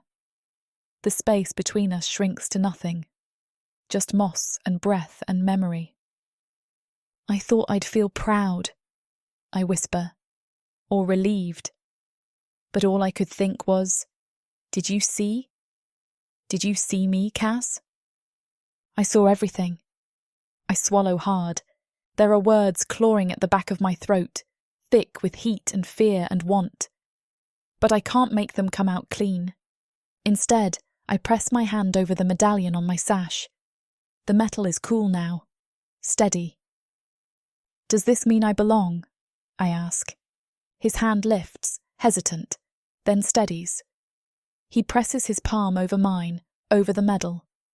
Warmth spreads from the touch, slow and consuming. "You've always belonged," he says. That blooming in my chest unfurls wider, brighter, until I feel like I might choke on it. We stay there, hand to hand, chest to chest, the sounds of the celebration fading into nothing. The forest bends around us, alive and waiting. Kaz leans in, not fast, not rough, just enough for his forehead to rest against mine, his breath brushing my lips. You're not just a soldier, he murmurs. Not just power. Not just mine. I don't want to be anyone's. You aren't. But gods, Erin, you are something to me. The words hang there like the constellations he conjured, full of meaning and impossible to hold. I don't kiss him. Not yet. But I close my eyes and stay there, in the hush between breaths, with his hand warm over mine, and the river singing low behind us. The river's current glints like melted silver beneath the moon, every ripple catching the light like spilled starlight across black glass. Magic lingers in the air. Mine, his, the forest's. The whole world feels like it's holding its breath. I shift closer to the bank, knees brushing soft moss, palms sinking into damp earth. My heart's beating too fast, tight and bright in my throat, and still I don't move away. I can feel Cass at my back, his heat like a hearthfire. Solid, steady, there. The wind sighs through the trees. The celebration drums are only faint echoes now. I tilt my head, just slightly, enough that I catch the edge of his breath along my neck. Warm, unhurried. I whisper, I thought I knew desire. My voice cracks halfway through. That barest confession tastes like blood and want, and something older, more dangerous, curling low in my belly. Cass doesn't speak. Instead, his hand rises slow, hovering at the small of my back, not quite touching, just waiting, waiting for permission. Or maybe for me to change my mind. I don't. I turn. One breath, then another, and then I'm facing him, our knees brushing in the moss, our hands awkward at our sides, and something trembling in the space between us. His face is unreadable, beautiful. Moonlight cuts across his cheekbone, throwing his eyes into shadow. He reaches, fingers close around mine, gentle, careful, as if I'm made of glass. But I'm not. Gods, I'm not. I survived chains. I shattered spells. I clawed my way to this moment. I want his hand in mine not because I need saving, but because I choose him. He draws my hand up, presses it against his chest, right over his heart. I can feel it pounding there, fast and sure. His other hand lifts, tentative, reverent, and tucks a strand of hair behind my ear. My breath stutters. He leans in, and then, the kiss. It isn't rushed, isn't wild, not like before. This one is softer, deeper, earned. His mouth on mine feels like warmth pouring straight into my ribs, melting everything tight and coiled inside. I press closer, fingers curling into his tunic, anchoring myself. His lips move slow against mine, like we've got nowhere to be. Like time itself has cracked open for this. When we part just barely, our foreheads stay pressed. I don't want this to be temporary, I whisper. It won't be. I search his face. His expression is bare. No armour, no shadows, just Cass, raw and real and mine. I cup his cheek, thumb grazing the stubble there. The intimacy of it nearly undoes me. He leans into the touch, closes his eyes. I tried to keep my distance. I know. But I can't anymore. My chest tightens. Then don't. He opens his eyes again, those fathomless dark eyes, rimmed with silver moonlight, and whatever's in them, whatever's between us, it burns clean and fierce. He kisses me again, this time deeper, like it's a vow. We sink down into the moss and damp leaves, wrapped in the hush of river and wind. His hands are sure now, moving over me like a prayer. Every brush of his fingers is a question I answer with my body. Closer, yes, more, please. The way he touches me isn't like before, all hunger and desperation. This time it's worship. His lips map my jaw, my throat, my collarbone. I gasp, threading my fingers through his hair, tugging him closer when he hesitates. I'm not fragile, I say, voice thick. I know, he murmurs, but I want to remember every second of this. His tunic slips off, and mine follows. Skin meets skin, and every inch of me feels known. Not just seen, but understood. Cherished. When we move together, it's not frantic. It's slow, drawn out, every motion deliberate. His hands cradle my hips like I'm something holy. My nails dig into his shoulders, not out of pain, but because I feel too much. The air's full of our breath, our whispered names, the soft shiver of leaves above. He presses his forehead to mine again when it's over. We're breathless and tangled in moss and starlight, and I feel like my body isn't mine anymore. It's ours. It's this moment. He strokes his fingers down my spine, gentle as a sigh. I feel the rhythm of the river match the thrum in my blood. And when he whispers, "You're everything," I believe it. Because in this breath, this moment, we are. The forest doesn't speak. It listens. The trees lean in like sentinels, ancient and knowing. The stars spill over the branches like they want to watch, and the river hums low and steady, whispering secrets older than bones. We kneel beside it, Cass and me, bare knees in moss, shoulders brushing, breath synced without trying. His fingers trail lazily across my wrist, like he's memorizing each vein and freckle, like even now he can't stop learning me. My chest still rises too fast.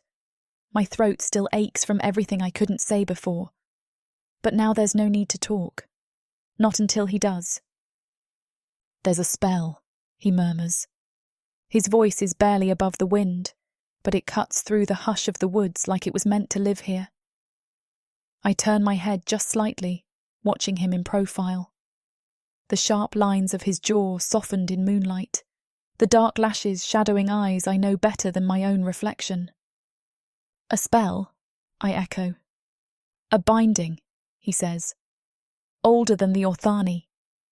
Before courts, before crowns, before all this rot." He doesn't gesture to the fire or the medallion or the camp still singing in the distance. But I know what he means. All of it.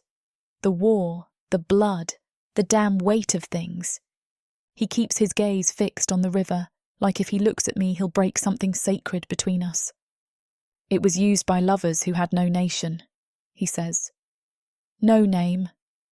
Only each other." Something in my chest pulls tight. "What kind of binding?" I ask, though I already know. Somewhere deep in my marrow, I know. He lifts his hand slowly, fingertips brushing the space between us, and with a flick of his fingers, magic glows to life. Soft and white gold, like candlelight filtered through breath. It coils upward, drawing a circle around us, thin as thread and brighter than moonfire. He still doesn't look at me.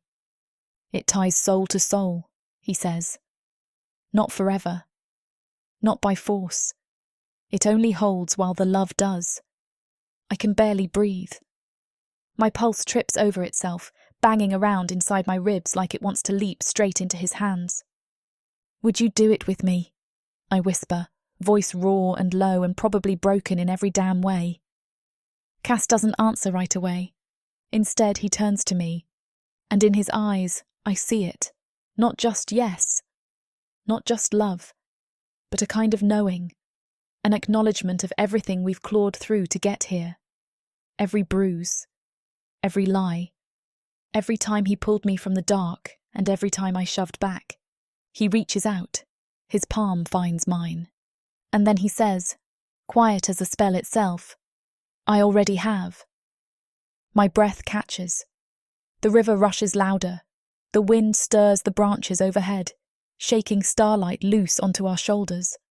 I want to cry, yet my eyes stay dry. I just stare at him, our joined hands glowing faint where the magic circles us. A shimmer moves up my arm, across my collarbone, warm and pulsing, like a heartbeat made visible. His lips part slightly when he feels it too. We're tethered now. Not because of the spell, but because the spell saw what was already there. What happens now? I ask. His thumb brushes mine. We live. It sounds too simple, too clean. But I nod.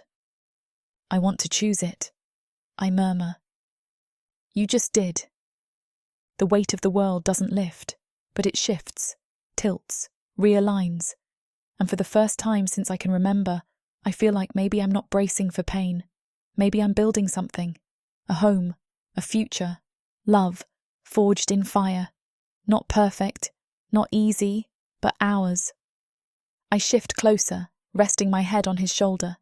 He kisses the top of it, his mouth warm and dry against my scalp. I didn't know this could be real, I admit. Neither did I. We sit like that until the stars blur and the wind forgets our names, until the fire dies in the camp behind us and the world remembers how to breathe again, until the binding dims into a memory we carry in our skin, not in spellwork.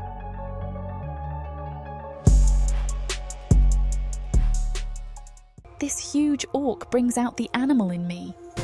In a world where humans have been driven underground, living like rats is the only way to stay safe from the marauding orcs.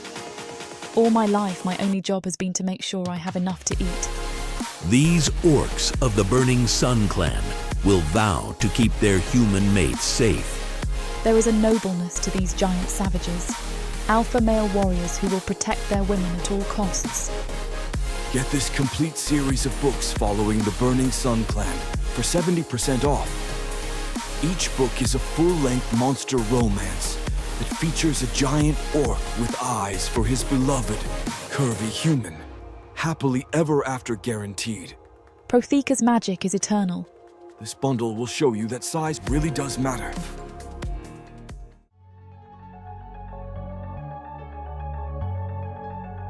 Chapter 16. Erin. The battlefield stretches out before me, a landscape hollowed by memory and blood, bones peeking through ash, brittle rune-worn stones jutting out like broken promises. The ground is cold, grey, and unforgiving, and a wind moans over the remains of what used to be a sacred grove. It carries with it stale scent, smoke, decay, the lingering stink of magic bent into sharp angles. I trudge forward in boots, half submerged in dust and splintered bone. Each step is an echo of the past, snap of ashes that feel too much like the crackle of my parents' screams. That night still visits me, their hands on my shoulders, their eyes haunted with the dying embers of sacrifice. Their whispered warning, "Run, Erin, run," hangs in my bones now, sharper than any sword. I pause beside a cracked statue of a goddess I don't remember, her features worn away by time and rain. I press my palm against the stone and feel the faint chill of faded wards. Once this place was filled with prayers, now it's filled with the ghosts of broken faith. My breath comes fast. I can't remember the last time I was here, not just to fight, but to feel it all again. The weight of what I inherited, magic I never asked for, a bloodline woven with expectation and grief, weighs on my chest like the block of some ancient spell. A flash slips in. My parents, two flickering images, set aflame in a collapsing ruin, their faces tight with betrayal, their hands reaching out to me, firelight reflected in their eyes, pleading. "Keep going, Erin," I hear, but don't want to hear. Then the vision snaps. I'm on my knees, mouth tasting ash, tears burning holes in my cheeks. I clutch my head, but I don't fall. Not here. Not again. Somewhere behind me, the wind picks up. I pull my cloak tighter, tasting freezing cold on my tongue. My fingers trace the silvery rune still branded on my wrist. It pulses faintly in the dim light, jogging memories of Kaz beside me at the river, tethered by trust and spells born of desperation and love. I inhale, trying to gather myself. There's something here beyond the ghosts, something still holding. Forward. The pushed-up shapes of runestones ahead, a broken shrine. I walk toward it, cautious. The wine glow of firelight still burns somewhere behind me, reminding me I don't have to stand here alone. The ruined shrine's threshold cracks underfoot, and I step inside. The ground is littered with shattered relics. I kneel, sifting through dust and broken shards of enchanted porcelain. Each shard hums with a memory of power, a scribbled rune half burned in ochre, a petal of glass that once held healing essence, the echo of prayers, now impossible to keep. I let the wind sing through me, feel the bones in my hands pulse faintly with inherited magic. I didn't choose their legacy, but maybe it doesn't define me. Not fully. Marrow and ash, I whisper. That's what Orthani are made of. The wind answers, nothing more. My vision blurs. I see them again, my parents, their faces shimmering with heat and grief, saying, "Run, but don't forget." I kneel, shoulders trembling, breath breaking. Then, footsteps, not behind me, beside me. I look up. Cass stands in the broken doorway, earth on his boots, ward ink bleached across his sword scabbard. His eyes are soft and fierce, all at once. He doesn't move to steady me, but he doesn't need to. I let him kneel beside me instead. He leans close, voice low. "You don't have to carry it alone." I swallow hard, ash in my throat. "I'm still here," I say. "Because they said to run." "Because I did." He nods. "Because they needed someone to come back." My chest finally breaks. Tears roll down in slow, hot trails. He doesn't reach to wipe them away. He doesn't offer platitudes. He just stays. The wind carries their echoes out, and for a moment, this ruined place feels less like a tomb, more like a beginning. Because ghosts don't always haul us backward. Sometimes their whispers pull us forward. Cass stays beside me, quiet as a shadow at my shoulder. His presence is steady, warm, the kind of weight that doesn't crush but carves shelter. I know he sees the cracks widening in my resolve, in the way my hands tremble, in how I stumble when I try to stand taller. The shrine looms before me like a bone-white promise. Twisting roots cradle arc-worn pillars carved from pale stone that was once smooth to the touch. Ancient glyphs arc around the pillars, where the earth swallowed magic centuries ago. Yet somehow it still hangs here, humming, pulsing, a heartbeat against emptiness. I step forward. The air smells of moss and hollow things. Every footstep kicks up dust, but it doesn't settle. It floats, caught in the light of the moon. My fingertips brush the glyph as though I'm testing water. It's cold, alive beneath my skin. Cass's breath is just a soft flutter behind me, steady, unsure, reverent. Something inside me shifts. My bones hum. A flicker of light arcs across my arm where the glyphs wrap around it, runic lines flexing like they breathe. The light flows upward like liquid starlight, across my collarbone, up my neck. And then I see them. Not phantoms, not dreams. My parents. Their faces form in the runic projections above me, etched in glowing rune light, half shattered but full of grief and hope. Their eyes burn in soft, hollow urgency. Their hands, reaching. I catch their voices, not in sound but in pulse. "Run, Erin. Your power isn't just for survival." Their faces twist, thirsty and broken, then resolve softens them like dawn. I want to speak, but my tongue's frozen. The glyphs pulse again, brighter, like they're drawing all that memory and pressing it into me. I hear Kaz whisper behind me, "It's okay." I can't tear my eyes from their faces, the fear, the love, the sacrifice. My parents burned that night not to destroy their legacy, but to protect the spark in me. But the spark didn't die. Their love didn't die. A whisper, mostly my bones, is all I hear. "You are not your past. You are the river of future." I swallow. My knees give out. The world tilts like a drowning ship. I collapse forward into Cass's arms. His arms catch me, strong and close, and I rest my head against his chest. His heartbeat is a familiar echo beneath me. Erin? Cass's voice is in my ear, soft, steady. I lose count of my breaths. The runes fade, darkening. The projection winks away like flame snuffed.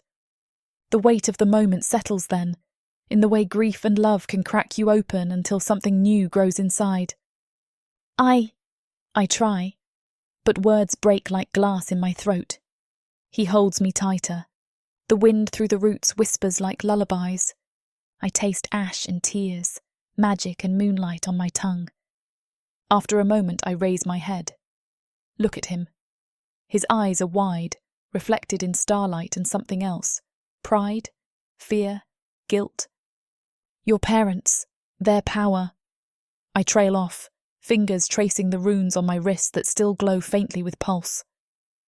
Kaz tilts his head. They never wanted it for pain, he says. But they raised it in me. I whisper. That's what terrifies me. He kisses my forehead. They never raised you for bondage, he says. They raised you for life. And for love. The branches overhead shudder softly, sprinkling moonlight across our clasped hands. I breathe. My chest is tight but not crushed. Something ancient stirs inside. The echo of that rune light, the echo of their faces, the echo of us. I lean into him. Words come at last, in broken, honest fragments. They gave everything for this, for me, so I could choose, not run. That, exactly that. His arms shift. He lifts me so we're both kneeling. I turn in his lap, lean into his shoulder, wrapping my arms around his neck. Then I choose to stay, I say. He closes his eyes for a long moment, like he's anchoring something priceless inside him. Stay, he whispers back. We breathe there for a long time. There's still ruin and political echoes in the cursed lands of Orthani.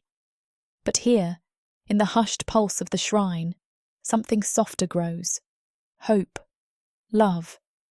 A tether not of magic, but of choosing to stand still, together, against everything that once defined me. His voice is a lifeline.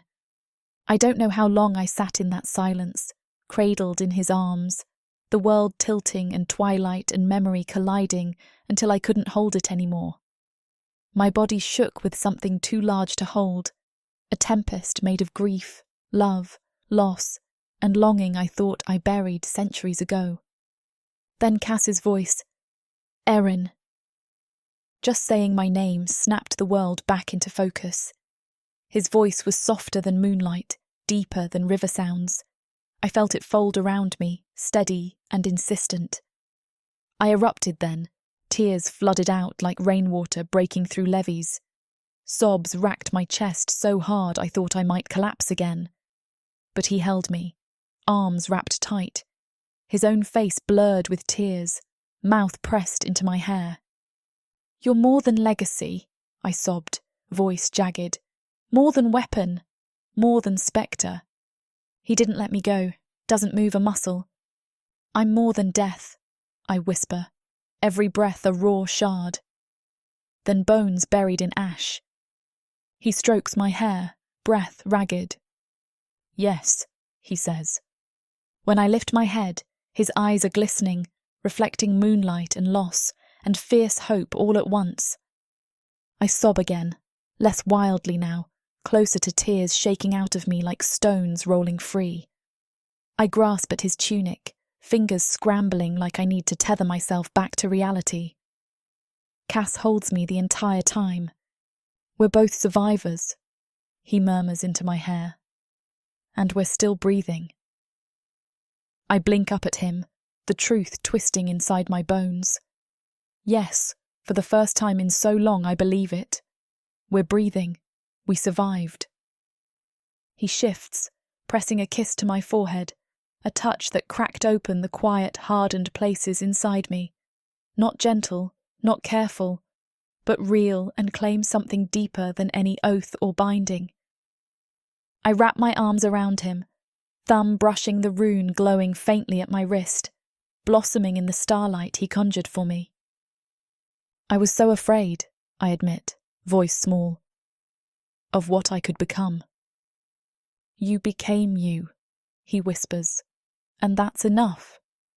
I lean into his chest, letting the words settle like seeds in my chest. They grow warmth. I taste ash and grief, but also something sweeter now. Possibility. He looks out toward the fallen shrine. The river murmurs beyond that. The ghosts no longer haunting but watching, maybe even understanding. We can't stay here, I say, voice hoarse. The 13 won't wait forever. Cass nods, face tight with sorrow. We'll leave with dawn, he says. Together. I nod against him. Of course. We stay there a while longer, me trembling against his shoulder, him holding me like every broken part of me is sacred. The world around us fades into shadows and moon glow, and all that matters is the thrum of our heartbeat shared together.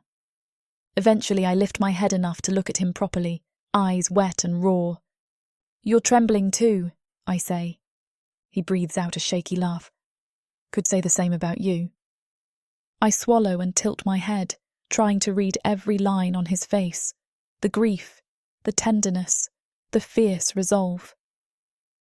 I love you, I whisper. He closes his eyes, breath catching. I love you, he answers back. The words aren't new, not tonight, but they settle into me like roots taking hold in burned soil.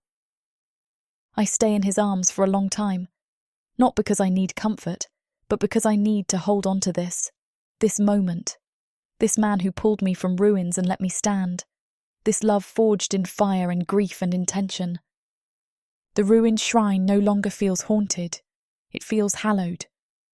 Because two survivors are here, broken and healing, choosing each other beneath the murmuring night, forging something real and unbreakable.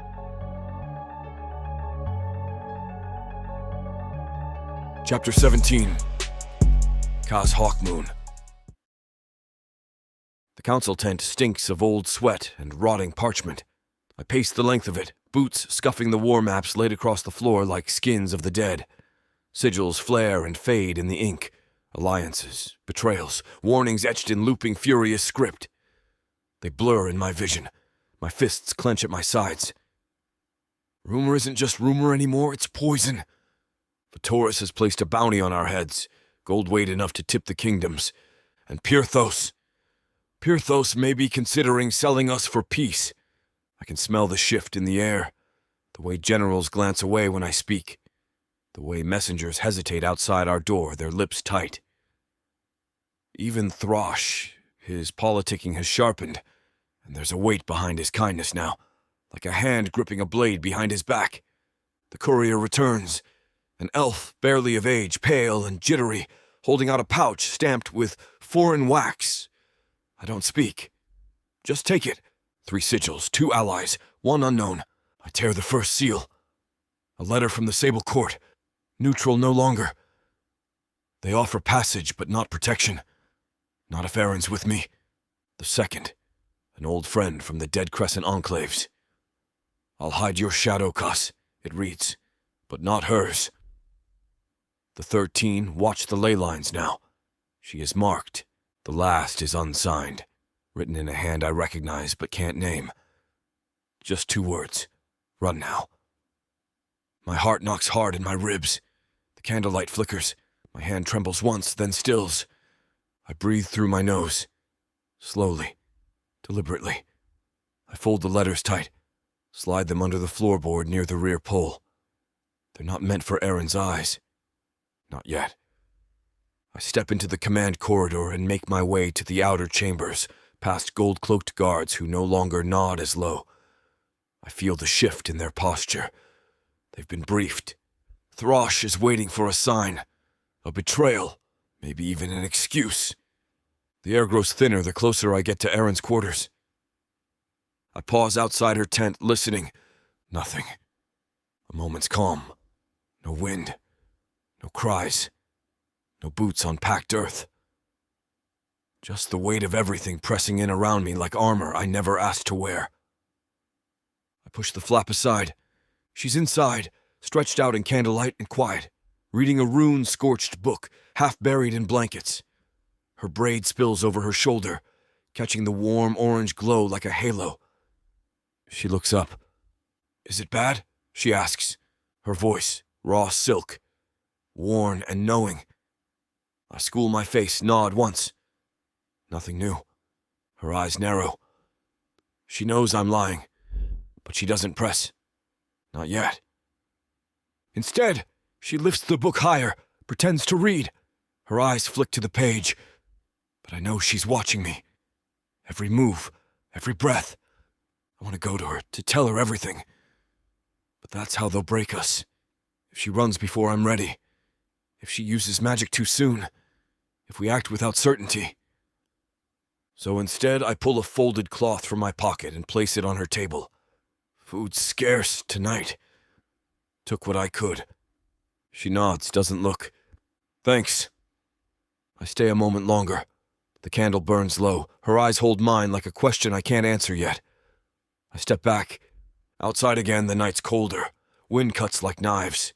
I pull my cloak tighter and head east, past the outer fire ring, toward the buried chambers Throsh pretends don't exist. The guards let me pass without question, because they know I'm desperate, or they've been told to watch how far I'll fall. The communication chamber is silent, a vault carved from stone and spell-threaded air. My voice doesn't carry here. My magic leaves no trace. I drop to one knee, spread the map again. The 8 are closing in. I see their passage through scorched laymarks, smudges of blood on old shrines. They're 3 days behind, maybe less. I scrawl a note in coded script, dispatch it to the Crescents, another to the Wormbound, another still, undelivered, unmarked, for someone who might still remember who I used to be. And then I sit back. Exhaustion crests like a wave. My mind drifts to Erin. Her laugh, rare but sharp. Her defiance. The way she wraps her fingers around power like it's not a burden, but a right. I've known 100 mages, loved none of them. But she terrifies me. Not because of what she is, because of what I'd do to protect her. And the cost of that grows steeper by the hour. I try to find the line between strategy and fear, between duty and love. The candle sputters. I let it burn. Tomorrow I'll tell her part of the truth. But not tonight. Tonight I hold the line. Erin watches me from across the quarter. Candlelight flickers across her face, sharp angles softened by moon shadows. Her eyes are wary, expectant, hurt. I offer a smile, but it curves wrong, hollow, and I catch the flicker of disappointment in her gaze. She doesn't say it, but I know exactly what she's thinking. Why can't you tell me the truth? I swallow, trying to steady the tremor in my throat. Long day, I say haltingly. She shakes her head, voice hushed but fierce. No. You're too sharp, too distant. Even now, my chest tightens. I want to tell her it's for her, not because I want distance, but the words catch. I can't carry that guilt and the burden of what's coming both at once. Her hands come up, palms pressed flat against the carved wooden crest of her bed frame. You're hiding your fear, Cass. I stare at my boots. The floorboards feel icy under my feet. I'm not. I'm trying to protect you. She steps closer, anger sharp on her, and her words pack a punch. By leaving me in the dark? By carrying this alone? I try to meet her eyes. My voice half cracks. I didn't want to burden you. She laughs, harsh, bitter. You always say that. But I'm not a project. I'm not collateral. I raise my gaze, eyes glinting with pain. Neither of us is collateral. Her rise is so swift. I lose track of her until she's face to face. Then don't act like you've got cold hands when you're the one burning. My vision swims. Her accusation stings worse than any blade. I back away, resolve crumbling, and I know if I stay, I'll admit everything. I should go, I say. My voice is small, defeat curling in it. She reaches toward me. Don't turn invisible. I already am. I turn on my heel and flee the quarters, shame and urgency wrapped tight around my spine. I don't stop until I reach the secret chamber, where the air pulses with ancient wards, the stone altar drenched in mooncrack magic and forbidden power. I slam the door behind me. The smell of incense, old magic, and sweat hits me like a wave. I kneel before the altar beneath carved runes that glow faintly in the moonlight that filters through cracks overhead. I need to communicate with allies further away, ways that no messenger can carry. A forbidden ritual. One that demands I bleed into the runes, offering my life force to scry desperate terms. Terms that could buy us time, or break me entirely. I draw in a breath. The chamber is stone cold, brittle with silence. I begin. My words are edged in dirge and storm, ancient incantations overlaid with Orthani dialect. My flesh quivers. My blood blooms. Magic gathers, swirling currents of silver and black around my arms, throat, spine. I force the ritual forward, chanting, binding my will to the warded script carved into the altar edge. The air snarls. The runes flare. Do not fail. My vision fractures. Shadows snake across my forearms, alive, writhing, reaching into the gilded patterns I carry in my flesh. Pain blooms in my chest. My heart lurches. My vision darkens, then shards of moonlight prism across the chamber. I collapse. When consciousness nukes back in, the smell of sick and blood and magic hang in my senses. I'm sprawled across rune-chipped stone. My arms are splayed, chest heaving. The silver glow of wards bleeds into the floor and walls, flickers weak, nearly spent. The ritual succeeded, but nearly consumed me. As I lie there, weight of my choice crashing into my belly, footsteps echo. Erin enters, not in the measured way of court, but stumbling raw concern on her face. She doesn't kneel. She just stops, observing me look like everything I pretend I cannot be. Broken. Cass. Her voice is a shred of grace that nearly lifts me. My chest tightens again. The fright is there. I lift one trembling hand. She kneels beside me, her hands trembling as she touches my shoulder. Why didn't you tell me? She asks, and it quakes like a plea. My voice is ragged when it comes. Because I couldn't let you carry this weight. Because you love me, she whispers. Tears drip down her cheeks and soak into my tunic. The exhale that follows cracks the world open between us. I try to lift my hand to her face, but my limbs feel lead. She laughs softly, a broken sound, and brushes her fingers across the rune on my wrist. You should have told me the moment they put that price on us. I swallow. The wounds ache. The magic ebbs. I press weaker words. I didn't trust this world with you. Her eyes burn. She strokes my hair, whispering my name again and again like it's a prayer. And the fear retreats just enough. I don't care if I'm broken. Because she's here. I reach for her. My fingers curl into her braid. I'm sorry. She meets my gaze. That flash of temper is still there. They've seen danger in me before, but it's cast in trust now. In this ancient ruined place, my heart opens again. We stay there. She cradles me in ruin, in moonlight and desperation and love. Her hands are moving across my chest, soft hands weaving something I don't even know is possible. A silent healing. Fingers brushing raw flesh, coaxing faint runes of restoration to light. Pain bleeds out of me in slow lines draining down my arms, out my fingers. In the half-dark, I register her presence before I notice her perfume. Night bloom petals steeped in candle melt. The air tastes like salvation. My eyelids flutter. When I open them, the first thing I see is her silhouette, kneeling beside me, shoulder-length braids splayed across her back, face bent low. Her armor, the one she wears into the world herself, lies crumpled behind her. Chestplate dented, leather cracked, all of it discarded on the floor. Vulnerability itself, dressed in stillness. I try to sit. She presses a hand to my chest. "Hush," she murmurs. Her voice quivers. I catch the edge of fear there. "My head." I start. She shakes her head, eyes soft but fierce. "You'll wake too fast and things will shatter." I feel every inch of myself loosening, memories unspooling in the room. Distance, cold battles, running from everything, all of it tumbling away into dust. I swallow. "Aaron?" It comes out ragged, broken, more real than anything I've ever said. She looks up. "You don't have to speak." I try again, voice lighter. She leans forward and tucks a strand of wet hair behind my ear, fingertips grazing.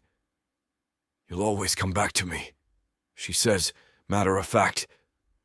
My breath stalls, my heart thuds. There's something about that. Utter trust. Not demand, not desperation, but a quiet truth that settles over me like dawn's first break. I try to sit upright. My muscles rebel. She lets me. Fingers in my hair anchor me. She holds me steady, not in pity, but in recognition. "Aaron," I whisper. Her eyes glisten even in dim flicker. She doesn't speak. She doesn't need to. The warmth in her gaze says everything.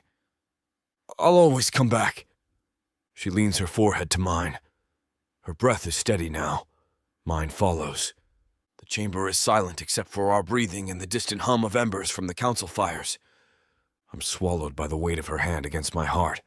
Steady, real, claiming. I whisper, "I'm sorry."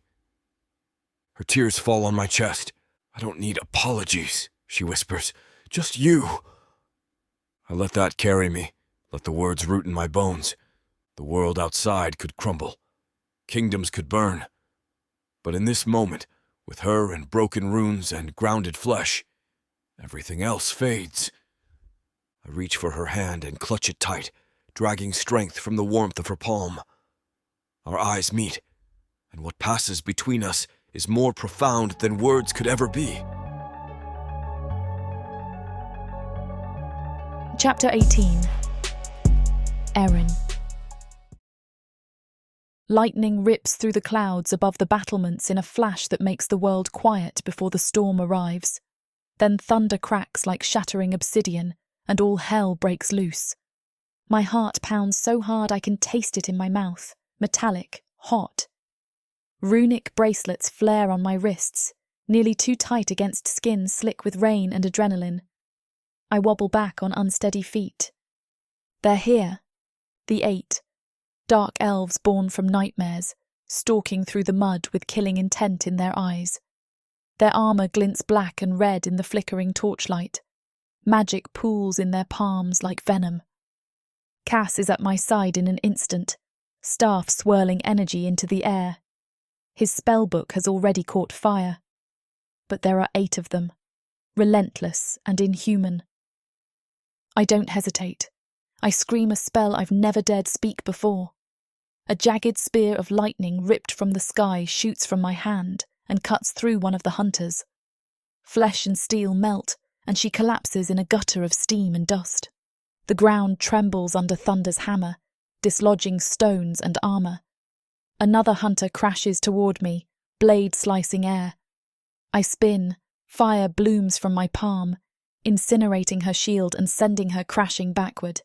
Stone cracks, sparks hiss. Rain scalds hot where the magic burns. I stumble, pain gnawing at my ankle, broken stone under my boot. The runic seal on my knuckles glows bright with effort and fear. Another wave of elves breaches the wall. Swords collide with wards. A scream. A guard is torn in two, red mist blooming against the black sky. Bile floods my throat, Tears cold and real sting my eyes. This isn't magic. This isn't training. This is raw instinct. Survival, which I intend to feed them. I conjure a shield in both hands, a dome of golden glyphs. 2 elves crash into it, bodies ripple and drop. The force slams me against the wall, breath knocked shallow. I gasp. Feel Cass's hand steady my shoulder. "Keep moving," he shouts over the storm. I return fire through the shield, runes burning, scorching their flesh. Time stretches and warps by heartbeats. There's nothing beautiful in this magic. It's brutal, primal, teeth and flame. Another elf rushes in. I don't breathe. I just cast. A shard of pure energy cleaves her down the middle. Half her body vanishes in shattering glitter. The other half collapses, smoking. I drop the shield. My knees buckle. Blood drips from my arm. I can't see straight. Cass screams my name, his magic flaring again, searing the edge of night back. He grabs me, dragging me backward, even as another hunter leaps for him. I see the blade arc, hear the crack of wood and magic meeting. Cass shields me with himself. Pain cracks through him and he staggers. I shout and grab a rune-etched shard from a nearby broken pillar. The world flares cold and red. I chant, rune welding rune, my voice ragged and snot-choking. Shards of pillar rise, twining around the hunter. He tries to slash free. I pour in more power. The pillar explodes. Elves fall back into the rain like broken dolls.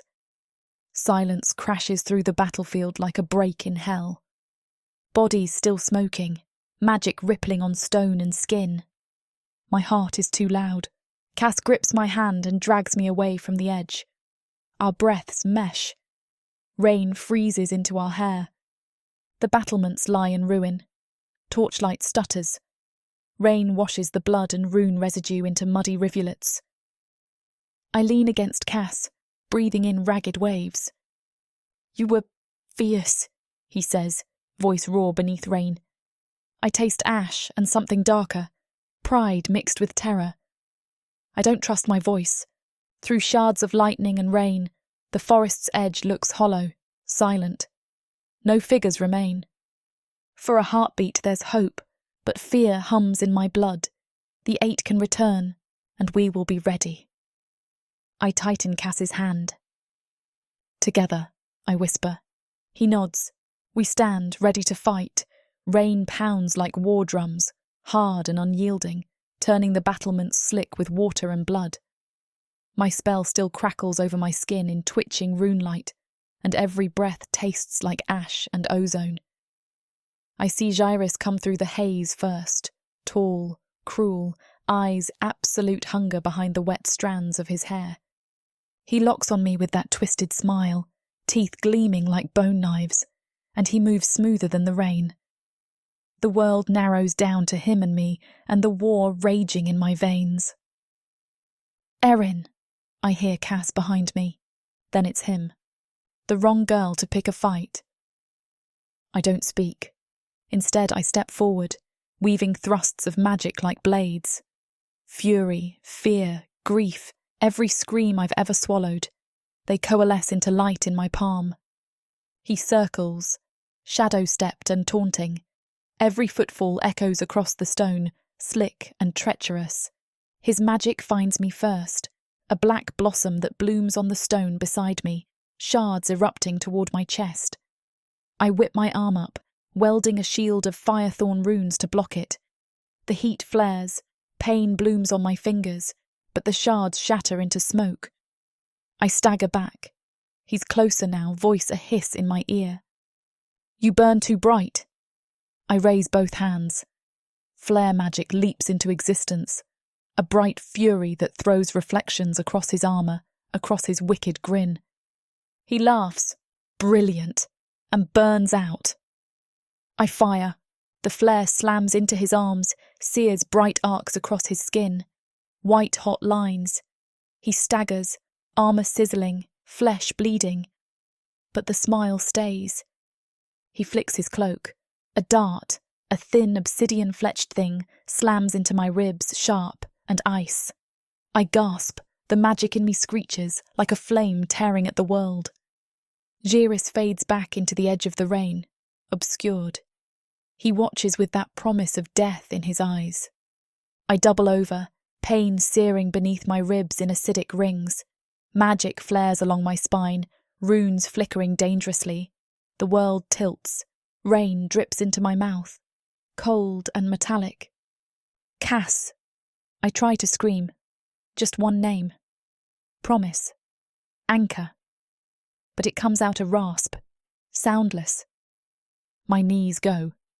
I collapse onto the mossy, water-soaked stone. Fire and shadow war across my vision. I taste everything. Magic, rain, blood. I see Cass's silhouette through the curtain. He's shouting, his voice cracking across the battlefield. His body arcs forward, spells crackling at his arms. But the world dims. My blood pounds, then slurs. Air floods my lungs unevenly. The end comes on a wave that pulls me under. Darkness folds over me, and I know nothing at all.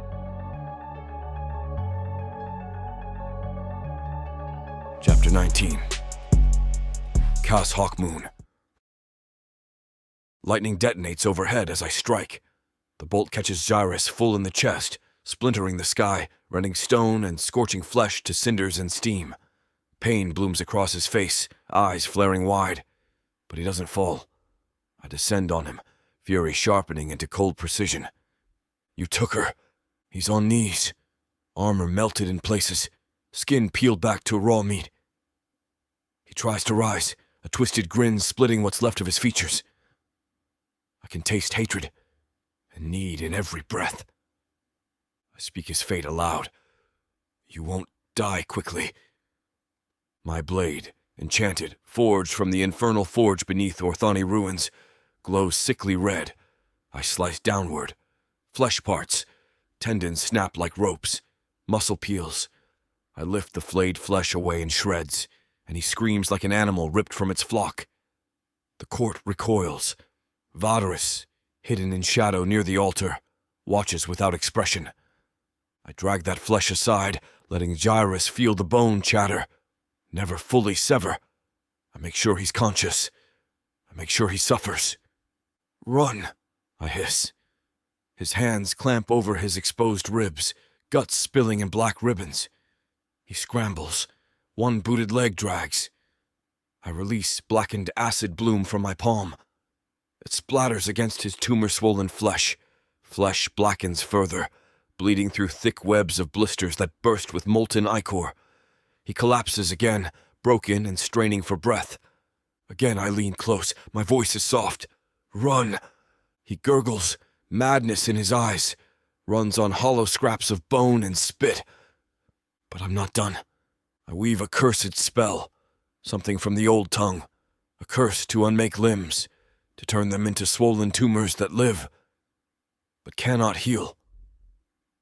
His legs convulse, veins erupt, knots of flesh twist and expand until they look like living tumors bursting from bone, yet the legs remain whole.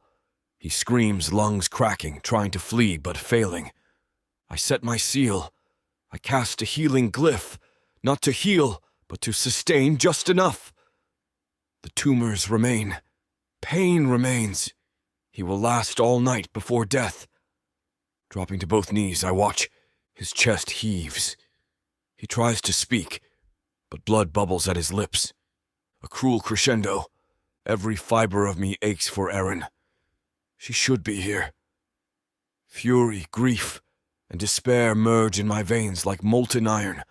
A pulse of unspoken grief fills the space. Pray this is enough punishment, I murmur, for taking everything from me. I draw back. He remains a blistered statue of agony under torchlight, still breathing, still cursed. I stand, cold as death, boots black with blood and ash. The court is silent, staring, unholy quiet, not mercy, but justice, a justice that doesn't bring her back. I turn away, walking through the ruined court. Torches sputter. The altar's enchantments flicker. I feel every second of this choice. Xeris' wheezing ends behind me eventually. I feel no triumph, because Eren is gone. And that emptiness claws at me worse than any wound. Hatred burns in my chest like molten iron. Every breath I draw tastes like betrayal.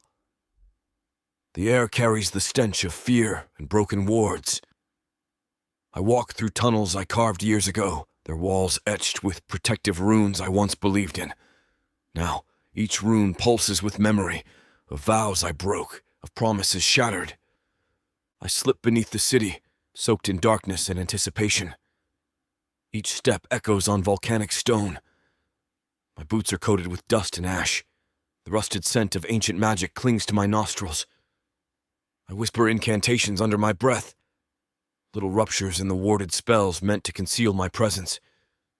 Every syllable tastes like rot and resolve. Above me, the city sleeps. Below, I move with single-minded purpose. I can taste Eren's name on my tongue like fire driving me forward. The low growl of chanting reaches me before the chamber does. I follow it, careful. The walls return to smoother stone as I near the hidden altar. No torches light the way. Magic lights the glyphs that trace the walls, glowing faintly evil. Then I see her. She is bound to an infernal altar of black marble set with carved seals that pulse dim red light. Eren, pale, fragile, but still breathing. Her skin is too white under that light. She looks carved from bone. Her wrists are lashed with glowing runic cords that tightness scorches into her flesh. Her chest rises slow, heart trapped in her bindings. A blade hovers at her throat. It glints even without a torch. Cold steel. I can smell its promise of death, witness to so many horrors. Vatora stands behind it, chanting in an ancient tongue that shakes the air, vibrating the seals, pulsing against Eren's ribs. Each word tastes like ash and sorrow. He is calm, cruel. Darkness blooms behind Vatoris, crawling into the chamber's corners like living mist. Shadows ripple across the altar, edges sharp and hungry. Magic surges against Eren, her aura flickering weakly under its weight. I stand just past the threshold, feet rooted to the stone. I taste smolder and sorrow. Every hair on my arm stands on end. Heat blooms behind my eyes, siren flame of fury. I step forward, voice low, tearing through silence. Vatoris! He doesn't turn at first. Just keeps chanting, slow and deliberate, like a lullaby of death. I repeat louder. His voice rattles. Chant stops. He turns slowly. My blood pulses. I taste iron and betrayal in my mouth, but I do not reach for her yet, because any wrong move, any misread incantation, and she'll die. I breathe, tasting rain and fury. Vatoris smiles. Well done, Shadow Lord, he says, voice cutting as broken glass. You return to the bones left behind. He gestures to the altar. Behold your love bound to my altar. A willing sacrifice. Eren hasn't moved. Her eyes are open, trembling, alive, and they find me. We hold that look across the altar. Hate, fear, promise, longing, all tangled between us. I taste ash. Vatoris' chant starts again, slow and steady. But I've seen her, that blade hovering at her throat. That moment stops time. Darkness unfurls around us, and I know everything from here on out is war. For her, for us, for every broken vow we carry. Vatoris' voice rings in the chamber. Acid, silk, cruelty. Sacrifice her, he declares, each word cutting stone, and claim infernal mastery beyond any mortal ken. Eren's eyes widen in terror. Bound at the altar, her voice freezes, but I taste her panic in the air. Electric, raw. My pulse pounds so hard I can hear it over the crackle of rune work and the dying chant of the king. Across the courtyard, the mage in the dungeon stands motionless, a broken husk, spectral sinew, and flickering eyes. I remember him. Once a man of power, now reduced to gibbering madness by this place. He looks at me and I see what the king wants me to feel. Power through sacrifice. Love is weakness. Power is everything. Drip. Something warm splashes on my boot. Blood. Distant walls weep. I taste iron as I swallow. I step forward, chanting a counterspell, pulling infernal runes into my palms. Glimmers of blue-white weave with the red glow of the altar's infernal sigils. Vitoris sneers. What? You would first insult me by refusing? Yes, I say, voice low like rolling thunder, every syllable hammered in betrayal and love. I refuse. Light fractures in the chamber. Blood drips from carved bone masks overhead. Then more droplets, warm and sticky. Vitoris slashes his hand downward, voice roaring as spells crash. Steel shards, magic torn loose, temple stone cracking. Shadows break. Demons emerge.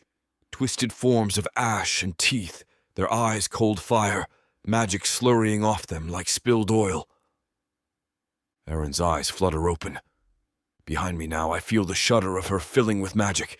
Not mine, but pure wild instinct. When a demon lunges, she steps between me and the beast. Hands raised, magic wildly flaring. I barely catch her elbow to steady her. She's alive. The altar detonates, blinding light, chants torn apart, stone evaporating, shrapnel spells and bone runes shatter. The ceiling caves, dust roars. We should die here.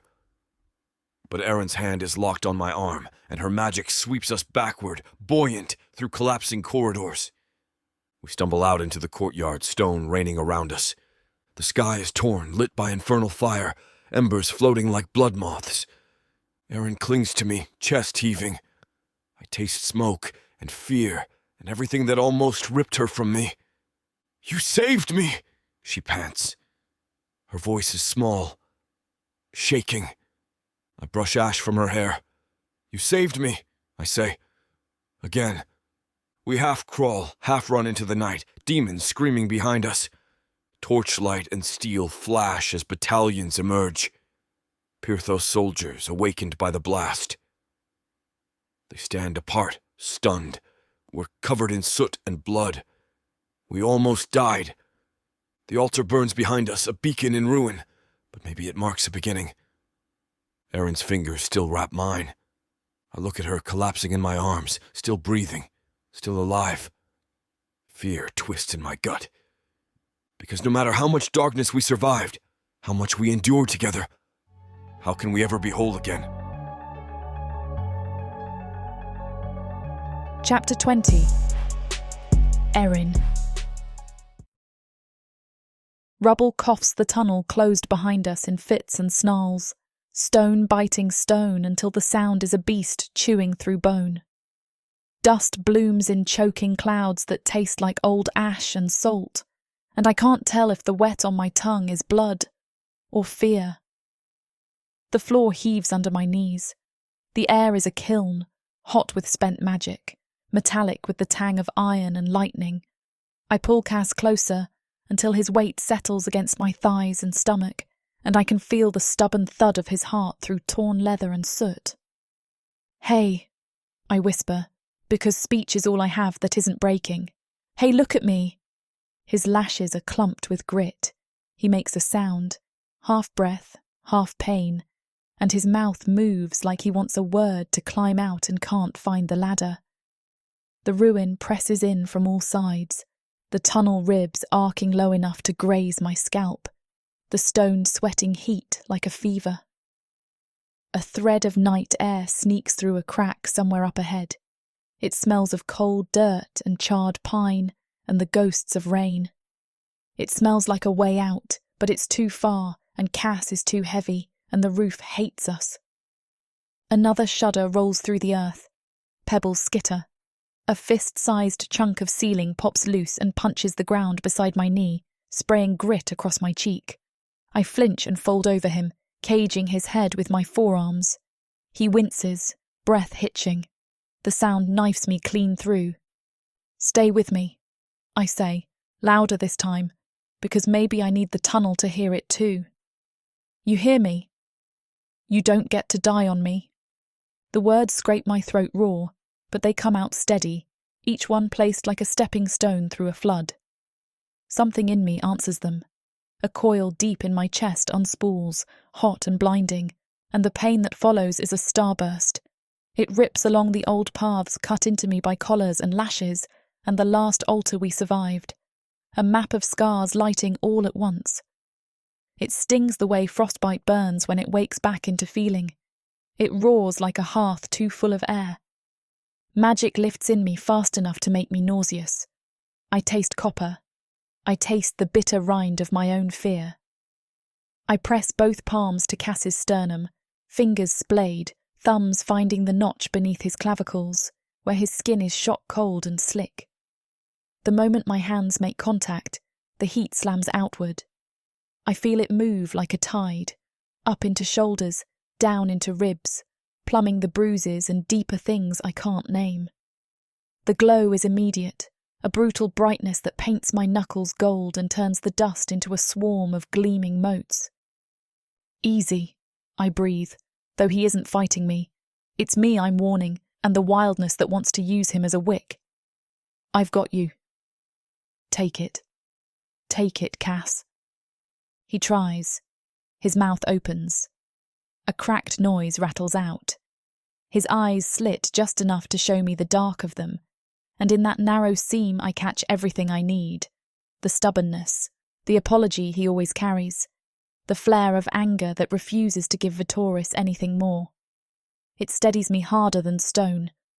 Behind us, the choke point of rubble hisses and settles. Dust sifts over my shoulders in warm handfuls. A piece of Cass's pauldron has warped into a cruel curve that digs at my forearm. I shove it aside and push more power in. The magic turns thick, like honey over coals. It stings through my wrists and elbows and up to my teeth, a hum I can feel in the roots. The runes along my skin, tiny ghost letters I never asked for, wake and burn, each a pin of white fire. They smell faintly of rain on slate and seared rosemary and something I can only call home. Talk to me, I say, because speech is a rope and I need a rope. Call me a fool. Tell me it's reckless. Tell me to breathe. His lips shape my name and nothing else. The muscles of his throat catch and tremble under soot. I lean down until my forehead rests against his. He's fever and winter all at once, hot where the blood runs close, ice where it doesn't. I shift one palm to the hollow at his side where the breath stutters. The other I keep over his heart, counting each beat like it's a tally I can bully into continuing. You're stubborn, I tell him, and my laugh comes out breathless and sharp. I know exactly how stubborn, so don't you dare contradict me by quitting. The tunnel coughs again. A crack opens high and to the left with a noise like splitting bark. Cold air licks the back of my neck, and the taste of outside gets stronger. My magic wants to leap toward it, longs to expand the crack into a door, to shove the mountain aside and be done. But that's the old way, the breaking everything way, and it will take me with it. I hold the light small and dense, a lantern I refuse to let burn us out. Cass's breath evens by a sliver. His ribs move under my hand with a rhythm that isn't just reflex now, it's a choice. Relief makes my elbows weak. I swallow it down and pour more of myself through, tightening the weave so it threads what it can and binds what it must. The smell of iron fades to something cleaner. The tremble in his abdomen eases. My vision rims out with black for a heartbeat, but I refuse the darkness. I have learned the shape of that door and the cost of opening it. Listen to me, I say, softer. The tunnel seems to lean closer, like even the stone is waiting. You don't get to die. Not here, not after everything, not while I can still move my hands. He blinks again, slower this time, and the line of his mouth tips in a ghost of a challenge that would be a smile if his face remembered how. I choke on it. I push more. The magic climbs into my throat and burns. It climbs into the hollows of my shoulders and sets them aching like I've been carrying too much too far for too long. It sinks into my back and hooks there. A weight I accept because love is a weight, and I will carry it until I break, and then I will crawl and carry it still. Tears slip hot from the corners of my eyes and cut clean tracks through the dust. One drops on his cheek and leaves a round, dark mark like a pressed seed. Say something, I plead, because it keeps both of us awake. Call me Erin. Call me anything. Come on. He manages a rasp, almost a word, the scratch of it a kick in my chest. I nod like he's delivered a speech. That's right, I murmur. Perfect. Rude even. Keep it up. Somewhere ahead, a length of timber finally gives and sighs to the floor. A draught rises in its wake and brings with it the thin smell of water and wild grass, the reminder the world is still out there doing its indifferent business, streams running, foxes nosing, stars somewhere beyond all this smoke. I box that thought and set it aside. It's not time for it, not yet, not until he's tethered enough to carry his own breath. I shuffle my knees under me and change the angle of my hands. The light spills brighter in a narrow, concentrated flare. It throws our shadows long up the arching walls. For a split second I see us as figures scratched onto a cave, small and stubborn, a story someone might tell when all the kingdoms are dust. The image makes me laugh, and the laugh hurts, and the hurt makes the light hold steadier. The ceiling shakes. A ribbon of sand hisses down and beads in the sweat at my temples. My head pounds in time with the magic. I think about the first night in the tower, the mirror scry, the way fear eats and eats until there's nothing left but teeth. Then I think about the river and his mouth and the dancing lights he made for me, the false constellations that were kinder than the real ones. I let those thoughts break open inside my ribs and drain into my hands. Please, I say. And there's no pride in it, no argument left, just the true thing. Please stay. Something eases, him or me or the cruel hinge in the air, and his breath takes a deeper path. It isn't smooth, it isn't safe, but it's deeper. I let my head fall forward onto his shoulder and pull one more thread from the burning coil in my chest, feeding it into the lattice I've built across him. It buzzes against the old scars at my wrists, those pale bracelets that never quite fade. They answer like tuning forks and ring through my bones. I feel the cost ticking itself into me. My arms shake, my teeth ache. Spots of cold open under the fire in my palms, the kind that whispers of failure. I do not accept it. I refuse.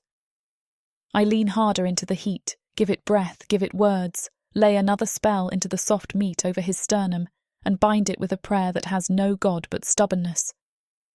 You don't get to die on me, I say again, steady as a vow. You don't. The tunnel holds its breath with us. My hands keep burning. My mouth tastes of pennies and smoke and the skin of apples. I press until the tremor in his chest is no longer a stutter, but a thread I can follow without counting. I press until my vision blurs, and the glow becomes the only thing I can see. I press until the roar in my ears is just the sound of our two hearts refusing to stagger out of time. My hands glow lethal and fierce as I sustain us both. The tunnel groans like it means to crush us into memory. Every breath I draw tastes of stone dust and copper, sharp and gritty on my tongue. Pebbles rain from the ceiling, bouncing down Cass's chest where my palms still glow, though the magic is flagging, unravelling into sparks. My body hums like I've been plugged into lightning too long, veins buzzing, teeth aching. Then Cass stirs. His body shudders under my hands, a cough hitching in his chest, his lips splitting with the effort. His eyes flutter, one swollen, one rimmed red, both too heavy for his bruised face. Still, he forces them open, forces them to find me in the dark. The smile that creeps across his mouth isn't whole. It's split, cracked, blood caught in the edges, but it's his. It's stubborn, defiant, and it damn near breaks me. Don't! His voice is gravel, His breath rasps like torn parchment. He swallows, and a thread of blood glints on his teeth. "Don't waste it all on me, little flame." His chest rattles, but then his eyes sharpen, locked to mine, more awake than I want him to be in this moment. "I love you. I'd die for you. But don't let that be the end of us." The words gut me. The pressure in my chest is too much. Like the ribs might splinter outward, like my heart wants to claw through bone and throw itself against him. My throat tightens, a sob caught but refusing to fall, and I choke on it until the only answer I can give is to bend down and crush my mouth to his. It isn't tender, it isn't soft. There's no gentleness in me left to give. I kiss him with the desperation of someone drowning, mouth pressed hard to his, lips trembling, tasting blood and ash and tears I don't remember crying. His teeth catch mine. It stings, splits my lower lip. But I don't care. I drink his breath like it's the only air left in the world, clutching fistfuls of his torn tunic, dragging him closer though every muscle in him protests. He groans into me, low and broken, and the sound sparks something raw in my gut, need tangled with grief, hunger tangled with forgiveness. His hand, shaking but stubborn, rises to my jaw. His thumb smears dust across my cheek as if he means to memorize me through touch alone. The tunnel keeps groaning, the earth falling in little collapses, but all I feel is his mouth under mine, answering me, demanding me back. The kiss grows messier, deeper, his tongue sliding against mine with a kind of savage urgency, not sweetness. We aren't kissing like lovers in safety. We're clashing like survivors, bodies talking in the language of bruises and fire and what we almost lost. I pull back just enough to breathe against his lips, our foreheads crashing together. My chest heaves. My voice comes out shredded. "You don't get to leave me. You hear me, Cass?" I shake him by his tunic, angry at the gods, angry at him, angry at myself for almost letting him slip away. "Don't you dare leave me here alone." His breath ghosts hot against my mouth. "Not leaving. Not ever." His voice is a cracked whisper, but it carries steel. "But if I fall, you run. You live." "Shut up." The words rip from me, sharp as claws. "Don't say that. Don't you dare." I don't let him argue. I swallow the rest of his words with another kiss, harder, wetter, my whole body trembling as I pour every ounce of rage, of relief, of terror into the slide of our mouths. My hands roam, shaking, over his chest, his shoulders, his throat, needing proof that he's here, alive, warm. His fingers knot into my hair, pulling just enough to anchor me to him, to remind me this isn't a dream. Our bodies shift closer, tangled in the dirt, his knee bumping mine, our ribs pressing so tightly it hurts. It doesn't matter. Pain is a promise, and I take it. The cave floor is unforgiving, jagged stone biting into my knees, but it's nothing compared to the agony of almost losing him.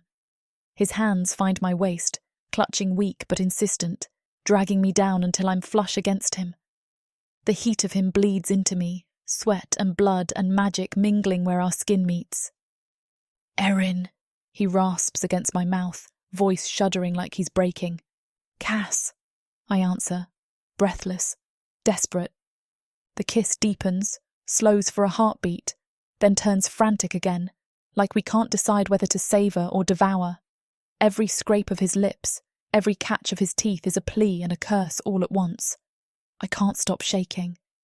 My hands roam over him, frantic, as if to map him back into existence, to convince myself he hasn't already slipped into shadow. He groans when my nails drag across his neck, and I swallow it whole, dragging his head closer until I'm nearly biting him. Our tongues tangle, clash, and the taste is sharp, copper and salt and smoke. My body aches, but it leans into the ache, thrives in it. The kiss is pain and promise, confession and demand. I pull back only when my lungs scream, panting against his mouth. My lips are swollen, stinging. His are worse. I hate you, I whisper, though the words break halfway. He huffs, the sound ragged, nearly a laugh. I know. His bloody grin flickers again, stubborn as hell. And you love me more. I slam my mouth back to his before he can finish. The world outside the tunnel doesn't exist. The collapsing roof, the groaning earth, even the raw burn of my magic fading from my veins. It all blurs. There's only him, his heartbeat stumbling under my palm, his mouth answering mine with everything he has left. This isn't tenderness. It isn't the kind of kiss you remember in quiet rooms. It's desperate, feral, a claim made in ruin. Our bodies are talking hunger and hurt and forgiveness in the only language left to us, skin on skin, breath on breath, bruises pressed to bruises. The tunnels spit us out like chewed bone. One moment it's choking dark, stone raining down in fits. The next there's light, dawn spilling through torn roots and shattered rock. I stumble forward, lungs screaming, Cass slumped heavy against me. His weight is an anchor I refuse to let go of, though my legs feel like splinters ready to crack. The forest waits beyond the ruin. Trees haloed in morning fire, every leaf lacquered gold by the sun. The air outside tastes wild, cold, sharp with dew and earth, so clean it hurts my teeth after the dust-choked caverns. I stagger until my knees give, dropping beside a stream that cuts silver ribbons through the grass. The water laughs against the stones, quick and cold. My arms are trembling, not from weakness, but from the desperate hold I've kept on Cass the whole way. I ease him down at the edge, his head in my lap, and for the first time since the altar cracked apart, I let myself breathe. Relief doesn't come soft. It crashes over me like a breaking dam, tearing sobs out of my chest before I can swallow them. My tears fall into his hair, streaking the ash and blood tangled there, tracing black lines down his temple. He stirs faintly, lips parting like he wants to speak, but I hush him, pressing 2 fingers against his mouth. Don't. Not yet. Save it. My voice trembles so bad it's barely mine. I bend over him, pressing my forehead to his, the world spinning around us, grief and relief coiled so tight in my chest, I think I might split apart. His breath ghosts hot against my lips, shallow but steady. That's enough. That has to be enough. You stupid, stubborn man, I whisper, brushing damp hair from his face, my fingers sticky with blood. You don't get to scare me like that. You don't get to make me think I've lost you. His lashes flicker, heavy as chains. He exhales like he wants to laugh, but it comes out more like a groan. His hand shifts weakly at his side, fingers twitching like he's reaching for me. I catch it, press it hard against my chest, right over my heart, where he can feel the frantic, unrelenting beat. You feel that, I murmur. That's you. That's all you. You keep it going, you hear me? Don't you dare stop. The stream sings, birds stirring overhead, but all I can hear is his breath, broken but alive. My magic rises without thought, spilling from my palms in pale threads that glow against his torn skin. It hums low, like a lullaby, crawling into him, knitting him together piece by piece. It burns me to hold it. My scars sear like fresh brands. Pain is nothing if it means he stays here with me. Let me tell you something, I whisper, voice thick as I thread the magic into him. I don't know if he hears, if he's lost to dreams already, but I can't stop. The words tumble out, heavy with salt and fire. When I was a girl, my mother used to sit me by the fire and tell me stories. About rivers that ran all the way to the sky, about heroes who didn't break no matter what they faced. I thought they were lies, just pretty words to make me sleep. My throat closes, but I force the next words out. You're the only one who ever made me think maybe they weren't. His lips twitch, eyes fluttering like he's caught between this world and some darker one. I smooth my thumb along his cheek, lean down, and press a kiss to his brow, softer than the desperate press of our mouths in the cave. This one's quieter, a promise. I'm not letting go, Cass. Not now. Not ever. You're mine. And if the gods want to take you, they'll have to tear me apart to do it. I hum then, low and rough, a tune I half remember from childhood, cobbled together with magic until it trembles like silver thread in the air. The sound wraps around us both, a shield and a prayer. My power bleeds through the song, weaving into his body, steadying his pulse, stitching warmth into his bones. His breathing eases, still shallow, but smoother. His chest rises steady against my palm. His hand in mine goes slack, not lifeless, but surrendered, trusting me to hold him. Shh, I breathe, rocking us both as the dawn brightens, painting the forest in fire and honey. My tears don't stop, but they fall quieter now, soaking into his tunic. Rest. I've got you. Just rest.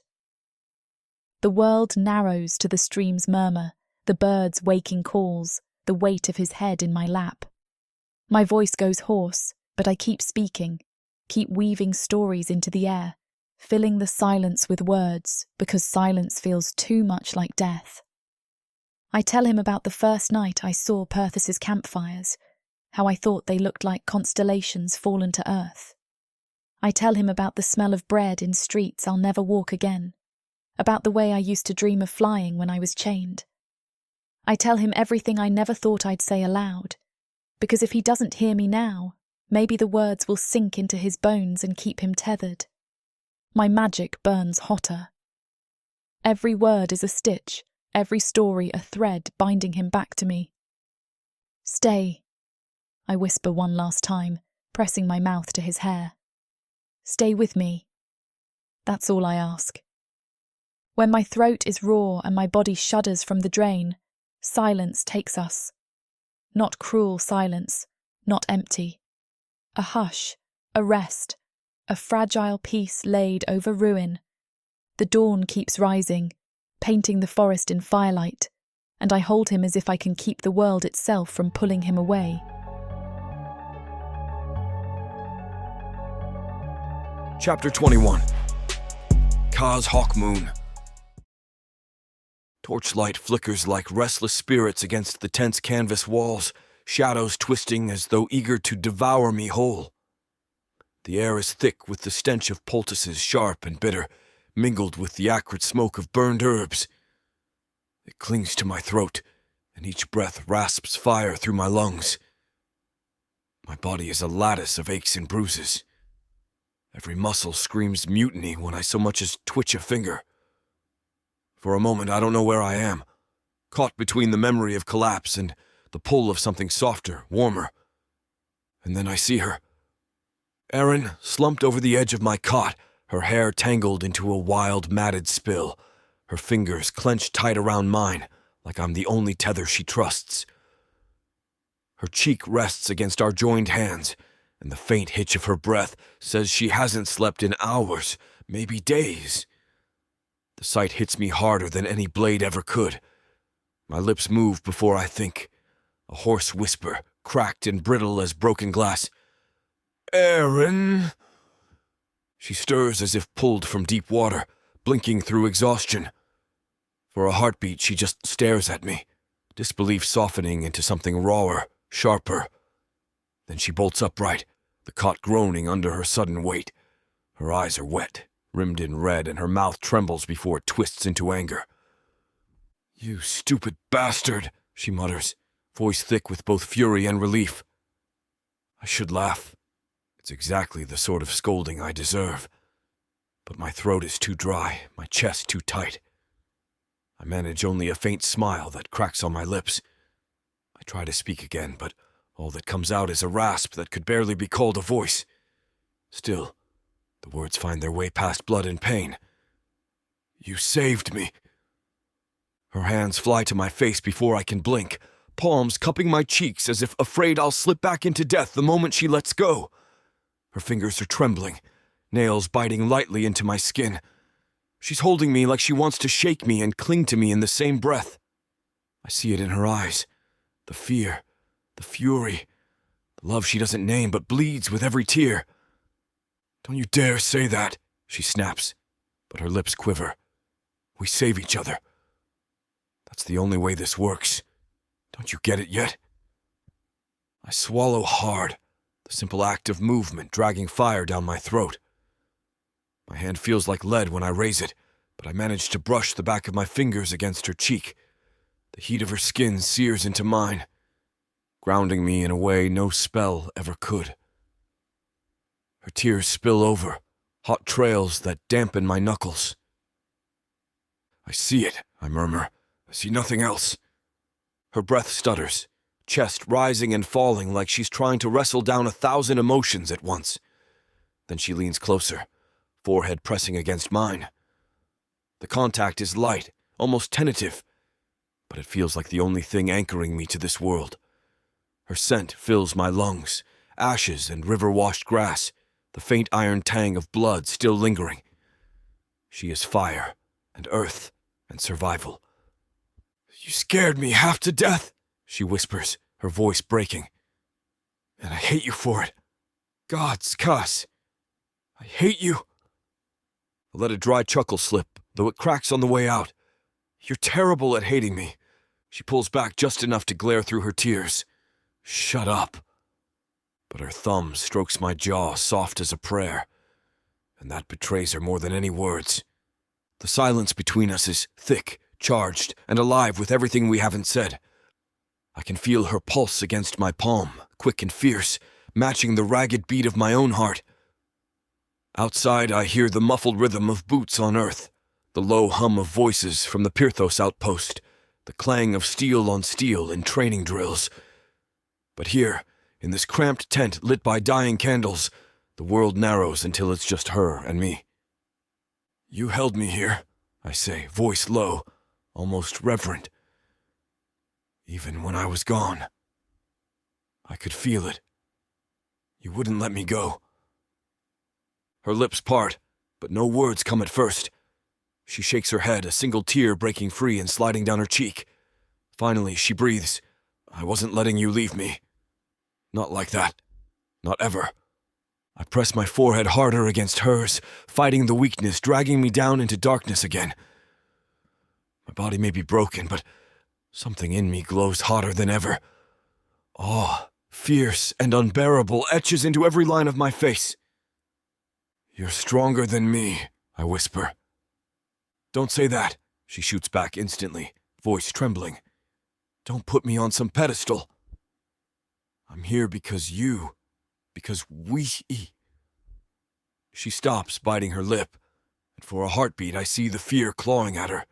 Fear of naming what we both know has been there all along. Her silence is enough. I don't need her to finish. I understand. My hand slips from her cheek, falling back to the cot, but she catches it before it can leave her grasp. Her fingers interlace with mine, desperate, stubborn, unyielding. She squeezes hard enough the pain shoots through me, but I welcome it. Pain means alive. Pain means here, with her.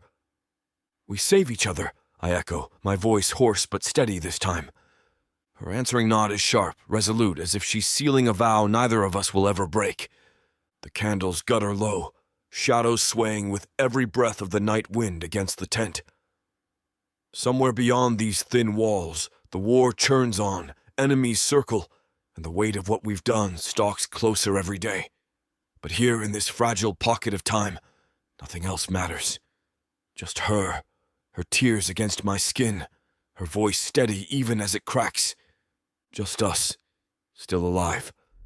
Later, when the candles burn low and the tent air grows heavy with the sickly sweet stench of boiled herbs, the canvas flap stirs, boots thud against the ground with measured, regal weight. I know before I lift my head who it is. King Throsh doesn't bother with ceremony. He fills the tent as if it belongs to him, shoulders like stone walls, scars latticed across his exposed arms. His gaze is a blade cutting through the smoke, past me, past the healer's jars, and straight to Aaron. I brace myself for the lash of his tongue. Scorn. Punishment. The accusation I've been rehearsing defenses against since the moment I woke. I abandoned my post. I risked more than myself. Any king worth his steel would gut me where I sit. My jaw tenses, ready to take the blow. But Throsh doesn't look at me. He doesn't even acknowledge my presence at first. His head inclines ever so slightly toward her, toward Aaron, still seated at my side, hair wild, eyes shadowed from sleepless nights. "You bound the unbindable," he says, voice a low rumble, equal parts awe and warning. His eyes narrow, not cruel but sharp with calculation. "The gods should fear you." Erin's breath hitches. I feel it through the grip she still keeps on my hand. She doesn't speak at first, only stares at him like she's not sure whether to bow or spit.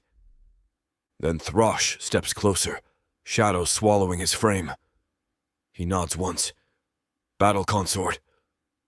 The title drops from his lips like a verdict, final and immovable. "Take it. Perthos needs not just soldiers, but legends. And you?" His eyes glint. "You're already halfway there." The word lands like an arrow in my gut. Consort. My teeth grind. Jaw locked so tight I taste copper where I've bitten my tongue. Consort. A title gilded in politics, wrapped in chains that masquerade as honor. A brand as much as a crown. My stomach twists with it, bile burning the back of my throat. But Erin... God's damn her stubborn heart. She doesn't flinch. She straightens, lifting her chin, though I can see her fingers tremble where they hold mine. Not for the politics. Not for Pirthos. For me. For us. She swallows the sting and nods. I'll accept. Throsh studies her for a beat longer, then finally shifts his gaze to me. I expect censure, the strike of judgment, but he only grunts, a sound like rocks grinding together. "Keep her alive, mage!" His scarred hand grips the tent pole as he turns to leave, voice trailing with iron certainty. "Or don't bother breathing." The flap falls shut. His footsteps fade. Silence swallows the tent again, but my chest is a storm. Erin exhales shakily, shoulders slumping. I stare at her, words stuck in my throat, emotions tearing themselves raw inside me. Before I can force them out, I do the only thing my broken body will allow. I lay my head in her lap. Her hand stills on mine, then slides to the back of my neck, fingers threading through sweat-matted hair. She holds me there, quiet, steady. I press my face into the fabric of her tunic, breathing her in. River musk, salt of old tears, the faint iron tang of blood not yet washed away. "You are not my weakness," I whisper, voice cracking like shattered glass. The confession burns out of me. My throat tightens, tears threatening edges I can't afford. "You're my reckoning." Her fingers tremble against my scalp. She doesn't answer, not with words. Instead, she bends forward and presses her lips to my temple, soft, lingering. I feel the shudder of her breath against my skin, and I know she heard every syllable, knows it's truer than any oath I've ever sworn. That night, when the healers finally leave us, when the camp noise dies into the steady hum of night insects and the crackle of distant fires, she helps me to the bath. My body is still weak, but her arm supports me, steady and unyielding. The water in the copper basin steams, laced with herbs that sting my nostrils and blur my vision. We ease in together. The heat bites at my wounds at first, sharp and merciless, but then it softens, coaxing the ache from muscle and bone. I hiss, breath ragged, and Erin chuckles under her breath. "Still alive, then," she murmurs, her tone caught between tease and relief. Her hands move gently, cloth brushing over my skin, tracing grime and blood from the ridges of scars carved long before this war. Every touch makes me flinch, not from pain, but from the unbearable tenderness of it. I've known battle, fury, fire, but this slow undoing of walls with laughter and quiet care, feels sharper than any blade. At one point I grunt, the cloth grazing a rib not yet fully mended, and she laughs outright, the sound ringing clear in the humid tent. "God's cares," You're worse than a sulking child. Am not, I growl, though the corners of my mouth betray me. Her laughter softens, thinning into silence as her fingers still. She studies the web of scars etched across my chest, shoulders, arms, marks of every mistake, every survival. She doesn't recoil. She doesn't pity. Instead, she traces them slowly, reverently, like reading a script written in flesh. They're mine now, she says softly, voice trembling but sure. The words gut me. My chest caves with the force of them, the vow tucked inside. No one has ever claimed me, not like this. Not my strength, not my brokenness. My throat closes tight, but I lift her hand, turning it palm up. I kiss it, slow and deliberate, letting my lips linger against the pulse at her wrist. Her breath catches. She doesn't speak. She doesn't need to. Later, when the water cools and we're too tired to move, we sit there, shoulder to shoulder, skin against skin. The night presses close outside, crickets singing, fire popping in the distance. I close my eyes, and for the first time in longer than I can remember, sleep drags me under not with nightmares of ash and screams, but with fire and stars, and for once, they don't burn. Earth is pretty much a desolate wasteland since the orcs came over from Protheka, and being a woman, the best you can hope is to be someone's property. Now, after my curvy body catches Korthar's eye, he'll claim me, and I'll serve him, in any way he pleases. You're mine now. Listen to this story and more when you get the complete Orc Warriors of Protheka audiobook and ebook bundle. 40 books, 19 audiobooks, 19 ebooks. You even get 1 free novella and 1 free audiobook. All for a shocking 90% off. Protheka's magic is eternal, and the complete Orc Warriors of Protheka bundle will bring over 100 hours of that magic to you.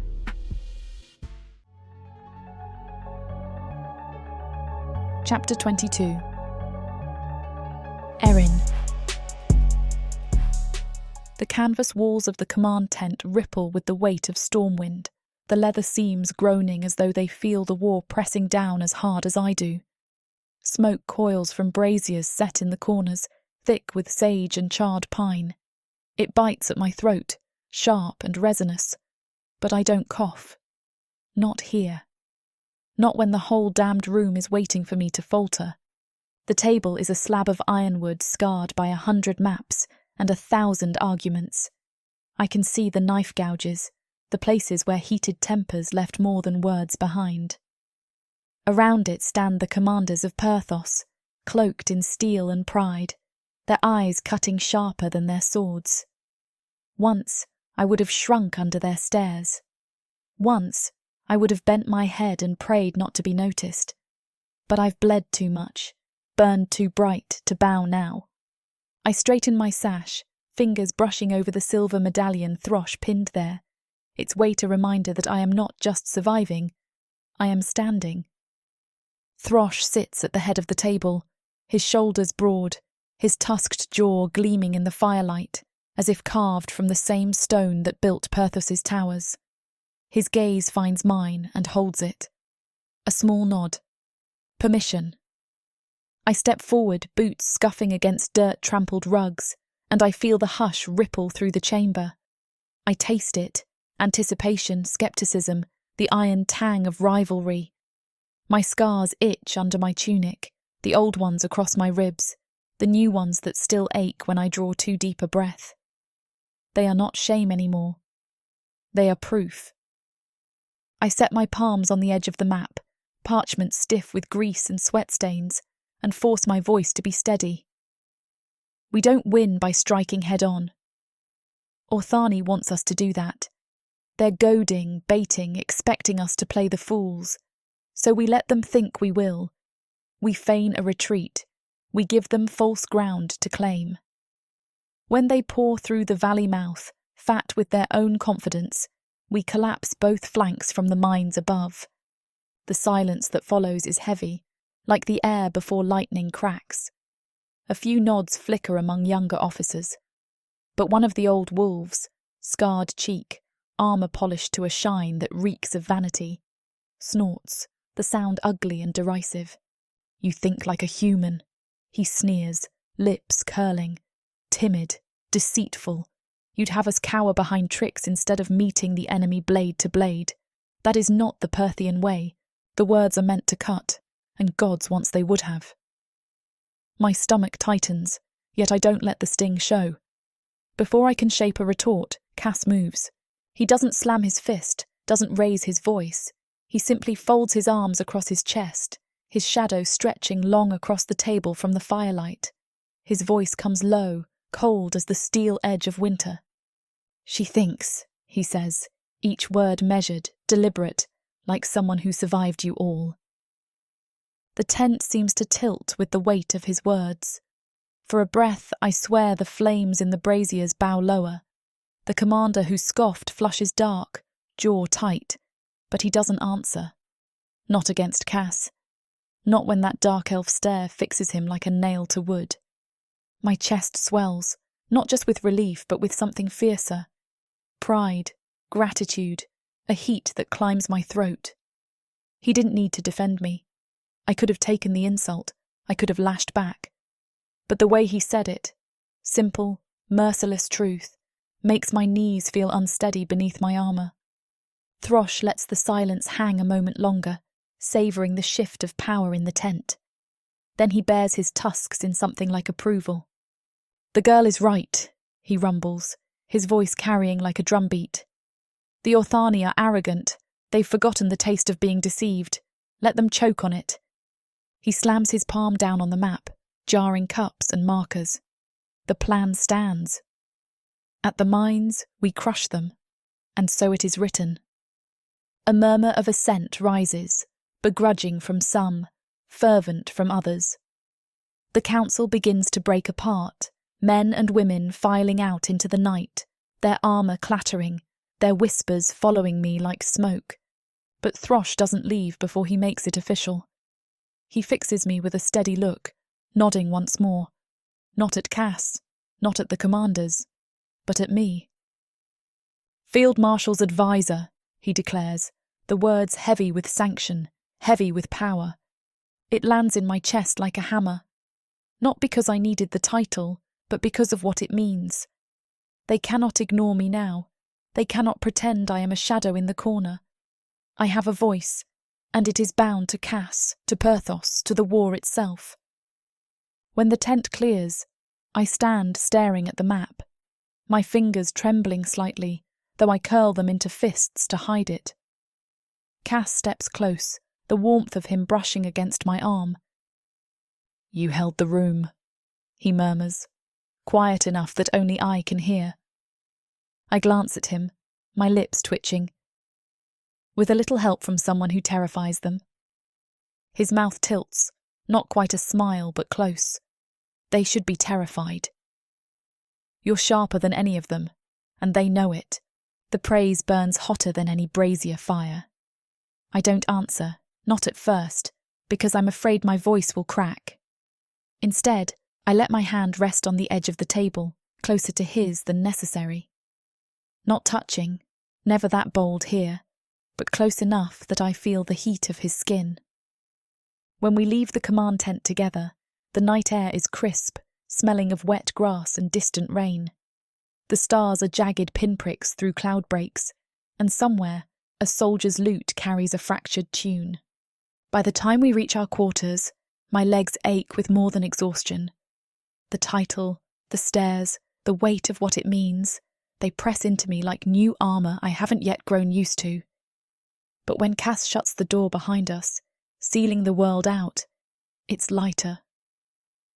I lean against the wall, exhaling, letting my head fall back against the wood. "Advisor," I mutter, half laughing, half disbelieving. Cass's gaze lingers on me, dark and unreadable, but softer at the edges than it was in the council. "You earned it," he says simply. "And God's help me, I believe him." Cass leans against the cot, arms folded, watching me. Not with amusement, not with criticism. Something worse, something that makes my throat catch every time I glance his way. worship. Not the blinding kind the Orthani priests once demanded, but the quiet kind, the kind that says he'd set fire to the world if I asked. I can't bear it. I press my palms to my eyes and mutter, "It's too much, too fast." Every time I think I've found ground, it shifts beneath me. I don't know if I'm standing tall or just walking off a cliff. He doesn't answer right away, and that silence is louder than words. When he finally moves, the cot creaks under his weight. You've already walked through cliffs, Erin. You've survived falls most wouldn't crawl away from. You're still here. My laugh comes sharp, brittle. Still here, but for how long? Throsh's approval, the title, the whispers outside that tent, it all feels like sand slipping through my fingers. If I grip too hard, it vanishes. If I let go, it vanishes anyway. Cass tilts his head, and the lamplight brushes across his face, highlighting the scar that runs from temple to jaw. It gleams pale silver against his dark skin, a mark I've traced in secret with my eyes, never daring with my hands. He reaches into his pocket, and for a moment I think he's about to conjure one of his cursed glyphs, some cruel reminder that this is war and not a dream. Instead, he opens his palm. A ring rests there, dark as a starless sky, carved of steel that drinks the light instead of reflecting it. Etched into the band are runes I don't recognize, faintly glowing like embers banked in ash. My feet still. The breath stutters out of me. Cass. It's not a claim, he says, voice low, steady. Not a chain. Don't think of it like that. He holds it out, as though the simple weight of it costs him something. It's protection. Wards bound to mine. If you fall... He swallows hard, and for once the veneer cracks, the mask he always wears slipping enough for me to see the fear behind it. If you fall, I fall too. The words slam into me harder than any battlefield blow. My chest squeezes so tight it aches, my knees threatening to give. That's... My voice breaks, and I shake my head, blinking hot. That's madness. You shouldn't tie yourself to me like that. I already am, he says, firm, final. Then he steps forward, close enough that I smell the faint char of spellburn clinging to his tunic, the warmth of him pushing back the cold night air seeping through the canvas. He takes my hand, steady despite the tremor in my fingers, and slides the ring onto my finger.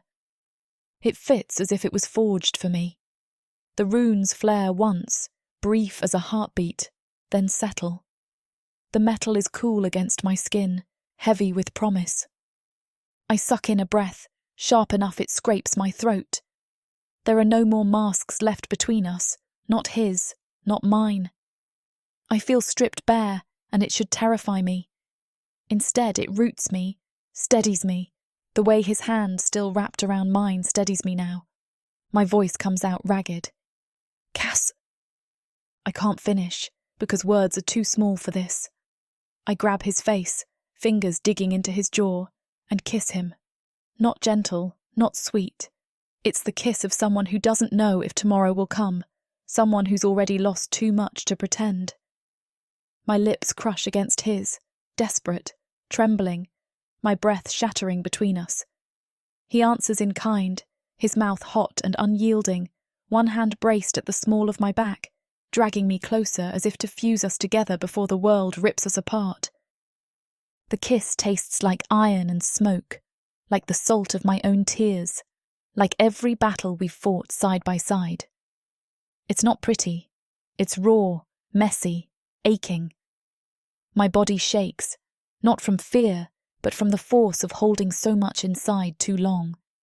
When we finally break, I'm gasping against his lips, forehead pressed to his. My hand still trembles against his cheek, his scar warm beneath my palm. He doesn't let go of me, and I don't step back. The tent is silent save for our ragged breaths, the storm wind outside, and the faint crackle of the oil lamp. I whisper, raw and broken. We're walking into hell tomorrow. Cass's thumb brushes the corner of my mouth, soft in a way no one else would ever believe him capable of.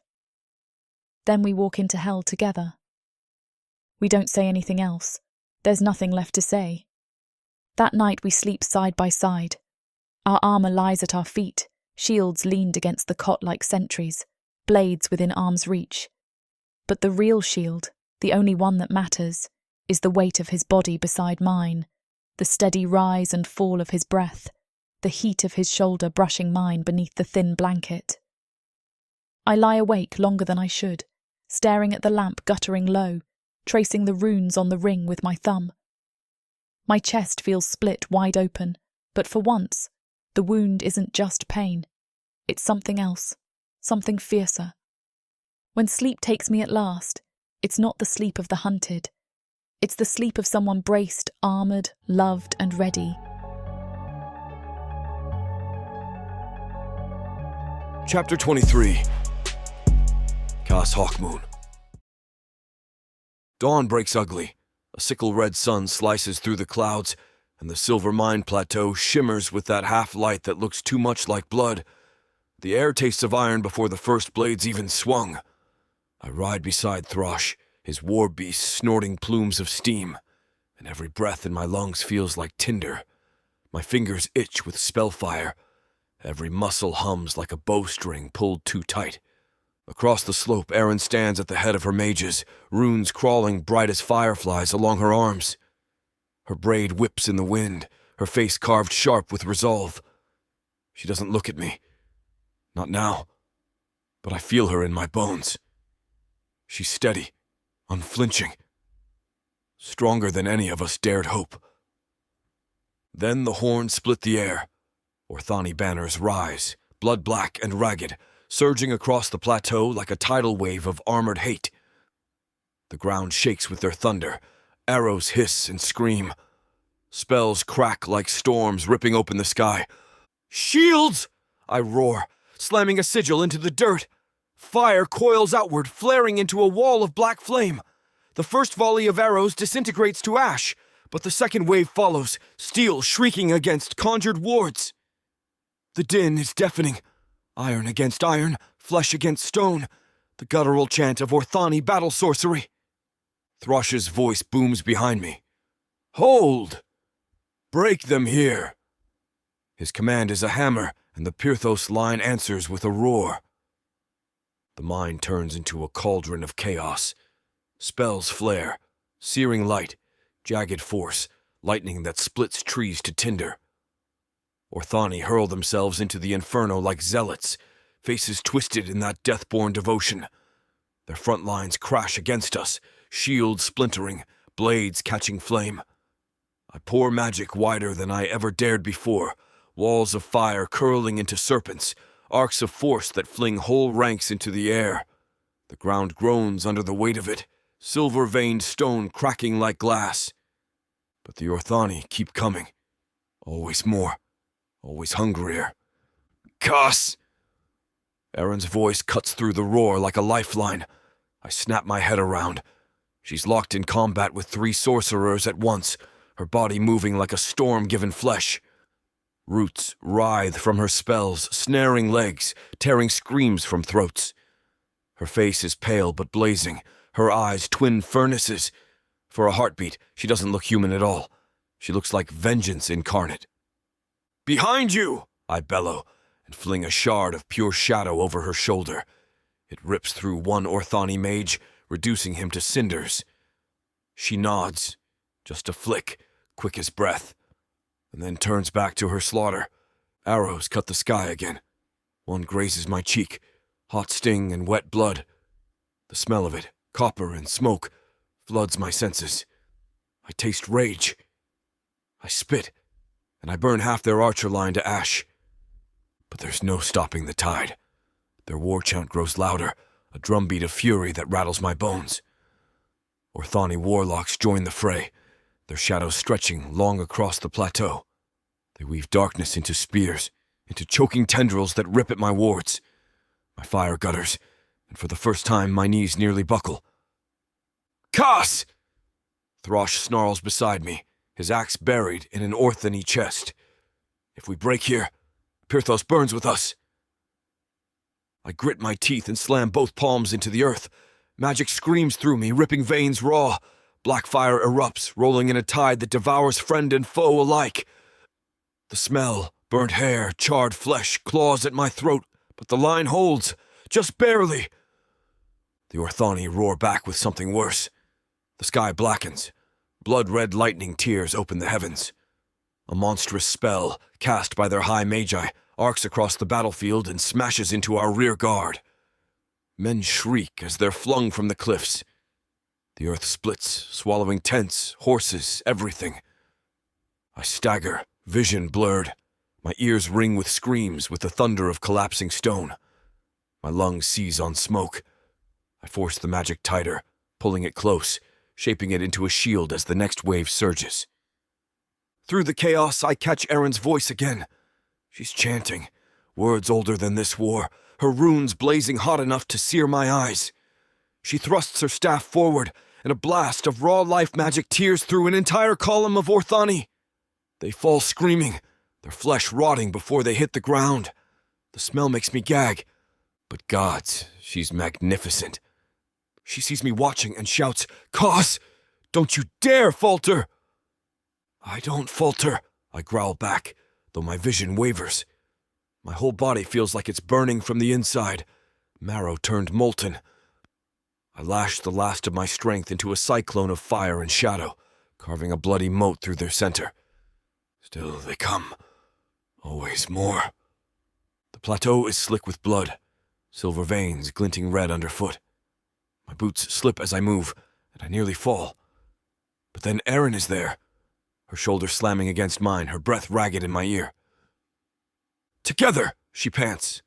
Her hand brushes mine, quick, fierce, a brand more powerful than any spell.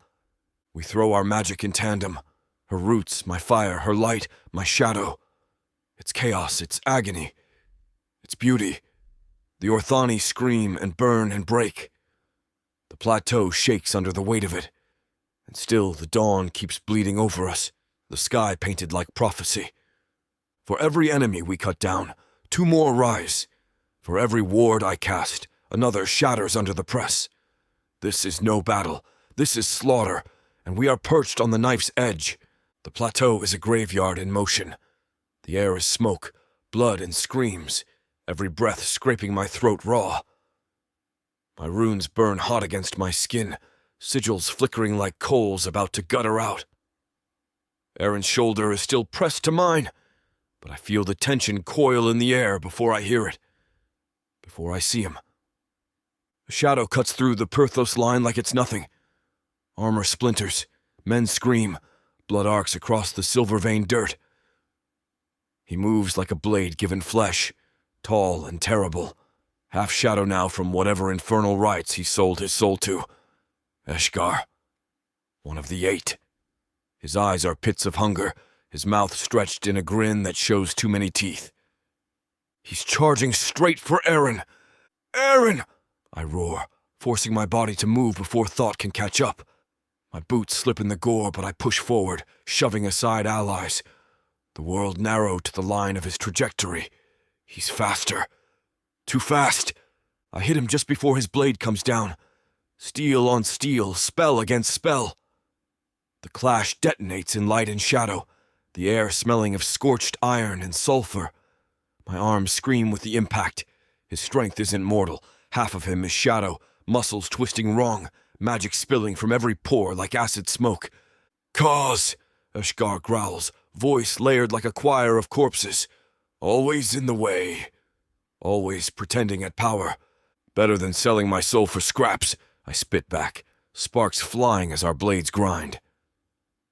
I slam a rune into his chest, black fire flaring. But he absorbs it, his flesh drinking the magic like water. My stomach drops. We move, a blur of strikes and counter-strikes. His shadow blade slams toward my ribs. I twist, the edge grazing instead of cleaving. Pain flares hot.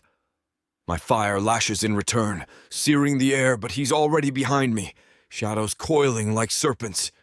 "Cos!" Erin screams, her voice ragged with fury. but I bark back, "Stay back!" My legs buckle under the force of his next blow. Sparks fly, ears ringing, the taste of blood filling my mouth. The duel is a dance of death, his steps heavy with infernal rhythm, mine frantic, desperate. He's faster, stronger, and I'm running out of room, out of breath, out of damn magic. Each rune I force burns duller than the last. My chest seizes, lungs dragging smoke instead of air. He laughs, deep and hollow. "Your runes flicker. You're already ash. Let me carve you into silence." His blade shoves mine aside, the force rattling my bones. I falter. My knees hit the blood-slick earth. My wards stutter and die, sparks fizzling out around me. My vision blurs. The world tilts. And then Erin's scream splits the battlefield. "Cuss!"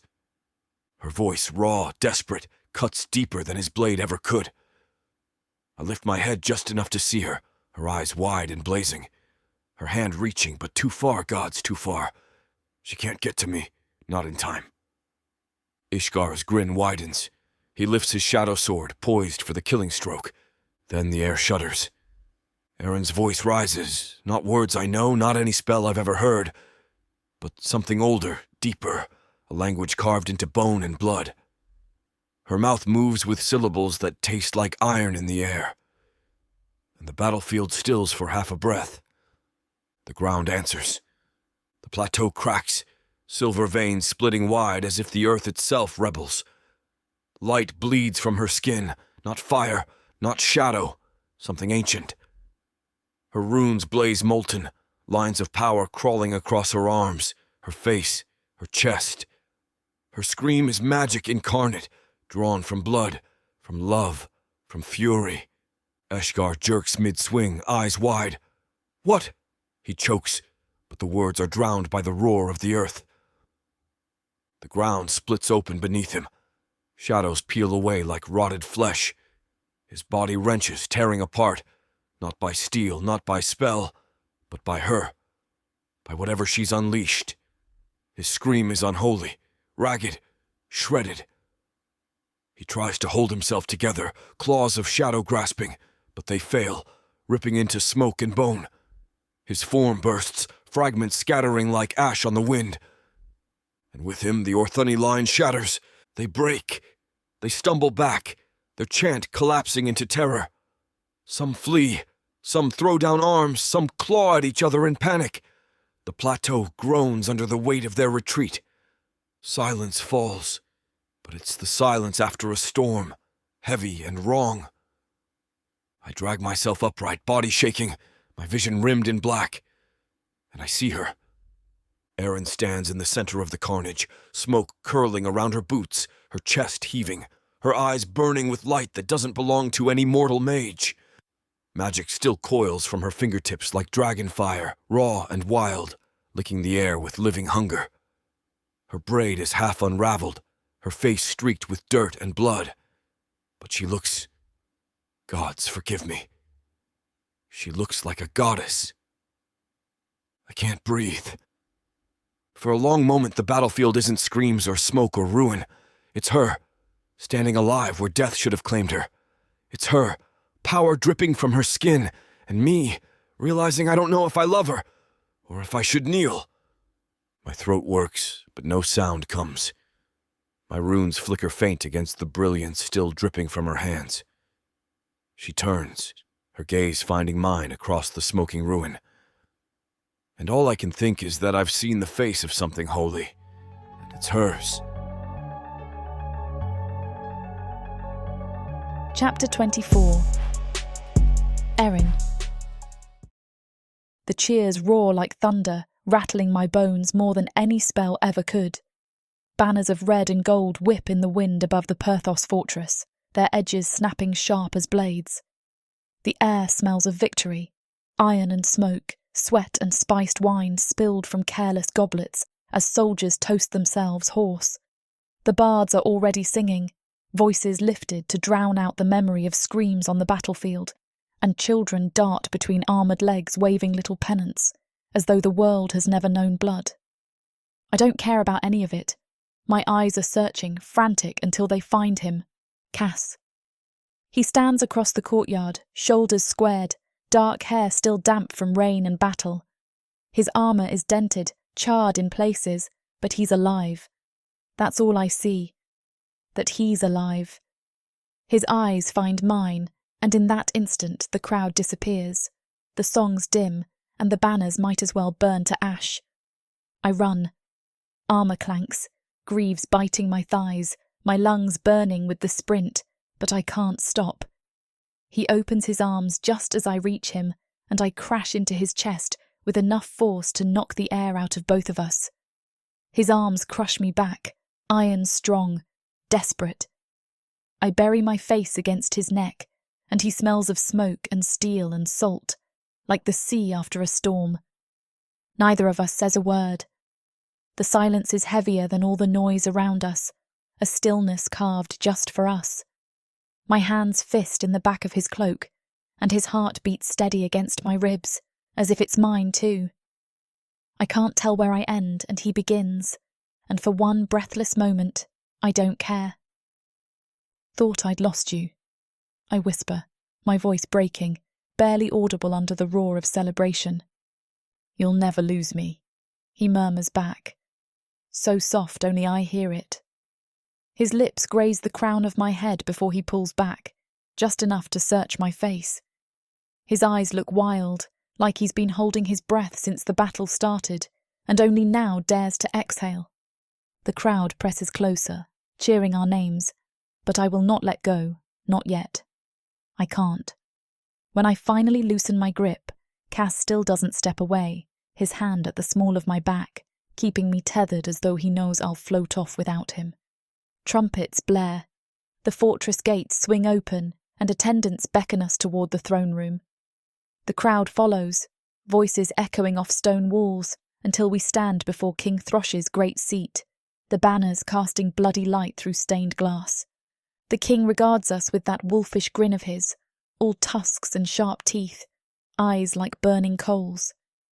His voice carries over the hall, heavy and deliberate. You've given Perthos victory. He leans forward, hands gripping the arms of his throne, the weight of his gaze enough to bow the strongest necks. You've broken the Orthani line where 100 others failed. You've given this kingdom hope. Cass stiffens beside me, shoulders tight, ready for reproach instead of praise. I feel it through the brush of his arm against mine, the tension coiled like a drawn bow. He expects a reprimand, maybe worse. But Throsh doesn't scowl. He laughs, booming and deep, and the whole hall shakes with it. You've earned peace, he declares, his voice echoing from vaulted stone. Whether the world lets you keep it is another matter. The hall erupts again in applause, feet stomping, goblets clattering against wood. My throat tightens, but this time not from fear. Peace. The word sounds impossible, fragile as glass. I almost don't dare believe it. Then the king gestures, and servants bring forth a parchment scroll sealed with his sigil. Land, he announces, yours, a small estate far from the capital, where no war banners fly and no council eyes pry. It is my gift to you both. The parchment unfurls before us, ink shimmering in torchlight. I stare at it, uncomprehending. An estate, land. I don't know what to do with the word. I don't know how to be someone who isn't hunted, who isn't running. My fingers tremble at my sides, aching to reach for Cass's hand. But I stay still, my breath stuck in my throat. Cass, ever steady, steps forward. He bows low, one hand across his chest, the picture of Perthos loyalty. His voice, when it comes, is even. Your Majesty honours us beyond measure. I glance at him sharply, and though his face is composed, I know that look in his eyes. He's already mapping escape routes, counting hidden doors and shadowed paths, planning the way out should this gift prove a trap. I can almost hear his thoughts. Peace is a promise easily broken, safety a word written in smoke. I should be grateful. I should be weeping with relief. Instead, I just stare at him, at the man who has walked with me through ruin and flame, who has given me both fear and freedom. And I realise the truth. It doesn't matter where we go or what walls rise around us. Home isn't the estate. Home is him. The air here smells different, softer, cleaner, like the world has finally exhaled. No rot, no char, no iron sting of blood. Just damp earth and wild roses crawling stubbornly along the stone walls of what is somehow our home. The estate isn't grand, not by Perthos standards.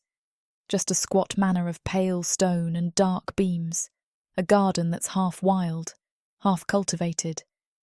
But when I step into the garden barefoot, the grass cold and wet against my skin, I swear I could drown in the relief of it. I walk among the hedges, fingers brushing dew from lavender stalks, breath catching at the simple truth of open air that doesn't stink of smoke. My scars pull when I move too quickly, but for once the pain feels small, something my body carries without it owning me. The moon is high, silver and clean, spilling over the leaves, and I tilt my face up to it, eyes closing. "Don't wander too far," Cass says from behind me, his voice gravel threaded with warmth. I turn.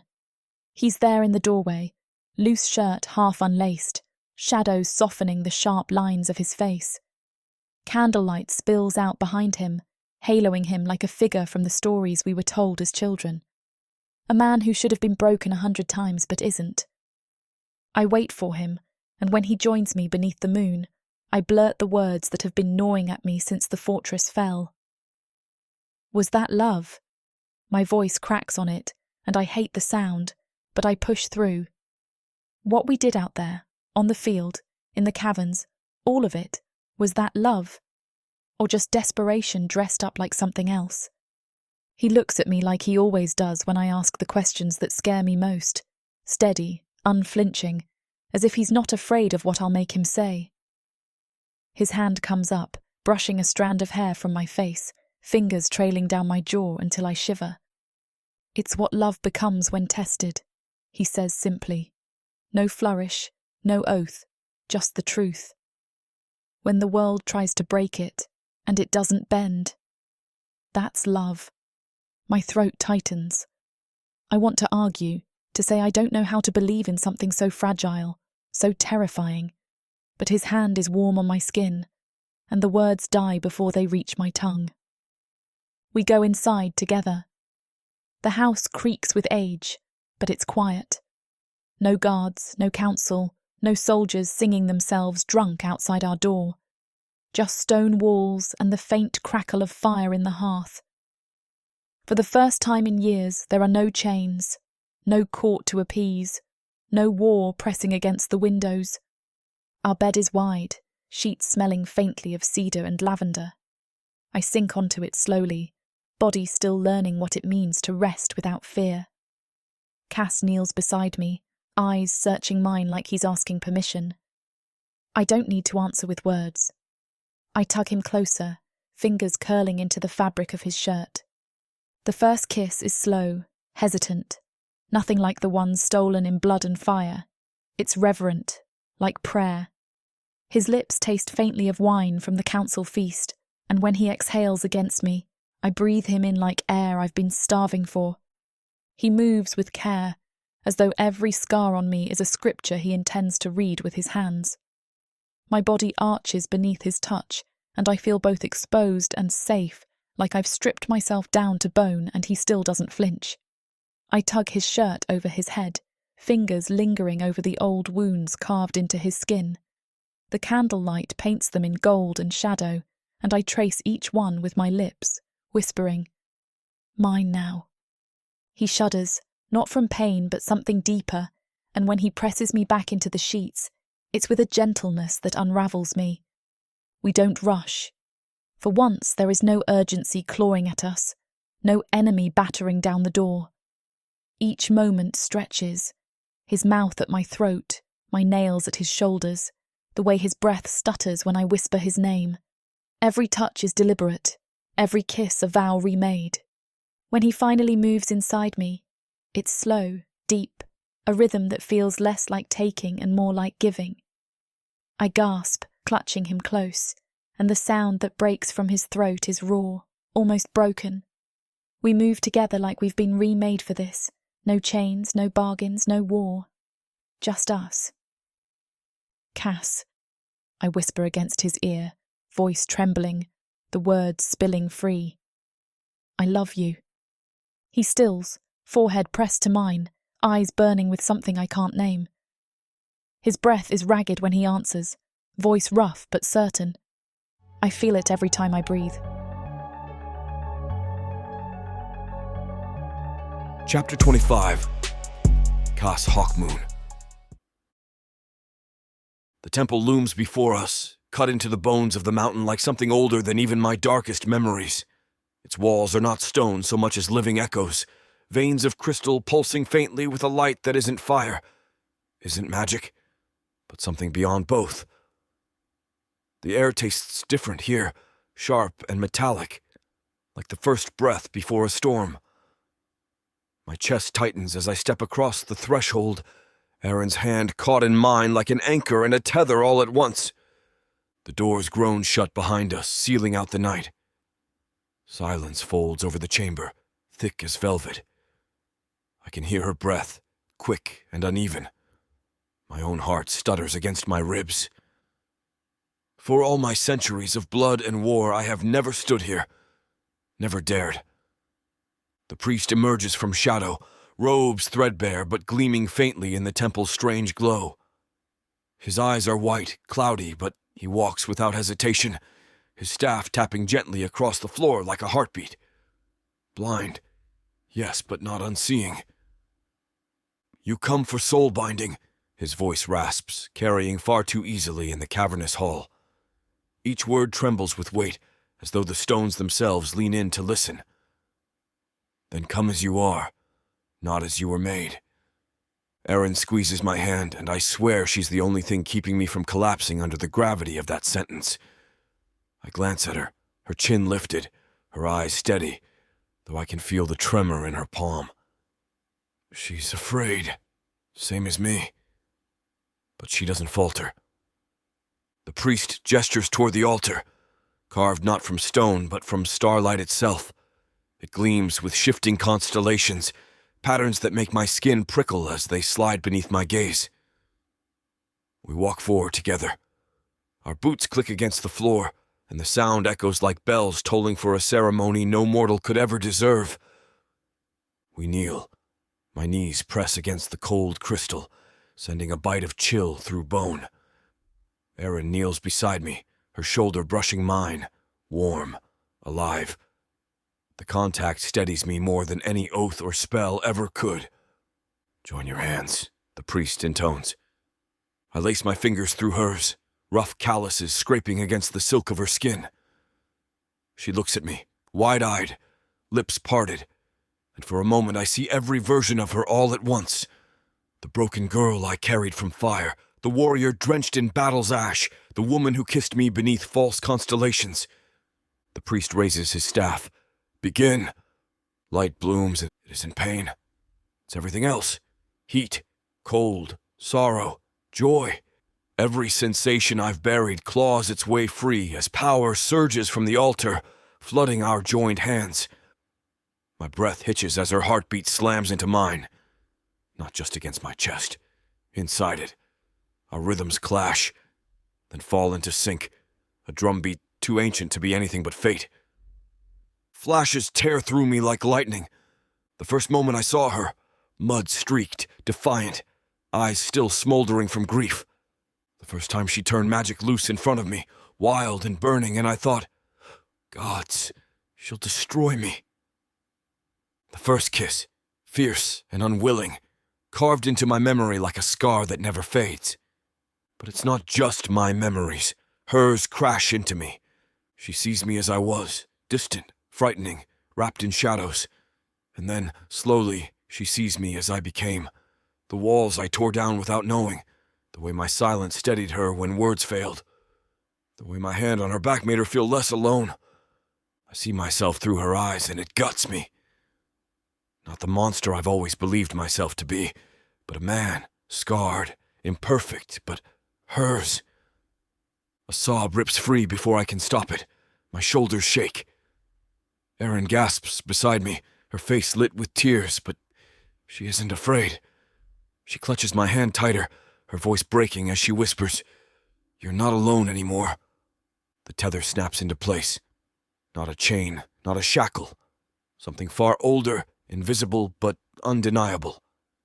I feel her inside me, not as a weight, but as breath itself. Even if oceans drown us, even if war burns the world, she'll be there. The priest lowers his staff. His clouded eyes soften, though they never open. "The gods are watching," he says, his lips twitching into the faintest curve of a smile. "And for once, they approve."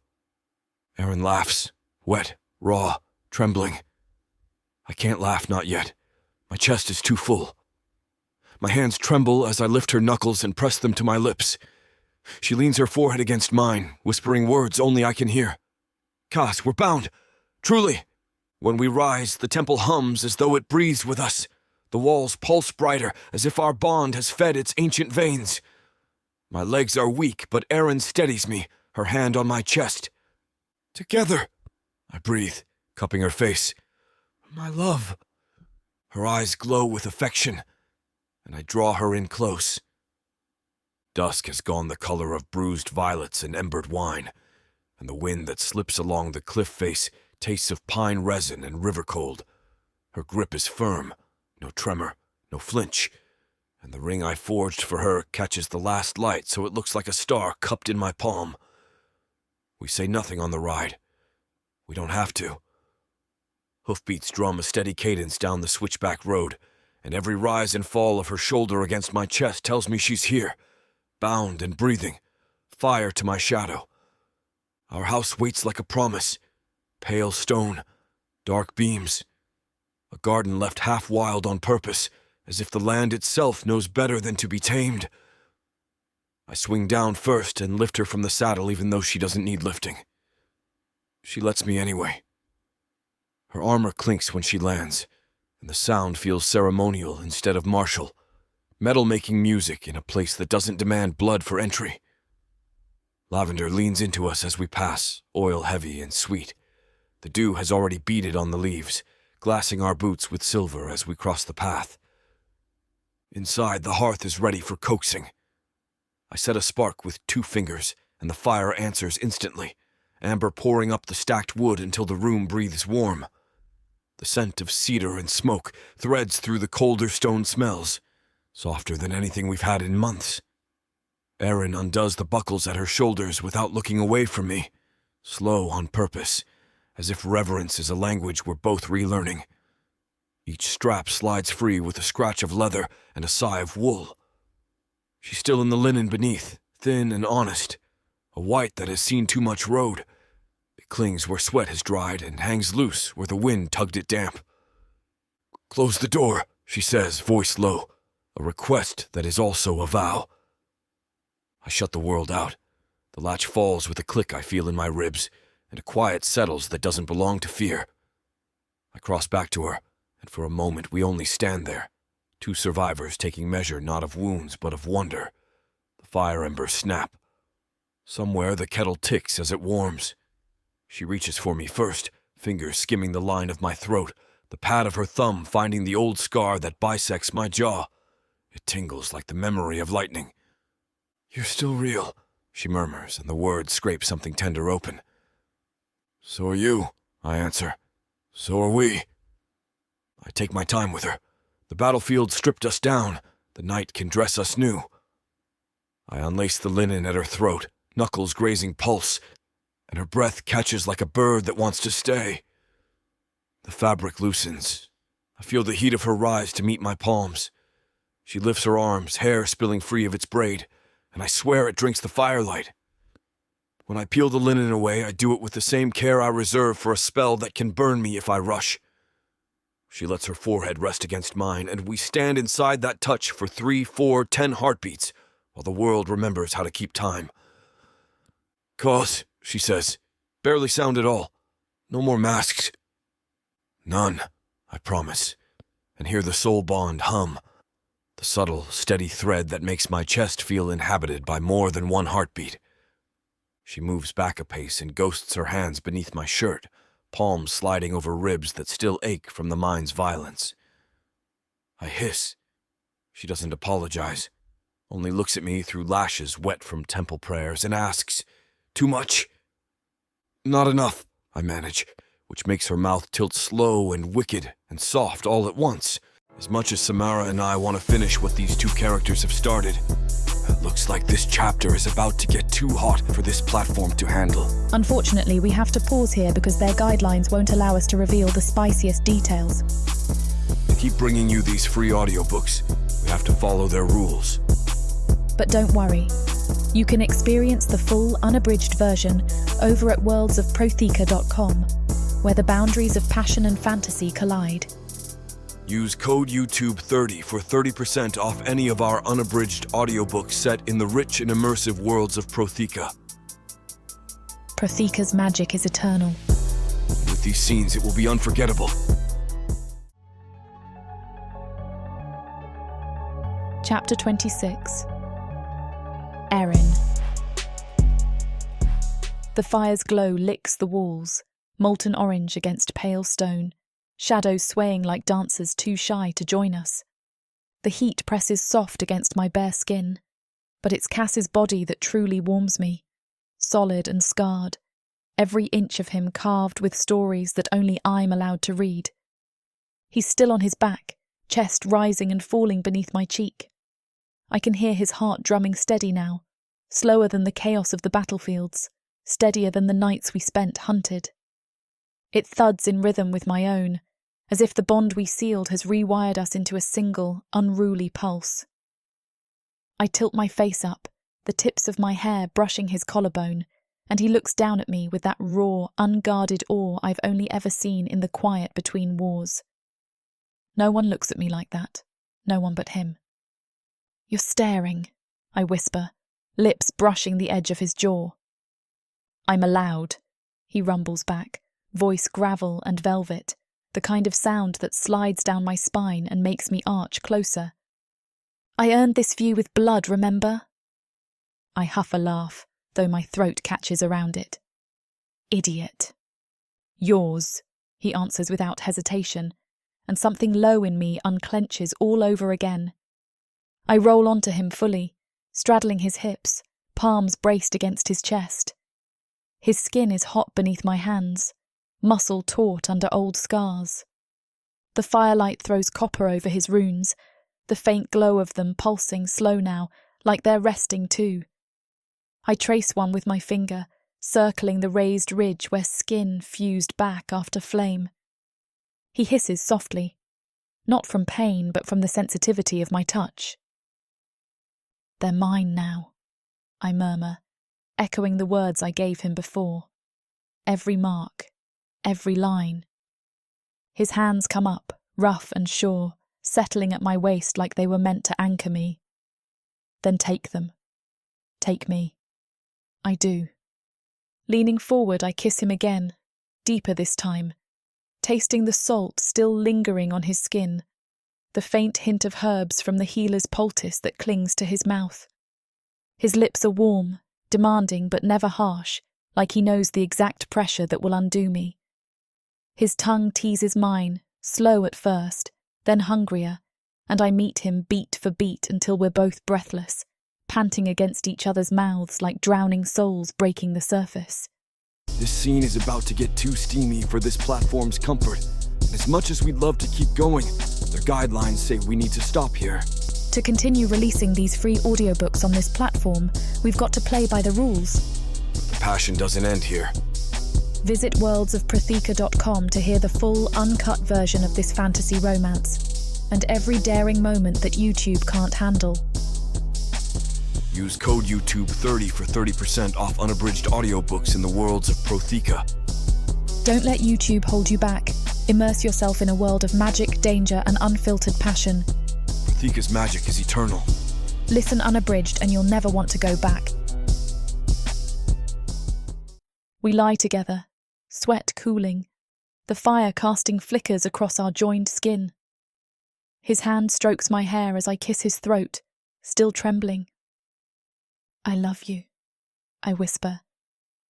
I feel it every time I breathe, he replies, and we fall into silence, just the two of us.